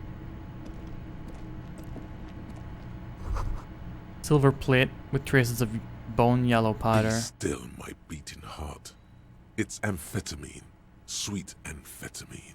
The lieutenant isn't studying the powder in the mirror. He's studying you. There's a good vague way to ask where he stands on drug use. Professionally, I mean. I've heard amphetamines make you a really good detective. Are you a really good detective? No, I'm just a regular detective, thank you very much. I wasn't thinking about taking it, I swear. I was thinking about justice. Of course, detective. Swift justice. Don't worry, we don't have to investigate every trace of narcotics. Yeah, swift, lightning justice. Faster, harder, justicer. See that ladder there? It's probably another way into the industrial harbor, no? The secret path the local kids use. Oh man. Did we open up a whole thing? We rich? Poe says get out of the way or get fucked up. Cured pig's head. It looks mummified.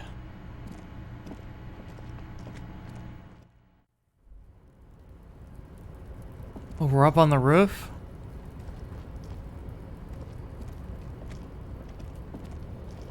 The lady was up here. Wait.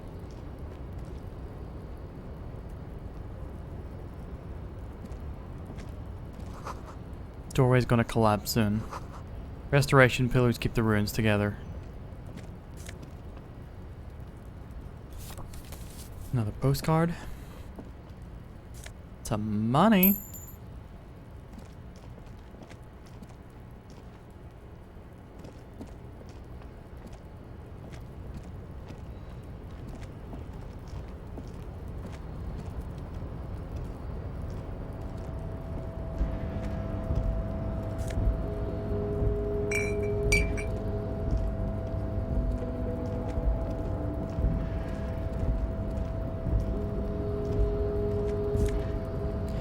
Could we have used this to get past Measurehead?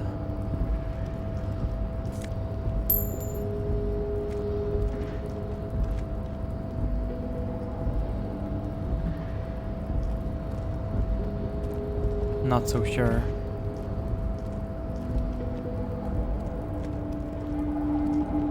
Yeah, I don't think so. Oh, but there is a way over here. Oh no, wait, that's the way back. Shit.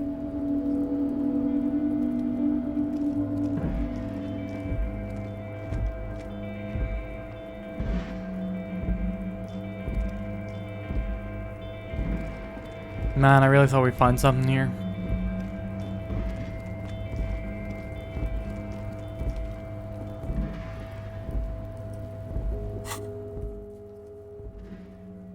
Did I not have a map of the city? we go.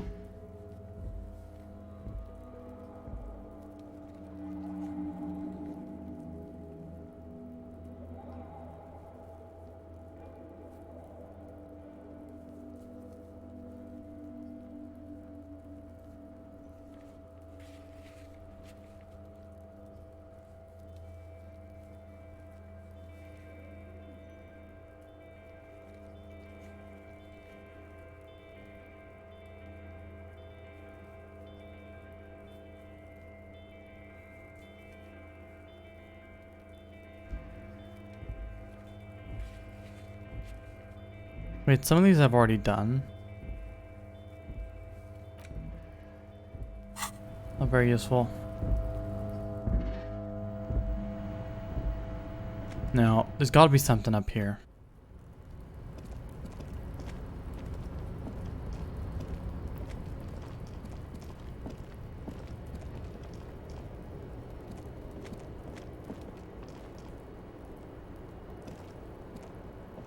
Yes? What do you want to know? Good.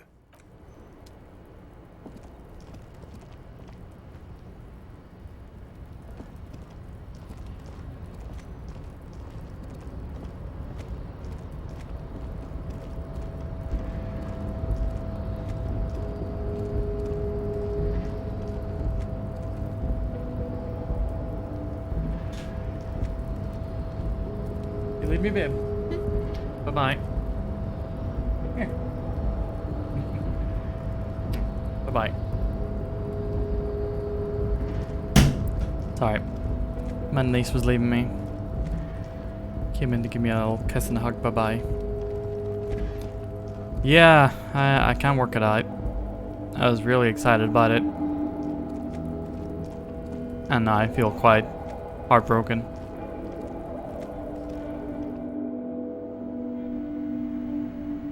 Yeah, whenever she leaves, she always gives me a little kiss on the cheek, and I give her a little kiss on the forehead.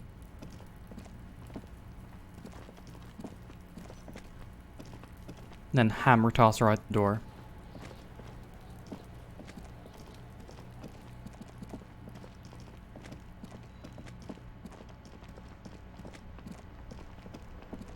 Look, we all know that our relationship with Kim is a romance. The game doesn't have to tell us.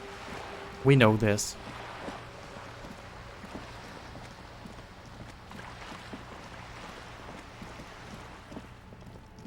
Just an ordinary war.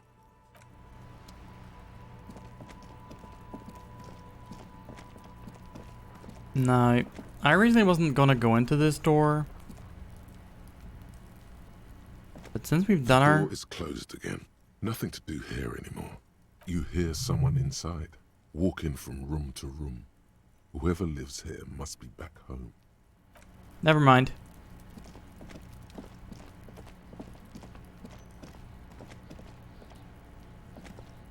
Trying to sneak up on me again? Trying to snuff me out?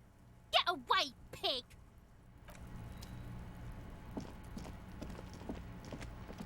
Why do you hit Balgo, Sarge? What's he done?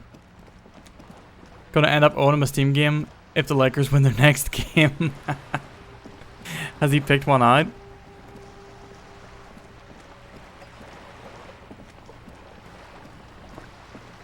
You're back. Good. What can I help you with? By my badge, by the way. I love you did. Fast, observant. Oh, that's right. Like an electronic printer.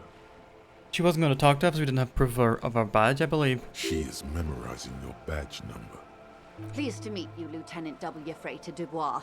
I am glad to see a man of high qualification. The situation is precarious. What can I help you with, Lieutenant Freighter? How about you share your information on the lynching, now that you've seen his badge? The goalposts have moved, Lieutenant. In the absence of the badge, I have informed my employer there will be a probe. I cannot rescind that promise. To my knowledge, the drivers are still at the roundabout. I will tell you everything I know when you've finished with them. This was your plan all along. My plan is to share information. The only way to do that now is by telling my employers you've kept your end, which I hope you will. A piece Let of me tell you, garbage. we are in dire waters. No one likes a sore loser, Starge. Meaning, the information she has will raise the stakes. A sore in winner, this you can be that. The sooner the probe is finished, the sooner I can share crucial information with you. Now, is there anything I can do for you in the meanwhile? Tea, perhaps? But if you lose, the only response is, somebody's getting fucked. Somebody's getting fucked. Get fucked. Get fucked. You'll get the full version if you do lose.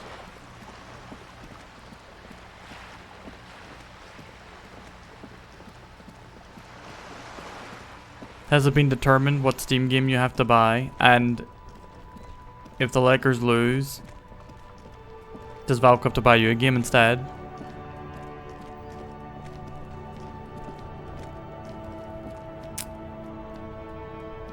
Man. There are two ways that I can do this. I can either build up Half-Light to try and get the racist lorry driver to talk to me, or I can apply a bit of pressure on this guy. And at this point, feels like my Still only here, option for now. Stuck in this damn jam, my man. What's up? I've changed my mind about your friend, the lady driver. What? But I told you she's my friend. Please don't make me give her up, detective. Get someone else. There's a ton of drivers here. Oh, man.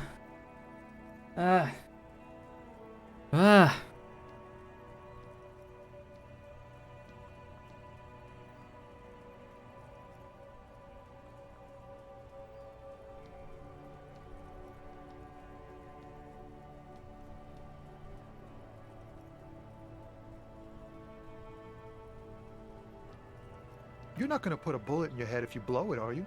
I wouldn't be so sure, Tommy. Shit.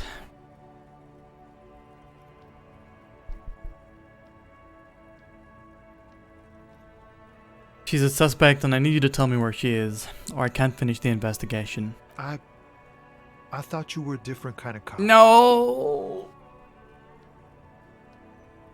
Can I change my mind?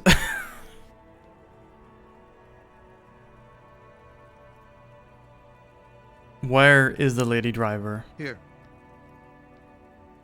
The keys to a motor lorry. Pretty complex. Looks like a chain lock. Her lorry's still here. Down past the Statue of Philippe. The cabin is green. You can get in there with these. That's all I know. Oh, When man. did she leave? Last Friday. Sorry I had to do this. I bet you are. Thank you for your cooperation, sir. I know it was hard, but you did the right thing. You don't really think so. I really do. If I didn't, I wouldn't be in the RCM. Take care, sir. Yeah, that was hard. That was hard morale damage for sure.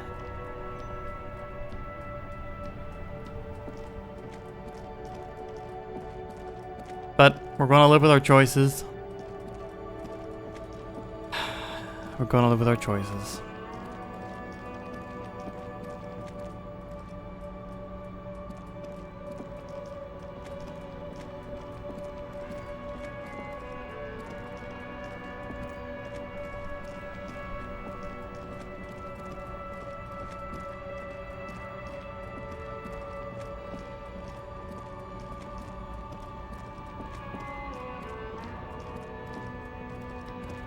This screen found, A to Z, Contemporain, is parked in the shadow of the ruins looming overhead.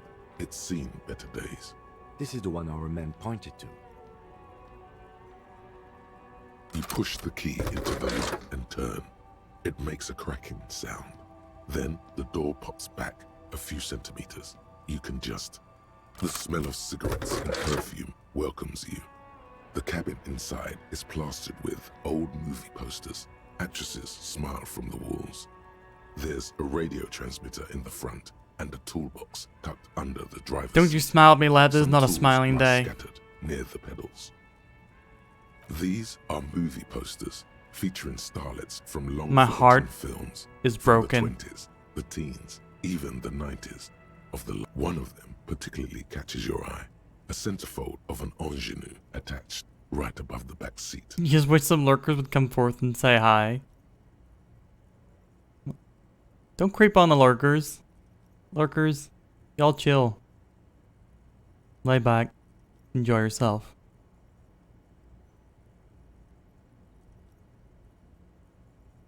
You're quoting a meme? Oh, There's okay. definitely perfume in the air. It's spicy, with a hint of amber. Good, because I hit... wafting through the bitter I hit air that. of the cabin.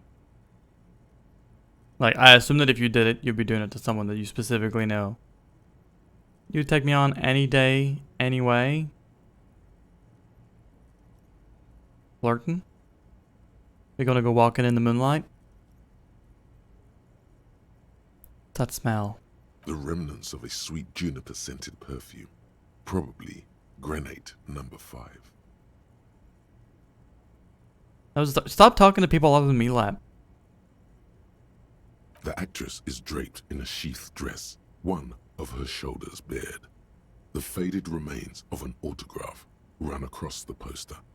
She's looking past the camera. What flavor Kool-Aid, Starge? Wait, doesn't she resemble someone you know? But you can't put your finger on whom exactly. This is Tijon, a starlet from the dawn of cinematography, less known for her talent than her tragic, untimely death.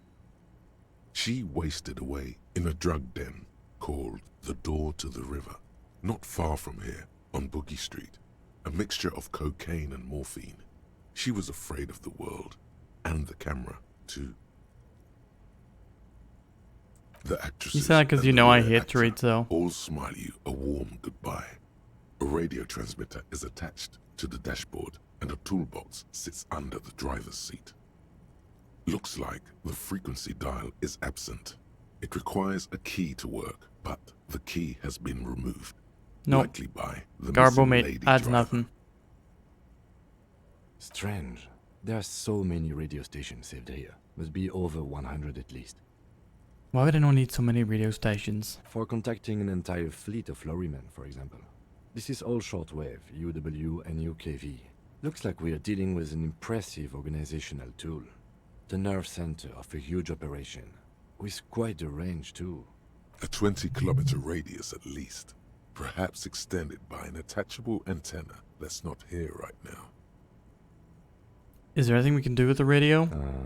Doesn't look like it. It's completely inoperable without a dial key. What else is here? The smell of 1,000 cigarettes, some dead actresses, and a rusty old toolbox under the seat. You wedge yourself under the steering wheel to get a better look. Seems like the few tools lying around here, a hammer, Good luck, work, a pair Sarge. of pliers, a rusty wrench, have been casually thrown there by the disorganized driver. But one odd detail does catch your eye. A piece of sandpaper has been glued to the throttle. Sandpaper adds extra grip. Lab, when are they gonna make a perfume with the smell of smokers' hands? Looks like the driver has glued a piece of sandpaper to the throttle to offer some extra grip. Sandpaper? A novel technique? The sandpaper would also rub off the pattern from the driver's right boot sole. Uneven shoes. The 8th Hardy member. Yes? Do the honors, he thinks. Connect it yourself. One of the footprints at the crime scene had an aberration. One sole was smoother than the other. Which means that the missing lady driver was present at the lynching. The missing 8th Hardy? Here? Looks like her, yes. And she's also the one running the drug trade. What a handful. Now we know for certain who is the missing 8th person at the lynching. Do you think that Hardy and his boys could also be involved in the drug operation? Not necessarily. The lady driver could have kept the drug trade a secret. You're right. But we should still go and see what Titus has got to say on the matter. Are we finished with the lorry? I don't want to push super hard because...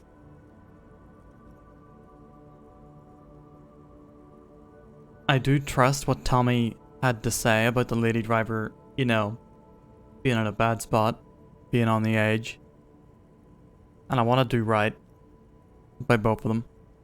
The movie stars are still smiling. Which, you know, is difficult when we've already completely broken sits on the Tommy's trust center and faith in console, us. And a faint smell of perfume is in the air. A metallic drawer slides out from the seat. It's empty, except for a folded newspaper. It's an issue of Périphérique from last Wednesday. A piece of paper falls out from its pages.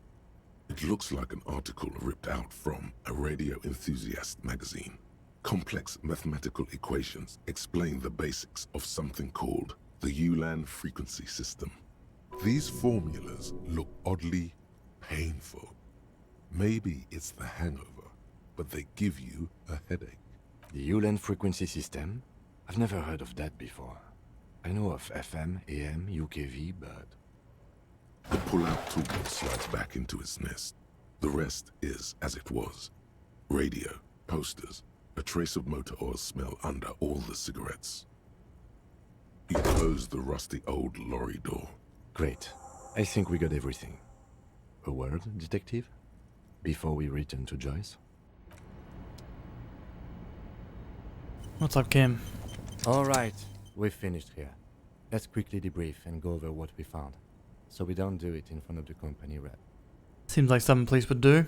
What do you think of all this, Kim? Honestly, I'm quite worried by what we've seen so far.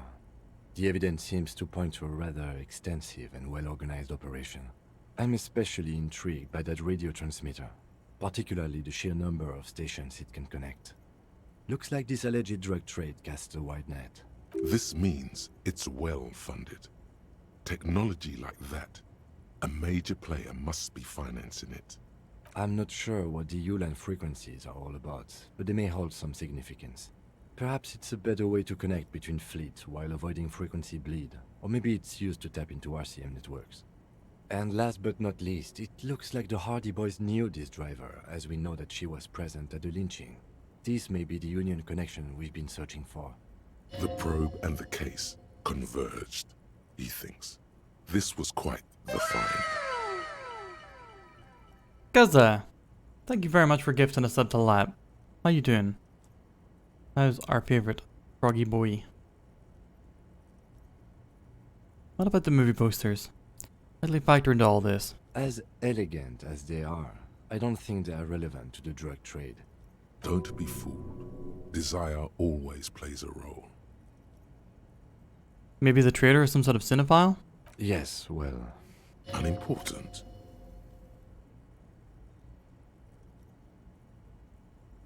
I wonder if there's something analogous between the lady driver and the tragic film stars that she has decorating her cabin. You're about to leave work for home? Safe travels, my dude. Thank you very much for just, you know.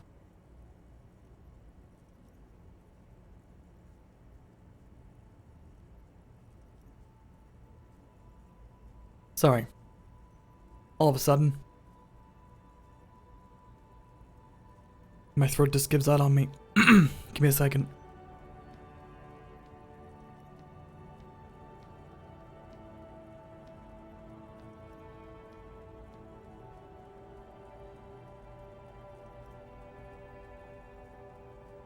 I don't know why that happened. I was talking, then I coughed, then my voice is gone for a bit. Could it be 15-hour streams? Probably not. So it turns out this is connected to the Union. Like Joyce told us, yes, logistically. But don't expect to bust this open during our stay here. At best, this is an angle we can use against them to other ends as extra ammunition. Will the RCM open an investigation into this? We should return to the murder case. See what Joyce tells us about the lynching. When we are done for the day, I call my station and suggest our narcotics department look into it. There are more than enough grounds to start an official investigation, sometime later when we are done here. We do not want to get caught in that. What are you thinking? The fact that one hasn't started already gives me pause. An investigation, I mean. Especially if the Madrid grouping is involved, and I can't imagine they aren't. It's certainly worrisome. Corruption? All the same, I don't like the idea of internal affairs descending on the matter. That won't help anyone either. What cocktail stuff you grabbing? Okay. Debrief over? Debrief over. After you.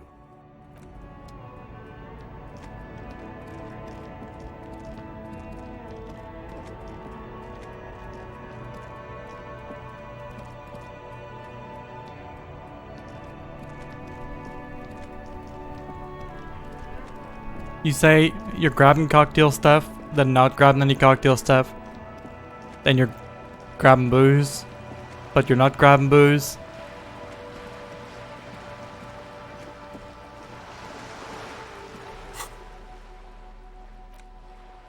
You wanna fight, Skaza?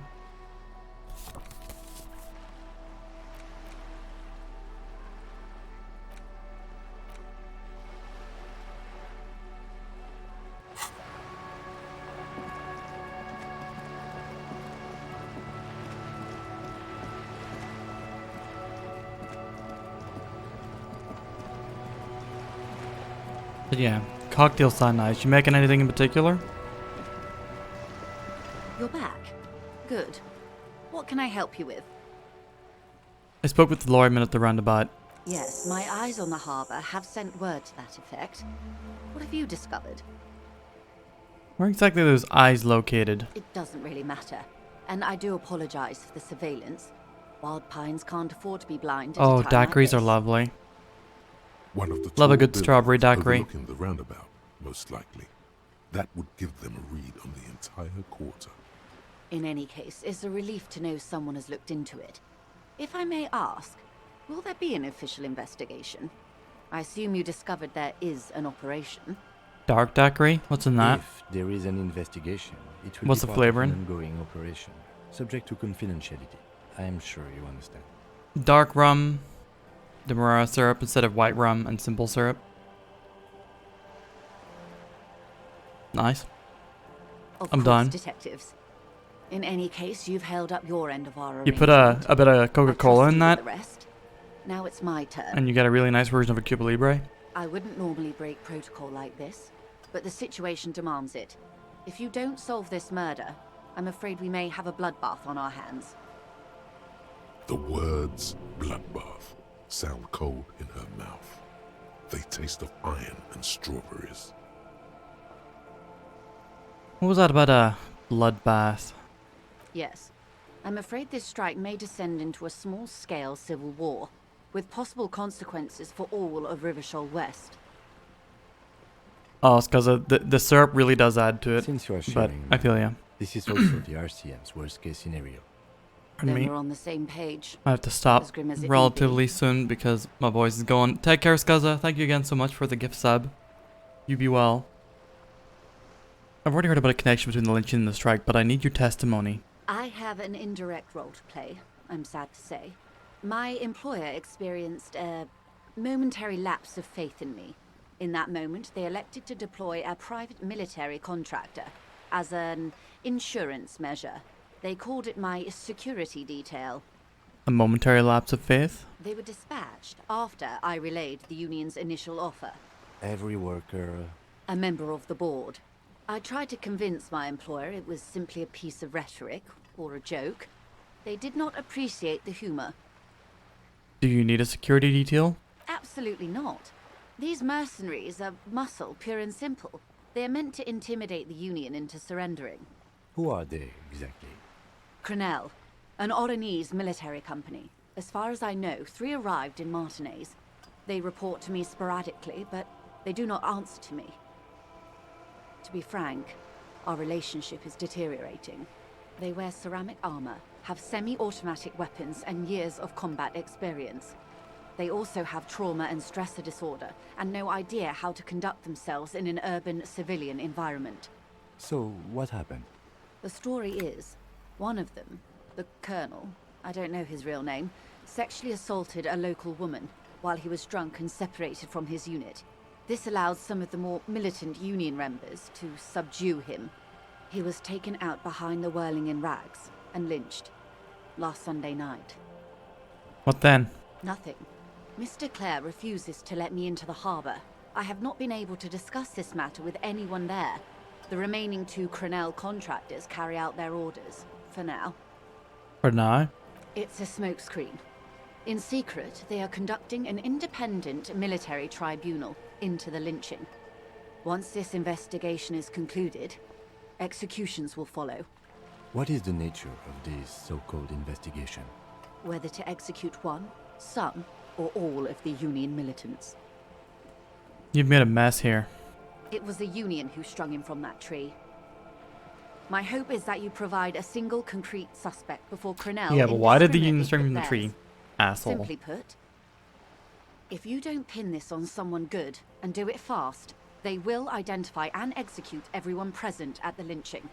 This in turn will force the Union to respond. The Debardeurs have over 2,000 men. It will be 1,000 to 1. Have you ever seen a hornet invade a beehive, Lieutenant? It's not pretty.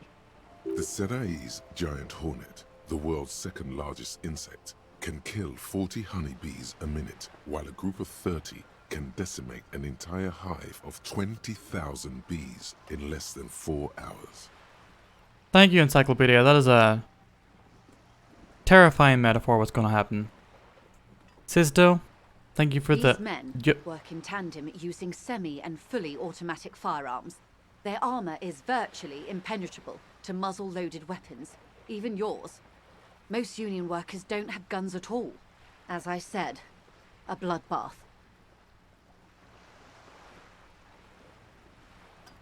I think the confrontation is inevitable. It doesn't have to be like this, Lieutenant W. Frater Dubois. One single concrete suspect delivered into civil court, and I may be able to defuse this situation. What can you tell me about Crenell? Not much. Their public resume is relatively good, as far as private military contractors go. I believe they were once called Downwell. They boast a long list of clients: Saint-Baptiste, Welchman-Lorenz, Eintracht.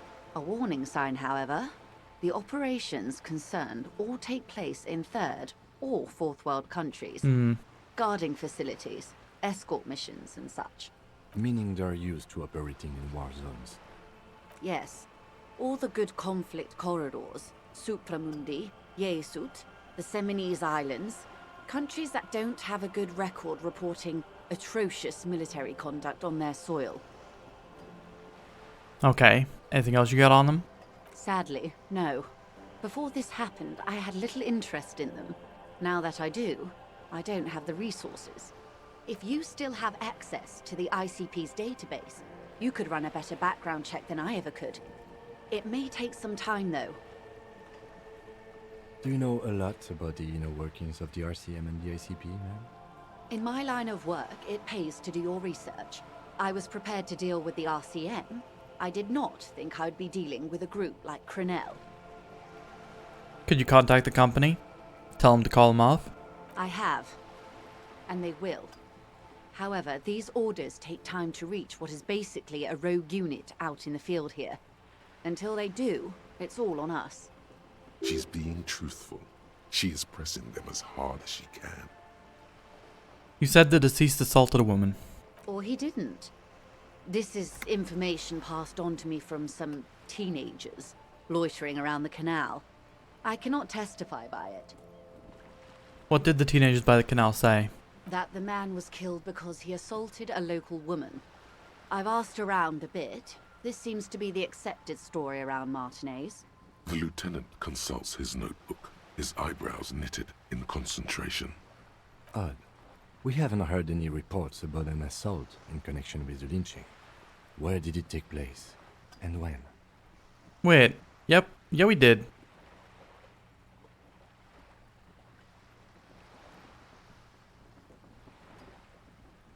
Was Kim here for that? Was Kim here when I talked to the Hardy Boys? Or is that just me? No, I think Kim was here for that.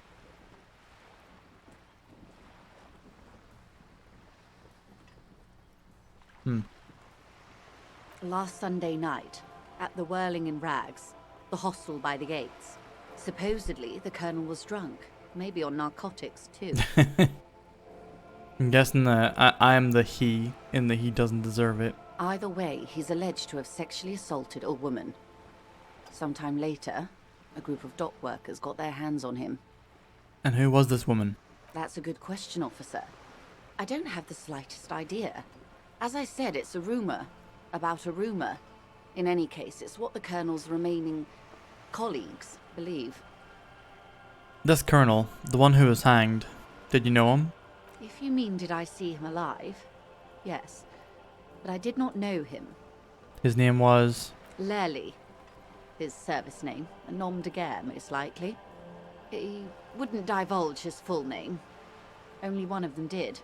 A bad sign if there ever was one. Tell me about the others first. One is a man. Corty, they call him. A nickname as well. The other a woman. Phyllis DePaul. Corty is the gunner, I believe. DePaul is a radio operator. What would you say was his eye color, the deceased's? She closes her eyes, trying to picture the man's face, then shakes her head. I can't remember. The lieutenant was testing her, asking a small detail first to see if she knew him better than she let on. She passed. That's all right, man. Anything else? Nationality? What would you say was his age? He was 40. Or 50. It's hard to say which. He had a combat injury on his lower jaw. It made it difficult to estimate his age, or gauge his facial expressions. Indeed. This matches the dental reconstruction we saw on the body. What else? Nationality? Accent? He was, Occidental, I think. Light brown hair, a mixed accent, Oranese, or Messinian, maybe. His injury gave him an accent all his own. In a way, it was humanizing. He had to learn to speak through it. Through the injury. That's all I know, I guess. I only met him once. Where are the remaining two mercs now? I mean, I'm guessing one of them is in front of the gates leading to the docks, but... They've gone to ground, as it were. I don't recommend seeking them out. For one, they're almost certainly armed to the teeth. They don't have the same respect for the Revachol citizens' militia as I do. To put it bluntly, they think you're vigilantes. Ghetto savages. It will not be a fruitful meeting. We still need to know where they are. You're likely to run into them eventually. When that happens, I'll be in a better position to mediate if I don't appear involved. Where are these mercenaries? Yeah. Basically the things that are adding points are basically saying it's the scab leader, which we already knew, like, immediately. One is obviously the scab leader at the harbor gates. The one chanting the idiotic slogans is barely maintaining his disguise. The other has a vantage point in a building south of the roundabout. They were keeping tabs on you while you were canvassing the lorry drivers. One is probably in a building overlooking the roundabout. That would afford a good vantage point. In any case, We leveled up twice during this conversation.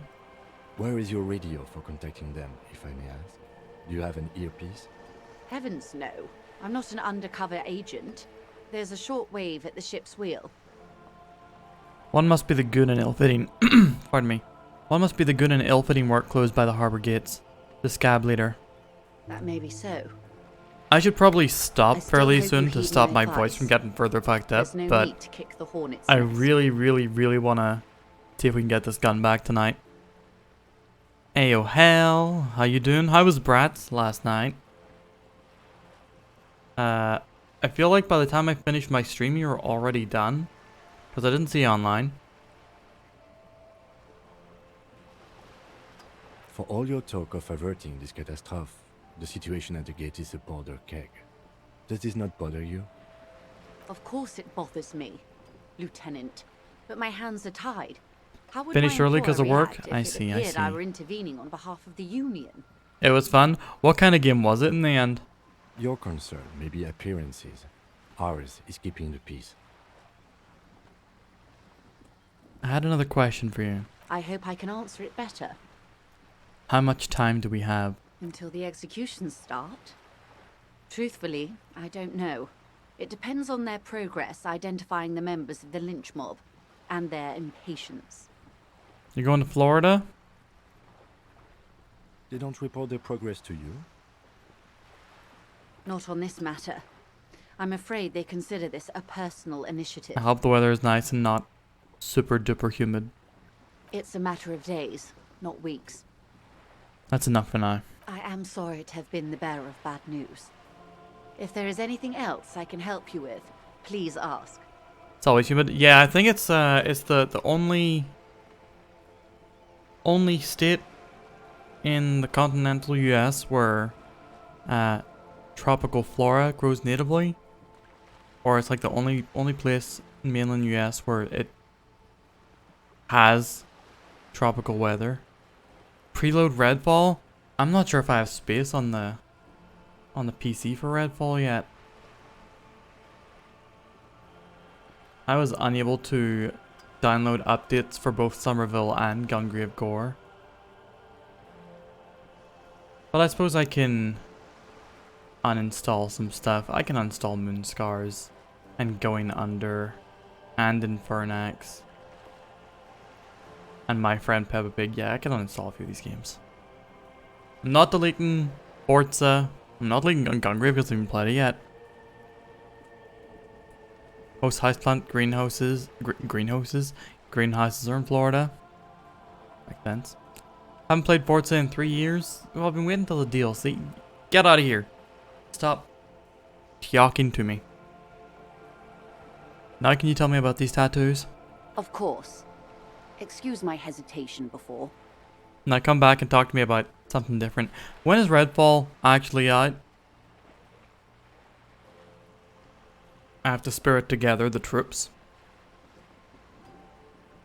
For about half a minute, in silence. May 2nd? That is real soon. It was taken with a frigate not long ago. This is the man's upper body. There were no more markings on his hands or legs.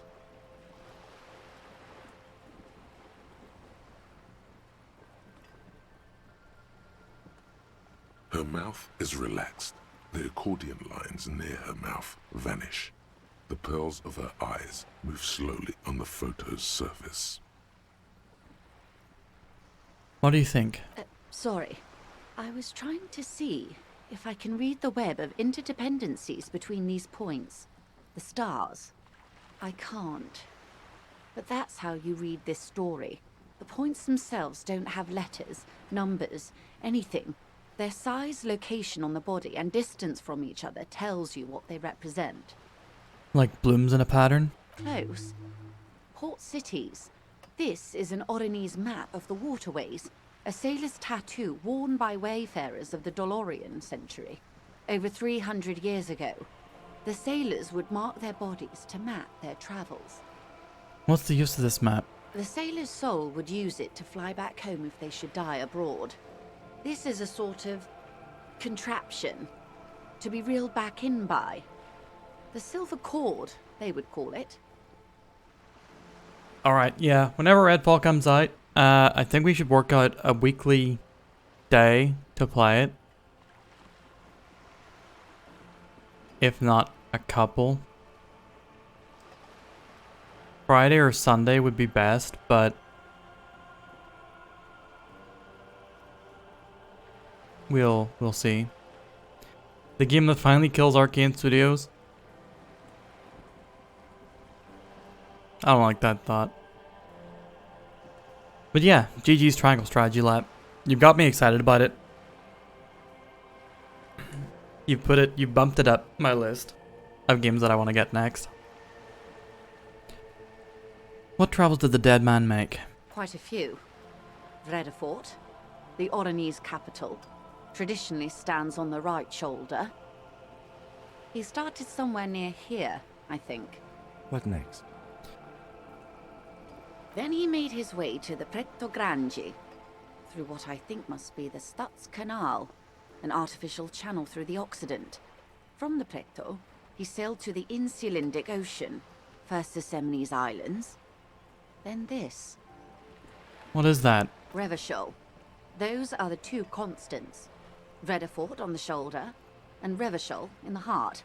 They started the tradition of these maps right after the discovery of Insulinde, at the dawn of the Inter-Islary Age.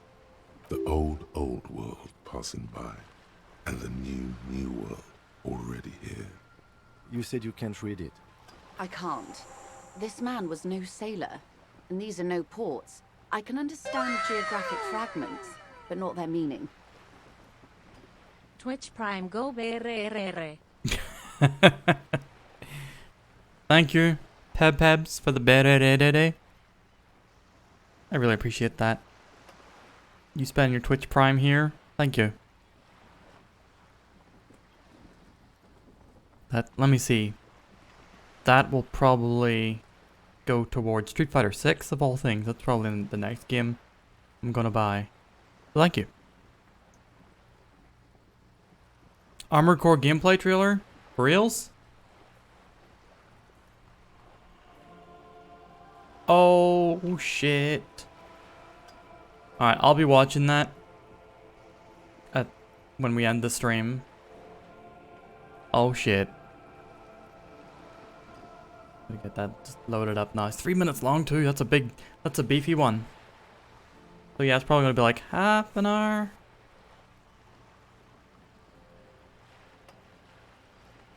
Date 2. Alright. Don't say nothing. But yeah, Pep, you have in part certainly put money towards Street Fighter 6 being shown on stream. Thank you very much. Who could tell me more? His platoon members? The other contractors. Though I do not suggest you go and show them that picture. This man was their friend and comrade. Surely there are other people to ask about the tattoo. This is not necessary to complete the task, officer. It's a dangerous side task. Search elsewhere. You're right. Not a good idea. I am relieved you think so. I don't think deciphering that tattoo should come before public security. That's all for the tattoos. Thanks for your help. Is there anything else I can help you with? Thank you. That's all for now. Yeah, I think in this case, we're probably gonna put the interests of, you know, not starting a war before whatever I get from my curiosity on this.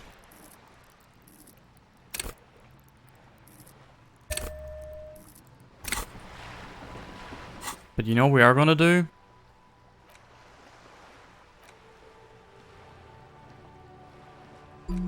We're gonna start thinking about weaknesses in this armor.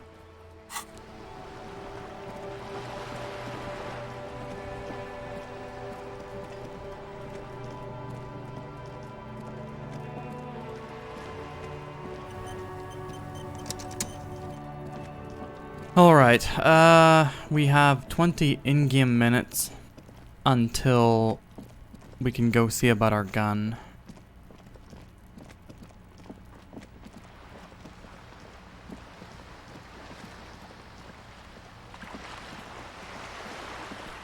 One conversation should do that, if we're lucky. If we get a good talk out of someone. I don't want to talk to the Hardy Boys about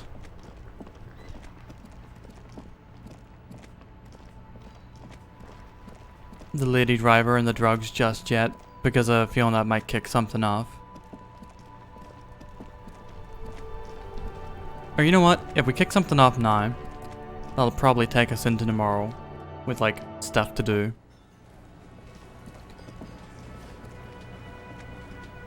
So here we go. Looks like the circus left town, but the clowns are still here.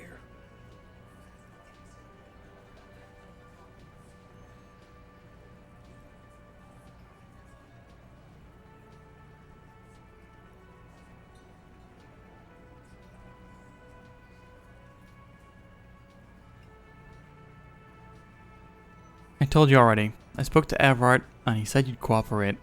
Oh, so you went and talked to my mommy, and now she's making me play with you. Is that it, lawman? And what's gonna happen if we don't? You gonna go and tell on us?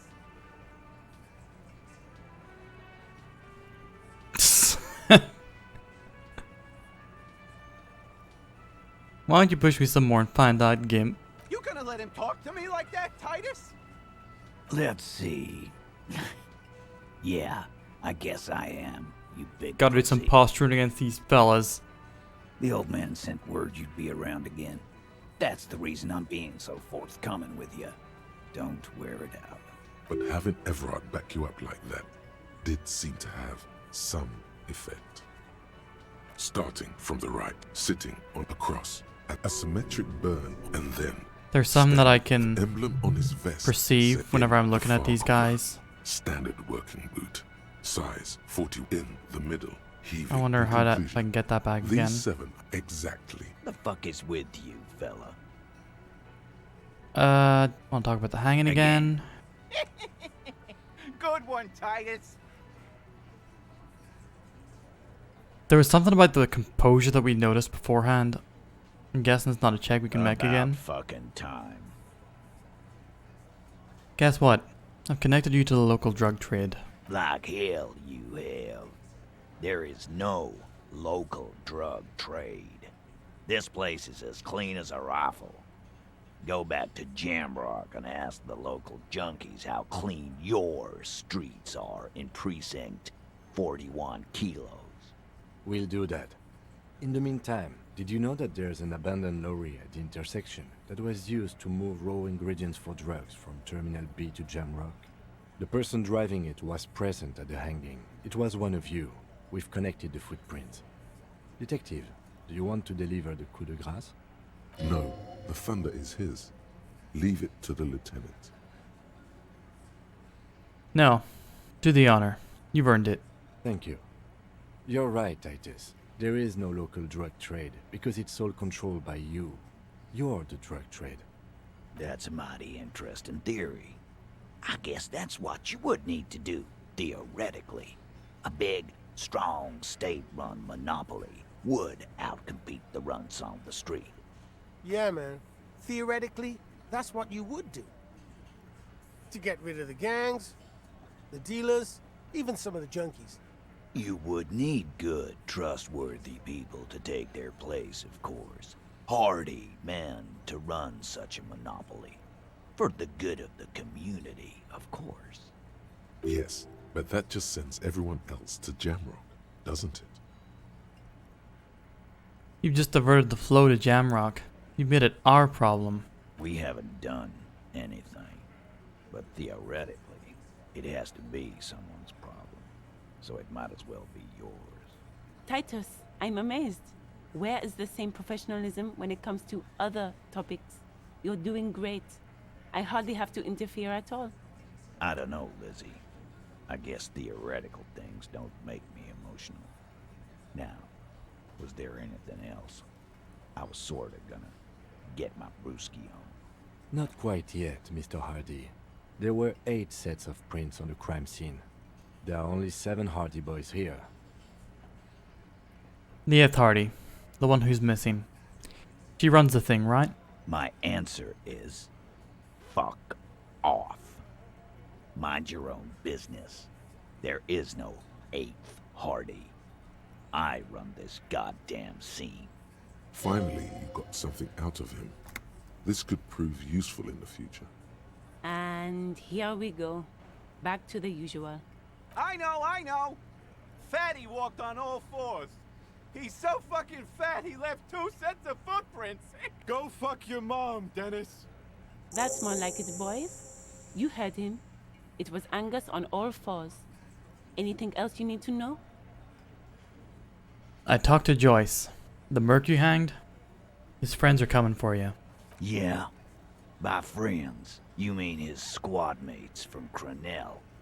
Wouldn't want to beat up his grandma.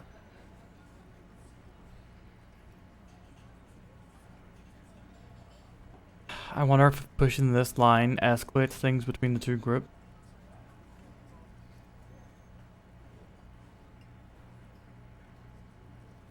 But didn't get anything except for pretty much the subconscious admission of what we already knew. Got nothing from that exchange.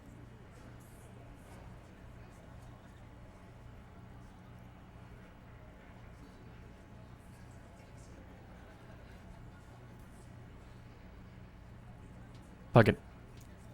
Yes, they formed some kind of tribunal, and they're coming for you. This is what happens if you take the law into your own hands. Other people start doing it too. Let them come. The Hardy Boys are right fucking here. You heard the man. Right here. We're armed.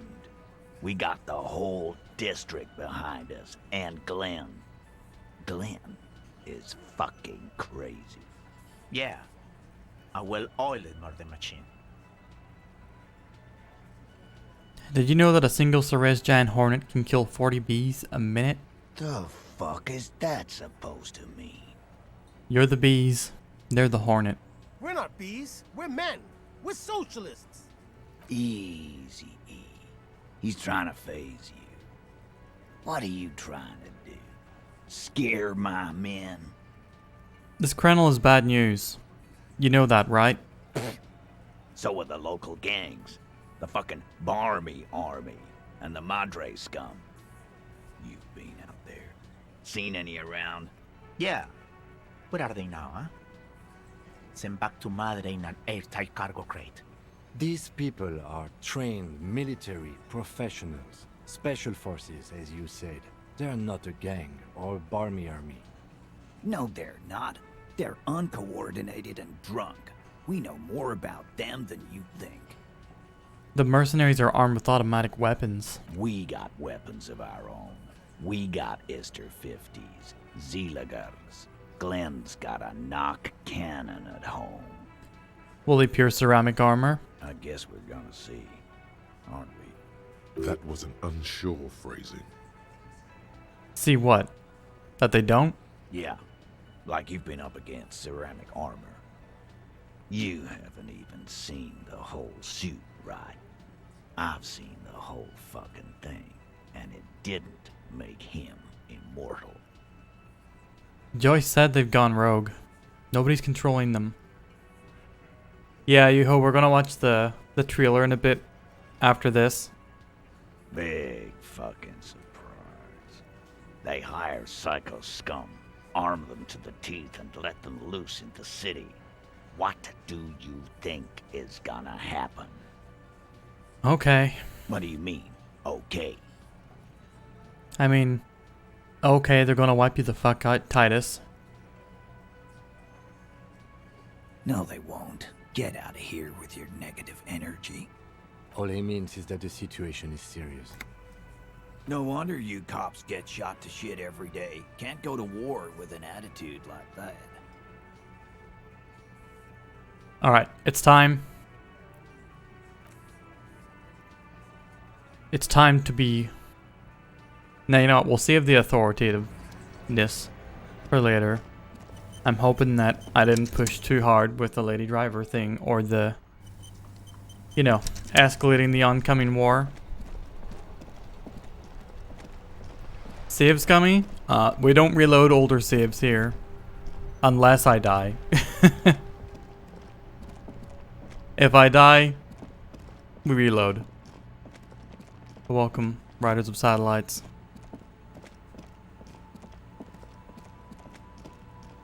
Alright, where'd you say I was?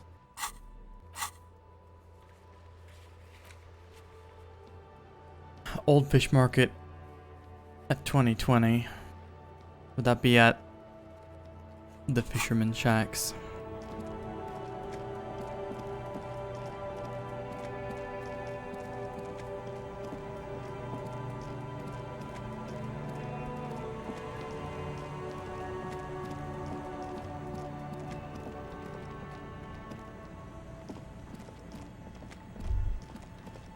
Rust peels off the bent iron posts of the swing. The wind whistles through the skeleton of the small house behind you.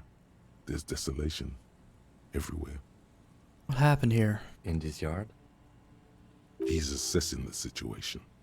How long ago was it abandoned? Someone thought they could have a summer house in a bloc obscure. For cheap. It didn't work out. They abandoned it about a decade ago. Wait, what's a block obscure? A black block. A part of the city left unrenovated after the war. Or one that has fallen to gang violence. Or has become inhospitable in some other way. On aerial photos, block obscures look like dark squares, hence their name. So this part of the coast is a block obscure? Practically, it's not an official term in any way, but look around. No sewage, broken power lines, crime, drunks. Life is tough in the blocks. It's no place to build a summer house. High intellect, for sure. Slightly high psyche.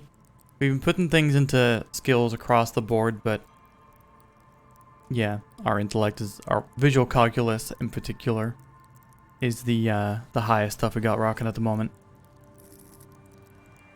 This is the first playthrough, by the way, so this is full roleplay. This is everything decided by what I think the particular version of Harry Dubois I am would do. And no spoilers, no outside information, no nothing. Blind playthrough too, I've never watched anyone else play this. At least he left some old music behind. Yes, and you picked it up as part of the Jamrock Shuffle. It's not meant as nagging, just an observation. We should move. I don't think we will solve the murder with forays into the urban hinterland, at least in this phase of the investigation. 1 second, get attacked. Yeah, precisely. Trying to be very forensicsy. Forensics and, you know, trying to read people as well, in a way. Not in an empathetic sense, but more of a analytic style.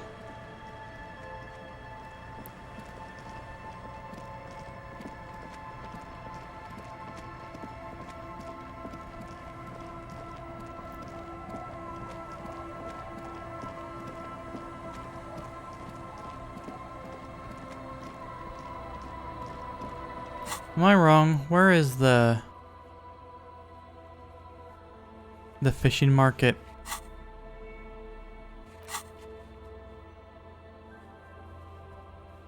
Walk past the fishing village until you see the boardwalk.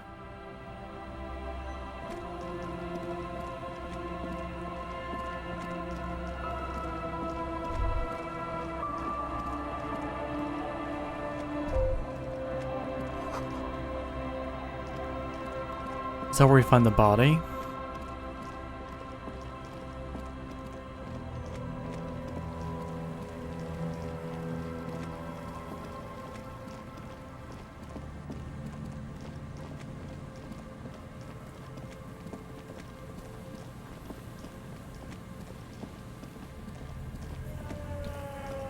Put your hands where Oh shit.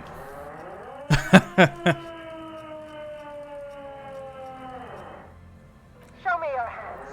This is the pigs. Show me your hands. Right now! Show me your hands! Right now! Scavenged, battery-powered police lights protrude from her back. The flickering light show reveals a gun in her shaking hand. Her hand is trembling from some sort of neurodegenerative disease. Madame, please drop the firearm immediately.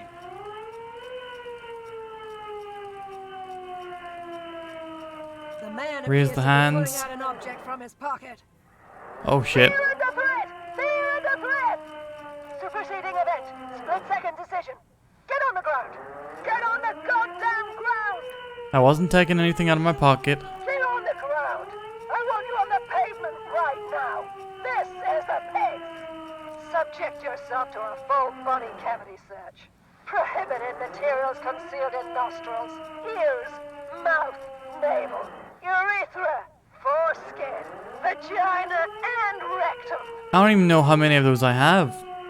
One of them I definitely don't, as far as I know. Be careful, detective. Don't do anything that might set her off. You'll have to go for the gun sooner or later. Perhaps you can learn crucial facts before you do. Please identify yourself, ma'am. It's the goddamn police shitbag. Cut the pavement. You're under arrest. As she waves her hands, you notice familiar-looking ampoules and packets sticking out of the mountain of police gear on her back. Medicine or drugs? Are you on drugs? Confiscated contraband. Restricted access. 2 kilos missing. Eyewitness report compromised. I don't think she's on drugs. Being off drugs might actually be the problem here.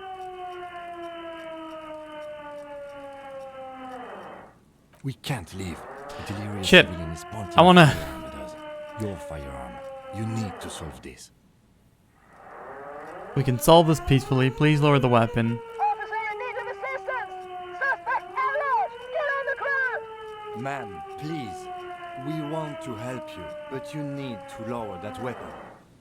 Let's just talk, alright? Disturbance reported. Authorized deadly force. Sector, take the shot. Big red key. Big red key. Big red key? That's code for the battering ram. Cop talk. You know this. You're not the police. We are the police. Back up. Back up. Back up. Status unconfirmed. Lieutenant W. Fritter, Harrier Dubois, 41st Instinct. This is my partner, Lieutenant Kitsuragi from the 57th. No. I thought Mr. Moran. Gareth. Aggravated assault. Man down. Officers in pursuit.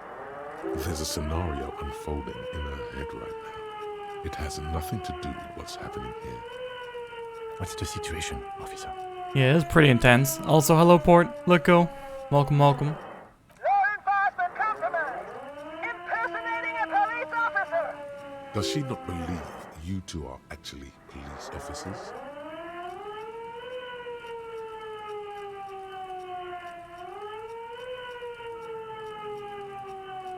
We really are cops. Look, white rectangles. License and registration. License and registration. Come in dispatch. Sector. Azimuth. It's not a code, just disjointed words. Well, time to get shot. Alright. Oh my goodness. You fling the chain cutters in her face, already darting right, and immediately close the distance. Left hand grabs the barrel, right one breaks the wrist. No, that won't be necessary. Look closer. The gun, all 3 barrels, red and blue light shining through. It's not loaded. Kim, I'm almost certain there are no bullets in that gun. Huh? My God, I think you're right.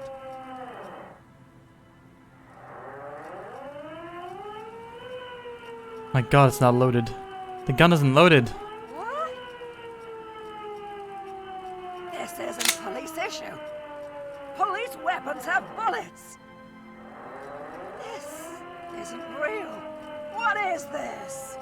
Police gun barrels have bullets. What is this? Why did you sell me this?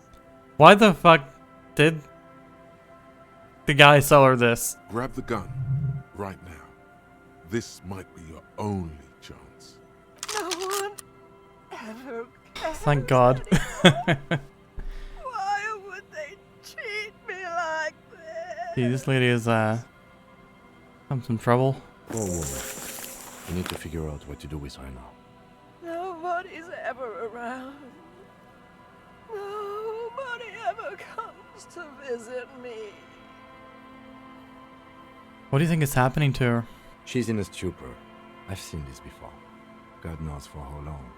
Could be days when they get like this. But why was she like this in the first place?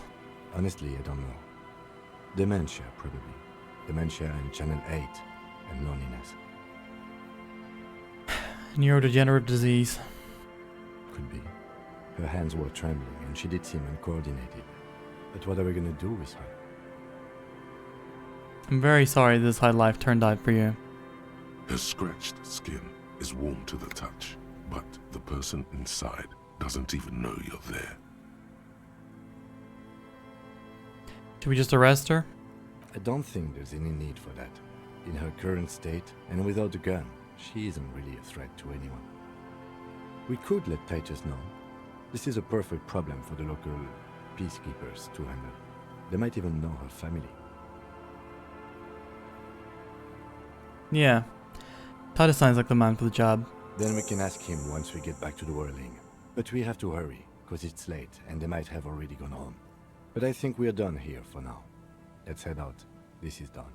Please, leave the radio on.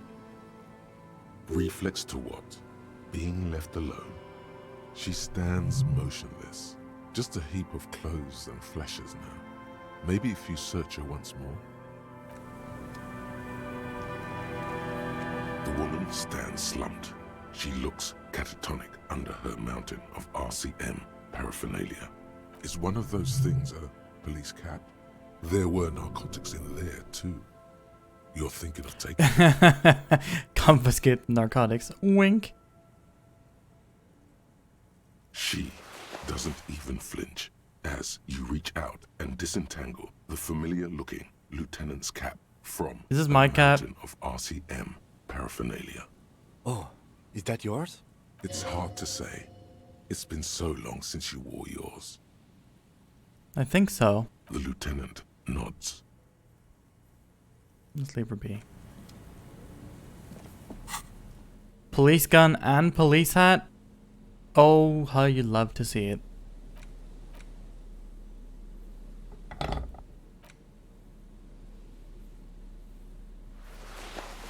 This is the look.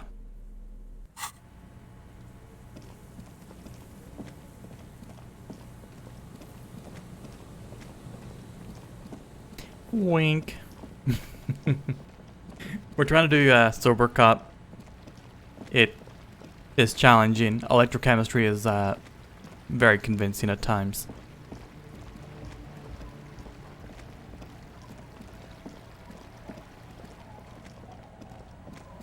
Okay, so we're never going to get shot. That's a good thing. But it's nice to have worked that out ahead of time.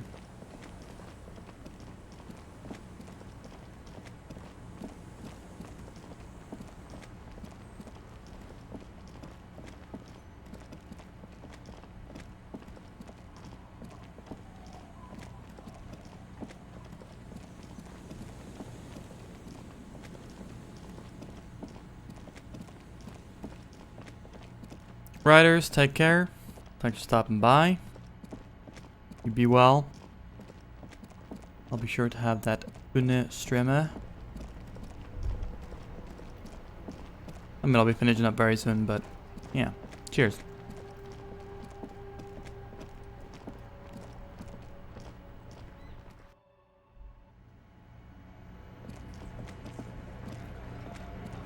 It's you again. What is it?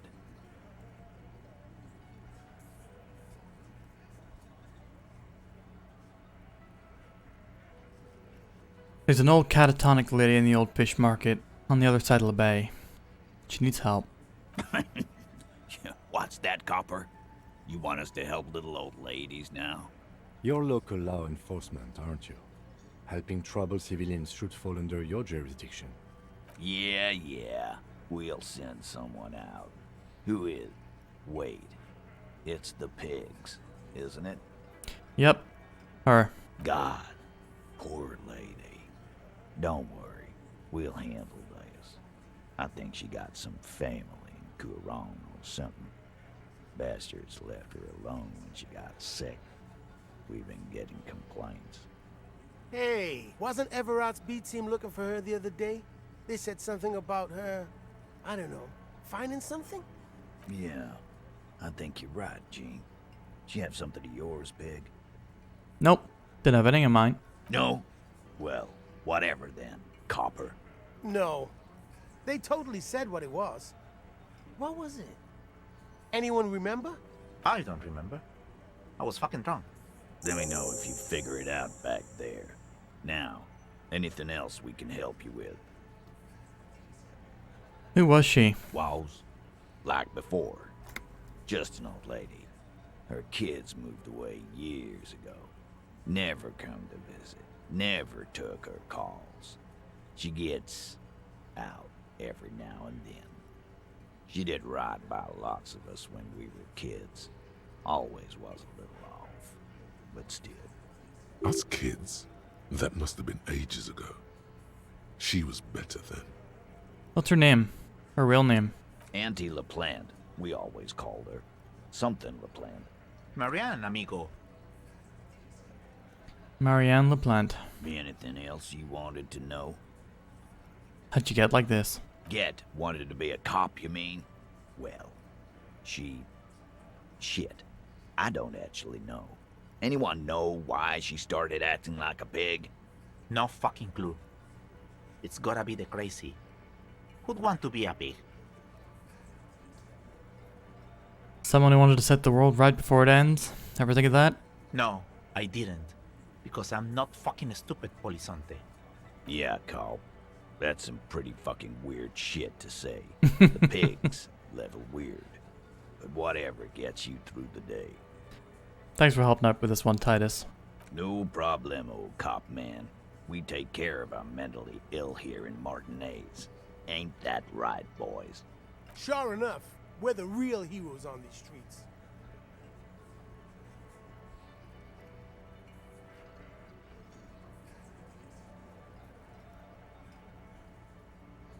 Again. Good one, Titus. Are you deaf? Do you think you could... A trick question. Don't let her lead the conversation. Who do you fucking think does? It's the 8th Hardy boy, the one who's missing, the big dick. Titus, no one was thinking that there's any question who's the leader. That's how he would have ended it. Titus won't let him. No. Fuck no! The big dick is right here. I can't tell if Titus asshole. Is trying to protect the other person. Right. Fucking. Or if there's like a jostling for authority. Or Disregard both. the outburst, officer. None of the boys have any comments on their power relations. That night, they acted as one. That's all. You murdered him just like that? No remorse? How many people have you sent to the Shays? Ever felt remorse for them? Chaise électrique is the method of capital punishment in Revachol under the Coalition. During the suzerain's reign, it used to be the firing squad. Or send them to Reunion to rot. For 20 years. For life.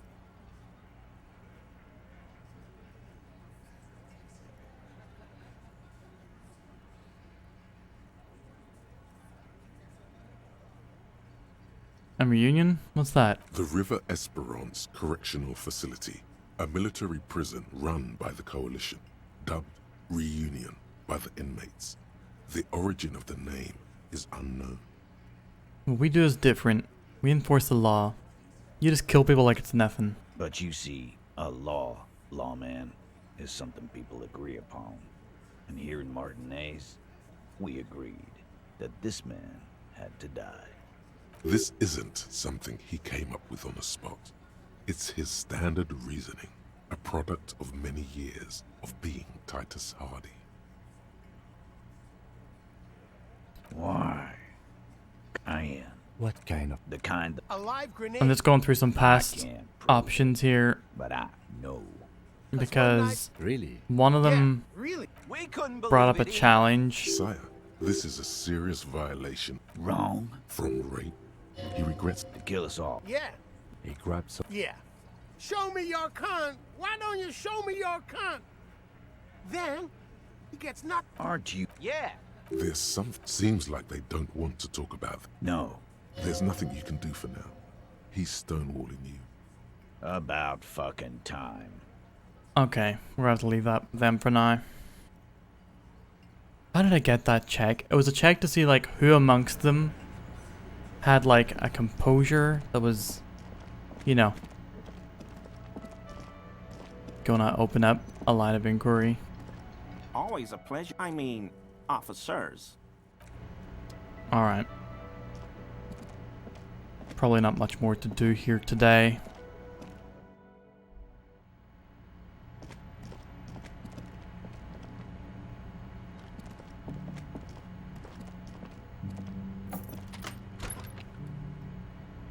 Yes? No, wait, Kim. The lieutenant's door is closed. No response. Still no response. Where is he? Isn't it party o'clock? I wanted to have our little smoke Is on he the not worried balcony. that you haven't found the murder weapon yet? Doesn't he want to go for a little drive? Tap on the chin.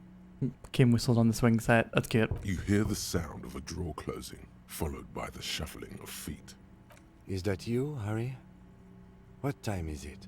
No, thou art got. I wanted to go over the case again. Yes, that's a good idea. Let's Oh, do it I in wanted the to have our morning. little You know, when we are not sleeping. nighttime talk that we had last time. Sleep is what he needs most right now. Good night, Harry. We got an achievement for bothering Kim after hours. That's cute. And little icon. Just the glasses. With the Z's above it. The bed is still cold from the broken window, and not too inviting. But it's yours. You've earned it. Okay, day 3. Got our gun back. Got Everard and Joyce talking. Confronted the Hardy Boys. With a drug investigation underway. Progress looking good? What do we think, people who have played this? It's not easy, but your bones are so tired from what feel like weeks of work on the case. You have to try. After what feels like hours, you feel you might be sleeping. Thoughts, baby. A million little lights in the dark. You're one fine instrument, brother. All those faces and all those names. All that laughter and screaming and scheming around. Every corner and every street. Recorded in you forever on Faraday. Thank you. I needed someone to tell me I did a good job. Spinning, spinning, twirling, twirling towards freedom. Spinning on empty. On and on it goes, for untold hours. At the disco where you first asked her to dance. Rising, rising. Above the dark curvature, the great wingspan of sleep. I've seen nothing of this game except trailers beforehand for it. I'd heard of its reputation. I know a lot of people really, really like it, but I saw like maybe 10 seconds at Jimmy's. That's about it. Behold, there are millions of them down there. The first time, the last time. The smoke in her mouth, the plotted flowers, the faces turning, changing. What is it? It's the world, Harry boy, and you're made of it. Every day you're out there, you make more of yourself from it. I'm afraid you can't be unmade now. You can never forget this shit. The colors, the voices. All stuck on loop. Whirling, spitting out words and images. You're the son of the world again. Harrister, a ceaseless agent. Picking up litter and old newspapers. Collecting your little bubblegum wrappers and idiotic picture postcards. Meaningless, meaningless keepsakes. Reading your awful letters and recalling things, aren't you? The endless names of the world. An address book you are. The map of a city. But what if I want to be the agent of nothing? It's too late. You're not made of nothing anymore. You're something now, Harry. I tried to drown you in the black water, but you re-emerged, kicking and screaming, running. And for what? For the working class. Solving your little crossword puzzles, doing your tasks, crossing names off lists, trying to become some sort of world detector. It won't make it okay. It won't put smoke back in her mouth. I'm building communism for all. This time he won't fail. There he goes again.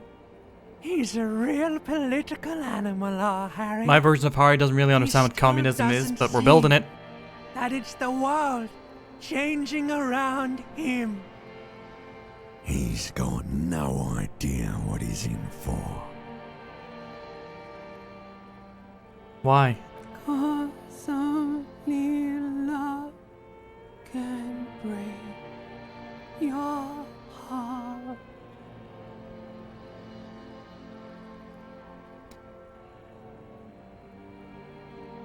Well, yeah, I guess you could still make different choices.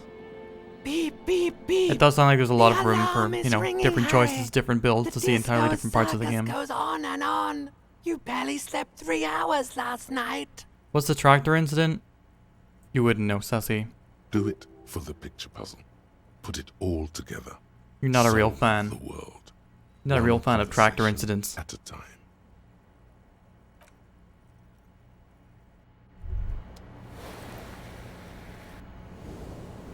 I didn't hit a man. Well, I did hit a man's. Well, I hit his car. And he did die from that.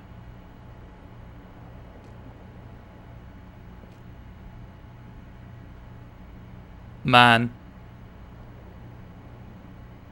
That 5 minutes of gameplay was entirely worth getting my summer car. Rise and shine, comrade. It's time to get to work. What's going on? Despite all the thinking you've been doing, only 0.0001% of communism has been built. It's too great a task to undertake alone. You're going to have to get organized. Have you seen my shit recently? I really got it together. It's good that your personal business is in order, but we're talking about political matters of world historical import here. You must seek out your revolutionary brothers and sisters. Find out how much communism they've built. Then, together, maybe you'll be able to build as much as 0.0002% of communism. But it won't be easy. Decades of persecution by coalition authorities have driven the remaining communists of Martinaise underground. But I'm part of the coalition authorities. Have I been persecuting communists this whole time? Possibly. If you have been, it's only because you're a double agent acting in furtherance of your long-term objectives. Listen to this. Do you really think you're the kind of person an underground communist cell would entrust with a mission that requires such discretion? Maybe. Regardless, what's past is past. You need to look forward to the work of building communism for all. How am I supposed to find them if they're hiding? Let your nose guide you, detective. My nose? Yes. Fortunately, communists are known to have a very distinct smell. We really have no idea what they're talking about. There's no linkage between ideology and olfaction. What does communism smell like? Failure. Okay, but what does failure smell like? It's a smell you know all too well. Simultaneously repulsive and yet darkly appealing. Musty with a sharp tang, but also a remnant of lost sweetness. Like a rotting mango that's been swaddled in a coat from your grandfather's attic. What you're smelling is your own body odor. Nothing a shower and change of clothes couldn't fix. People sometimes complain there are no real communists left in Martinaise. But you can smell their presence. They're out there, waiting for you to join them. Incidentally, During the waning days of the anti-centennial revolution, a number of Revacholian communards constructed elaborate hideouts in abandoned root cellars, hollowed out tree trunks, and even residential sewage tanks. This latter phenomenon gave rise to the early anti-communist slogan, "The future's bright when you flush out the white." Okay, I'm ready. Let's get organized. First, you'll have to locate the remaining communists in Martinez. When you get near to someone with revolutionary potential, your nose will give you the signal to establish contact. Again, no, it won't. Any olfactory response you perceive will be strictly psychosomatic. You could also just look for more tangible evidence of communist activity. Images of Krasmazov and white antlers are usually a dead giveaway. Hang on. What will I do once I establish contact with my fellow communists? You'll discuss the monumental world historical task that lies before you. You'll engage in rigorous and spirited debates about Mazovian theory and practice. But mostly, you'll probably complain about other communists. That does sound about right. Isn't that last part kind of counterproductive? Not at all. Complaining about other communists is one of the most important parts of being a communist. Yeah, we on BreadTube now? Alright, let's get to it. Here we go. Wake, brave worker. 'Tis no time for bed. Fight till there's no slaves below, and no masters o'erhead. And with day 4 beginning, that is where we are going to finish with Disco Elysium for today. Stream is not quite over yet. We have a trailer to watch. We have a couple trailers to watch because I took a brief look at we'll watch the Lily trailer for Tekken 8. See if I can tell what new mechanics she's got. I've watched it, but I haven't really analyzed it. And then after that, we'll watch the Advent Core, not Advent Core, Armored Core trailer, which I'm sure is going to be hella exciting. Analyze these. Okay. Let me see him.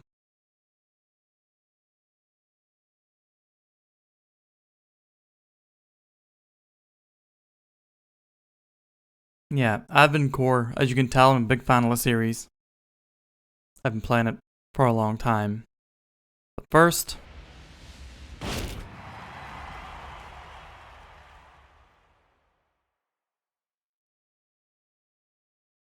time to see Lily, who has a new costume designed by Jasmine Darnell. Excellent artist that I've been following on Twitter for some time. Get ready for the next battle. Tekken 8. New Lily's always been like a secondary of mine, so I'm excited to work out what's new to her.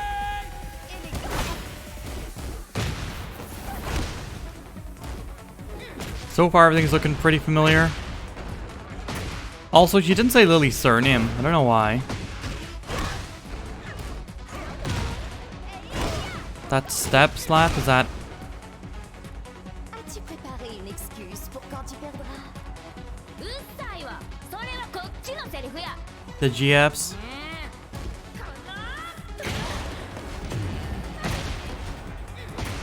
Yeah, Karma, it was funny, and they blamed Jasmine for doing it because, you know, woman who designs costumes. And turned out Jasmine didn't even, like, do the spats.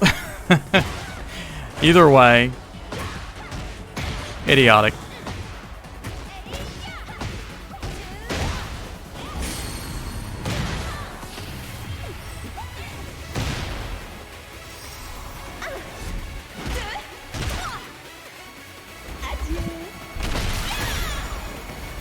The flash kick, and she got a little cat now.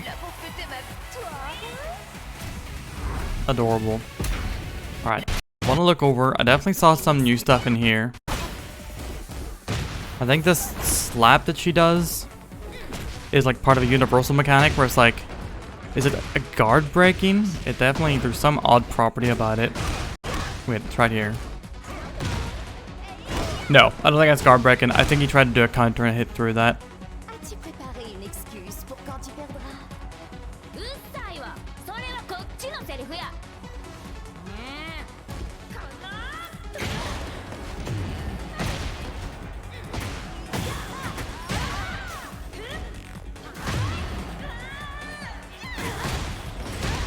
That's new. That backflip attack. Okay, she's still got the sidestep follow-up. Those are not new. That pirouette, or not pirouette. Is that a pirouette? Whatever you call that leap. I think that's new. Like a mid-range follow-up. I don't remember seeing that on her before. And then of course her critical art. So she doesn't have as many like additions to her moveset.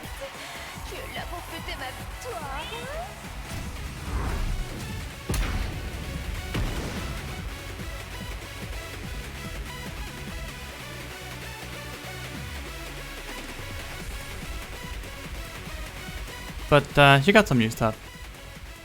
She's looking cool. Alright, here we go. Here we go. How much is this gonna look like other armored cores? We're close to Rubicon. Wake the dog up. I hope it still follows the... Walter, verified. Also, why is my face all fucked up? Cerebral coral control device. Oh, 1 second.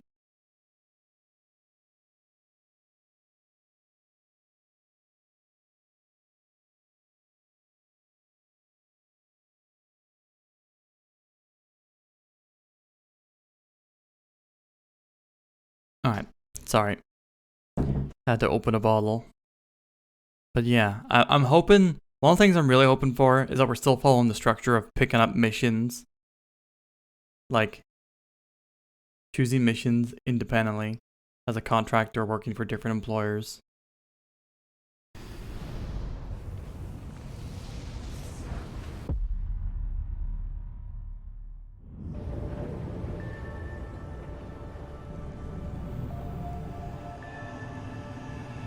Oh man. Getting some nice environments in here.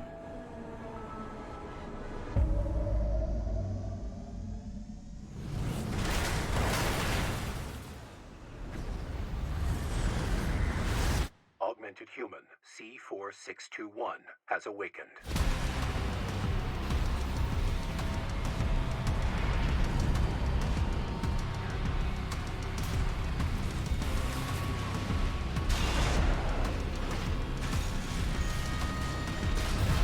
Okay, we're doing lots of sliding, lots of boosts.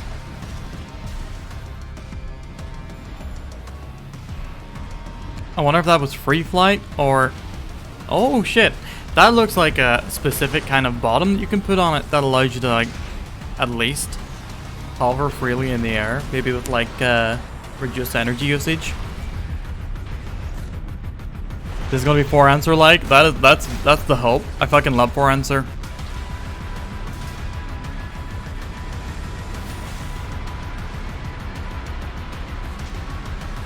Oh, you guys are gonna be so mad about this?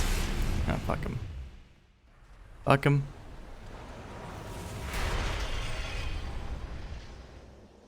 One of the infamous handler Walter's hounds. Interesting. You ready to climb the wall? Are the giant ass bosses back again? And that's not giant ass, but that's all fairly big. High on the list. A coral response from the generator. Oh man. Watch out. Ugh. That looks tough to dodge.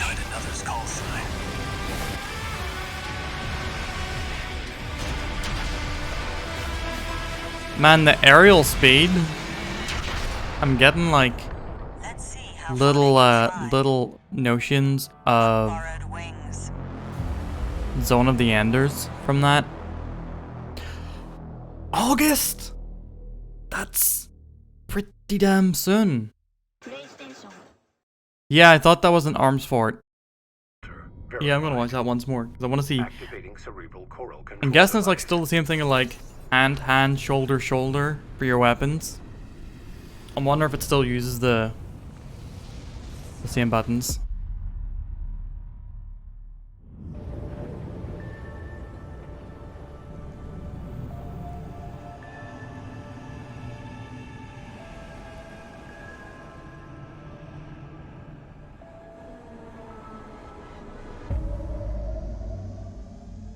Okay, so May, Street Fighter 6, June, Final Fantasy 16, July, maybe Tears of the Kingdom,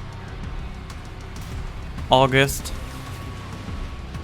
Armored Core.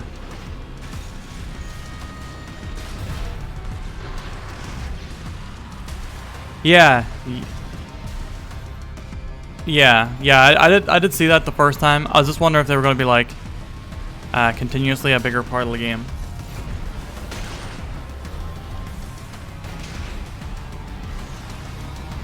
Were their legs like that before that like turned into like a hover platform? Because that was really sick.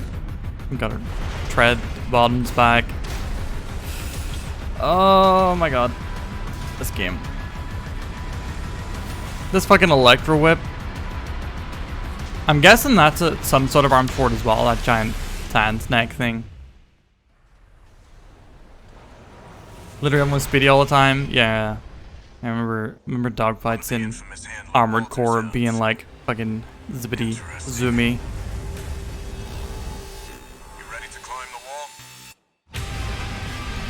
Yeah, it looked like it had legs that transformed into like it formed into like a hover platform.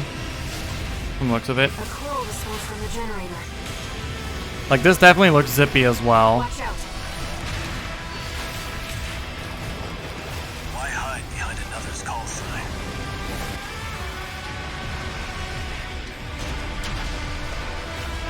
Like there are some of these things that look not Let's see how far they can fly. Not arms fort big, but like big still. Gotta coordinate consoles. I'll be playing this on PS5, so hopefully it has some crossplay.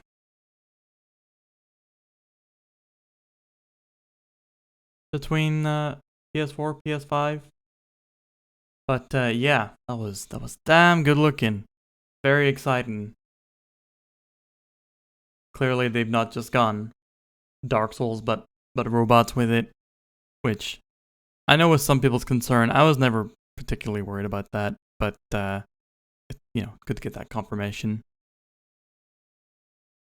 Given how the trailer was cut, hard to tell what parts were actual gameplay and what games were a cutscene.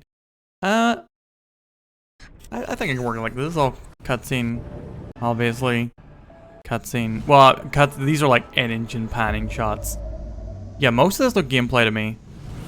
Or this is obviously an in-engine cutscene.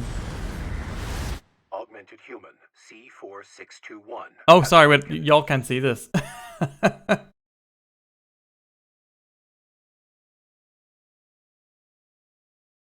One second. Where'd it go?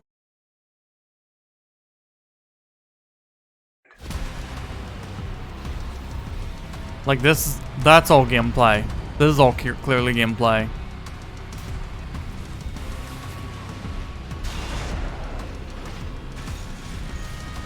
Like even this shot where you see the thing jumping in the distance, that I think that is the gameplay just from, you know, FromSoft has camera controls. We saw them plenty in like Elden Ring trailers and stuff. They have it set up to get these shots easily.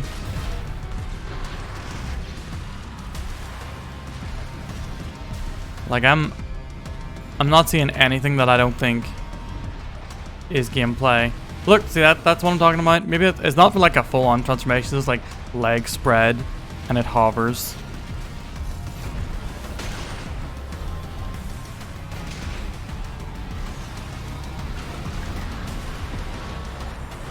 Is that like a kick? Did that do a kick? Was there such like a big melee focus outside of like swords beforehand?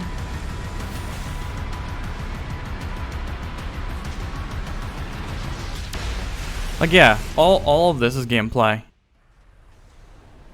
This might be an engine cutscene right here. One of the infamous handler Walter's hounds. Interesting. Yeah. Cutscene gameplay. Yeah, the vast majority of it I would guess is gameplay. But yeah, did any of the other games that I haven't played, did they focus like a lot of melee stuff outside of your swords? Why hide behind another's call sign?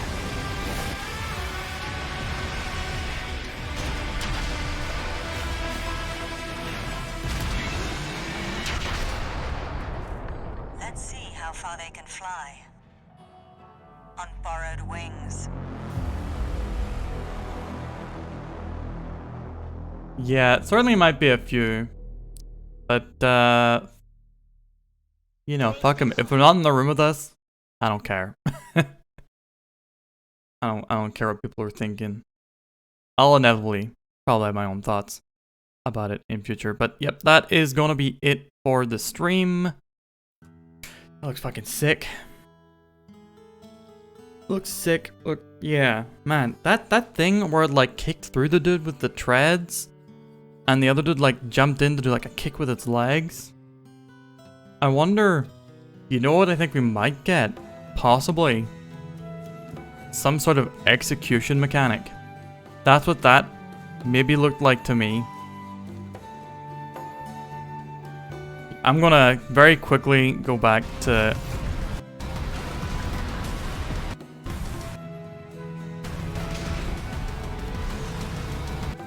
yeah, it jumps up, it boosts right up to it. Wait, oh, fuck it. Fuck it, stop the music. It boosts right up to it. Sorry, normally I don't do this thing where I like forensically pick apart trailers, but I'm very interested in this one.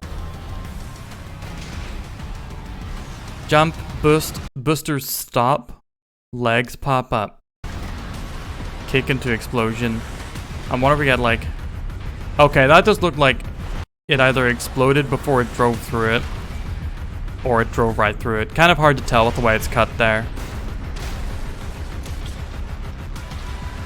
But yeah, maybe some kind of execution mechanic. Or maybe it's just a melee attack that is equipped to those legs.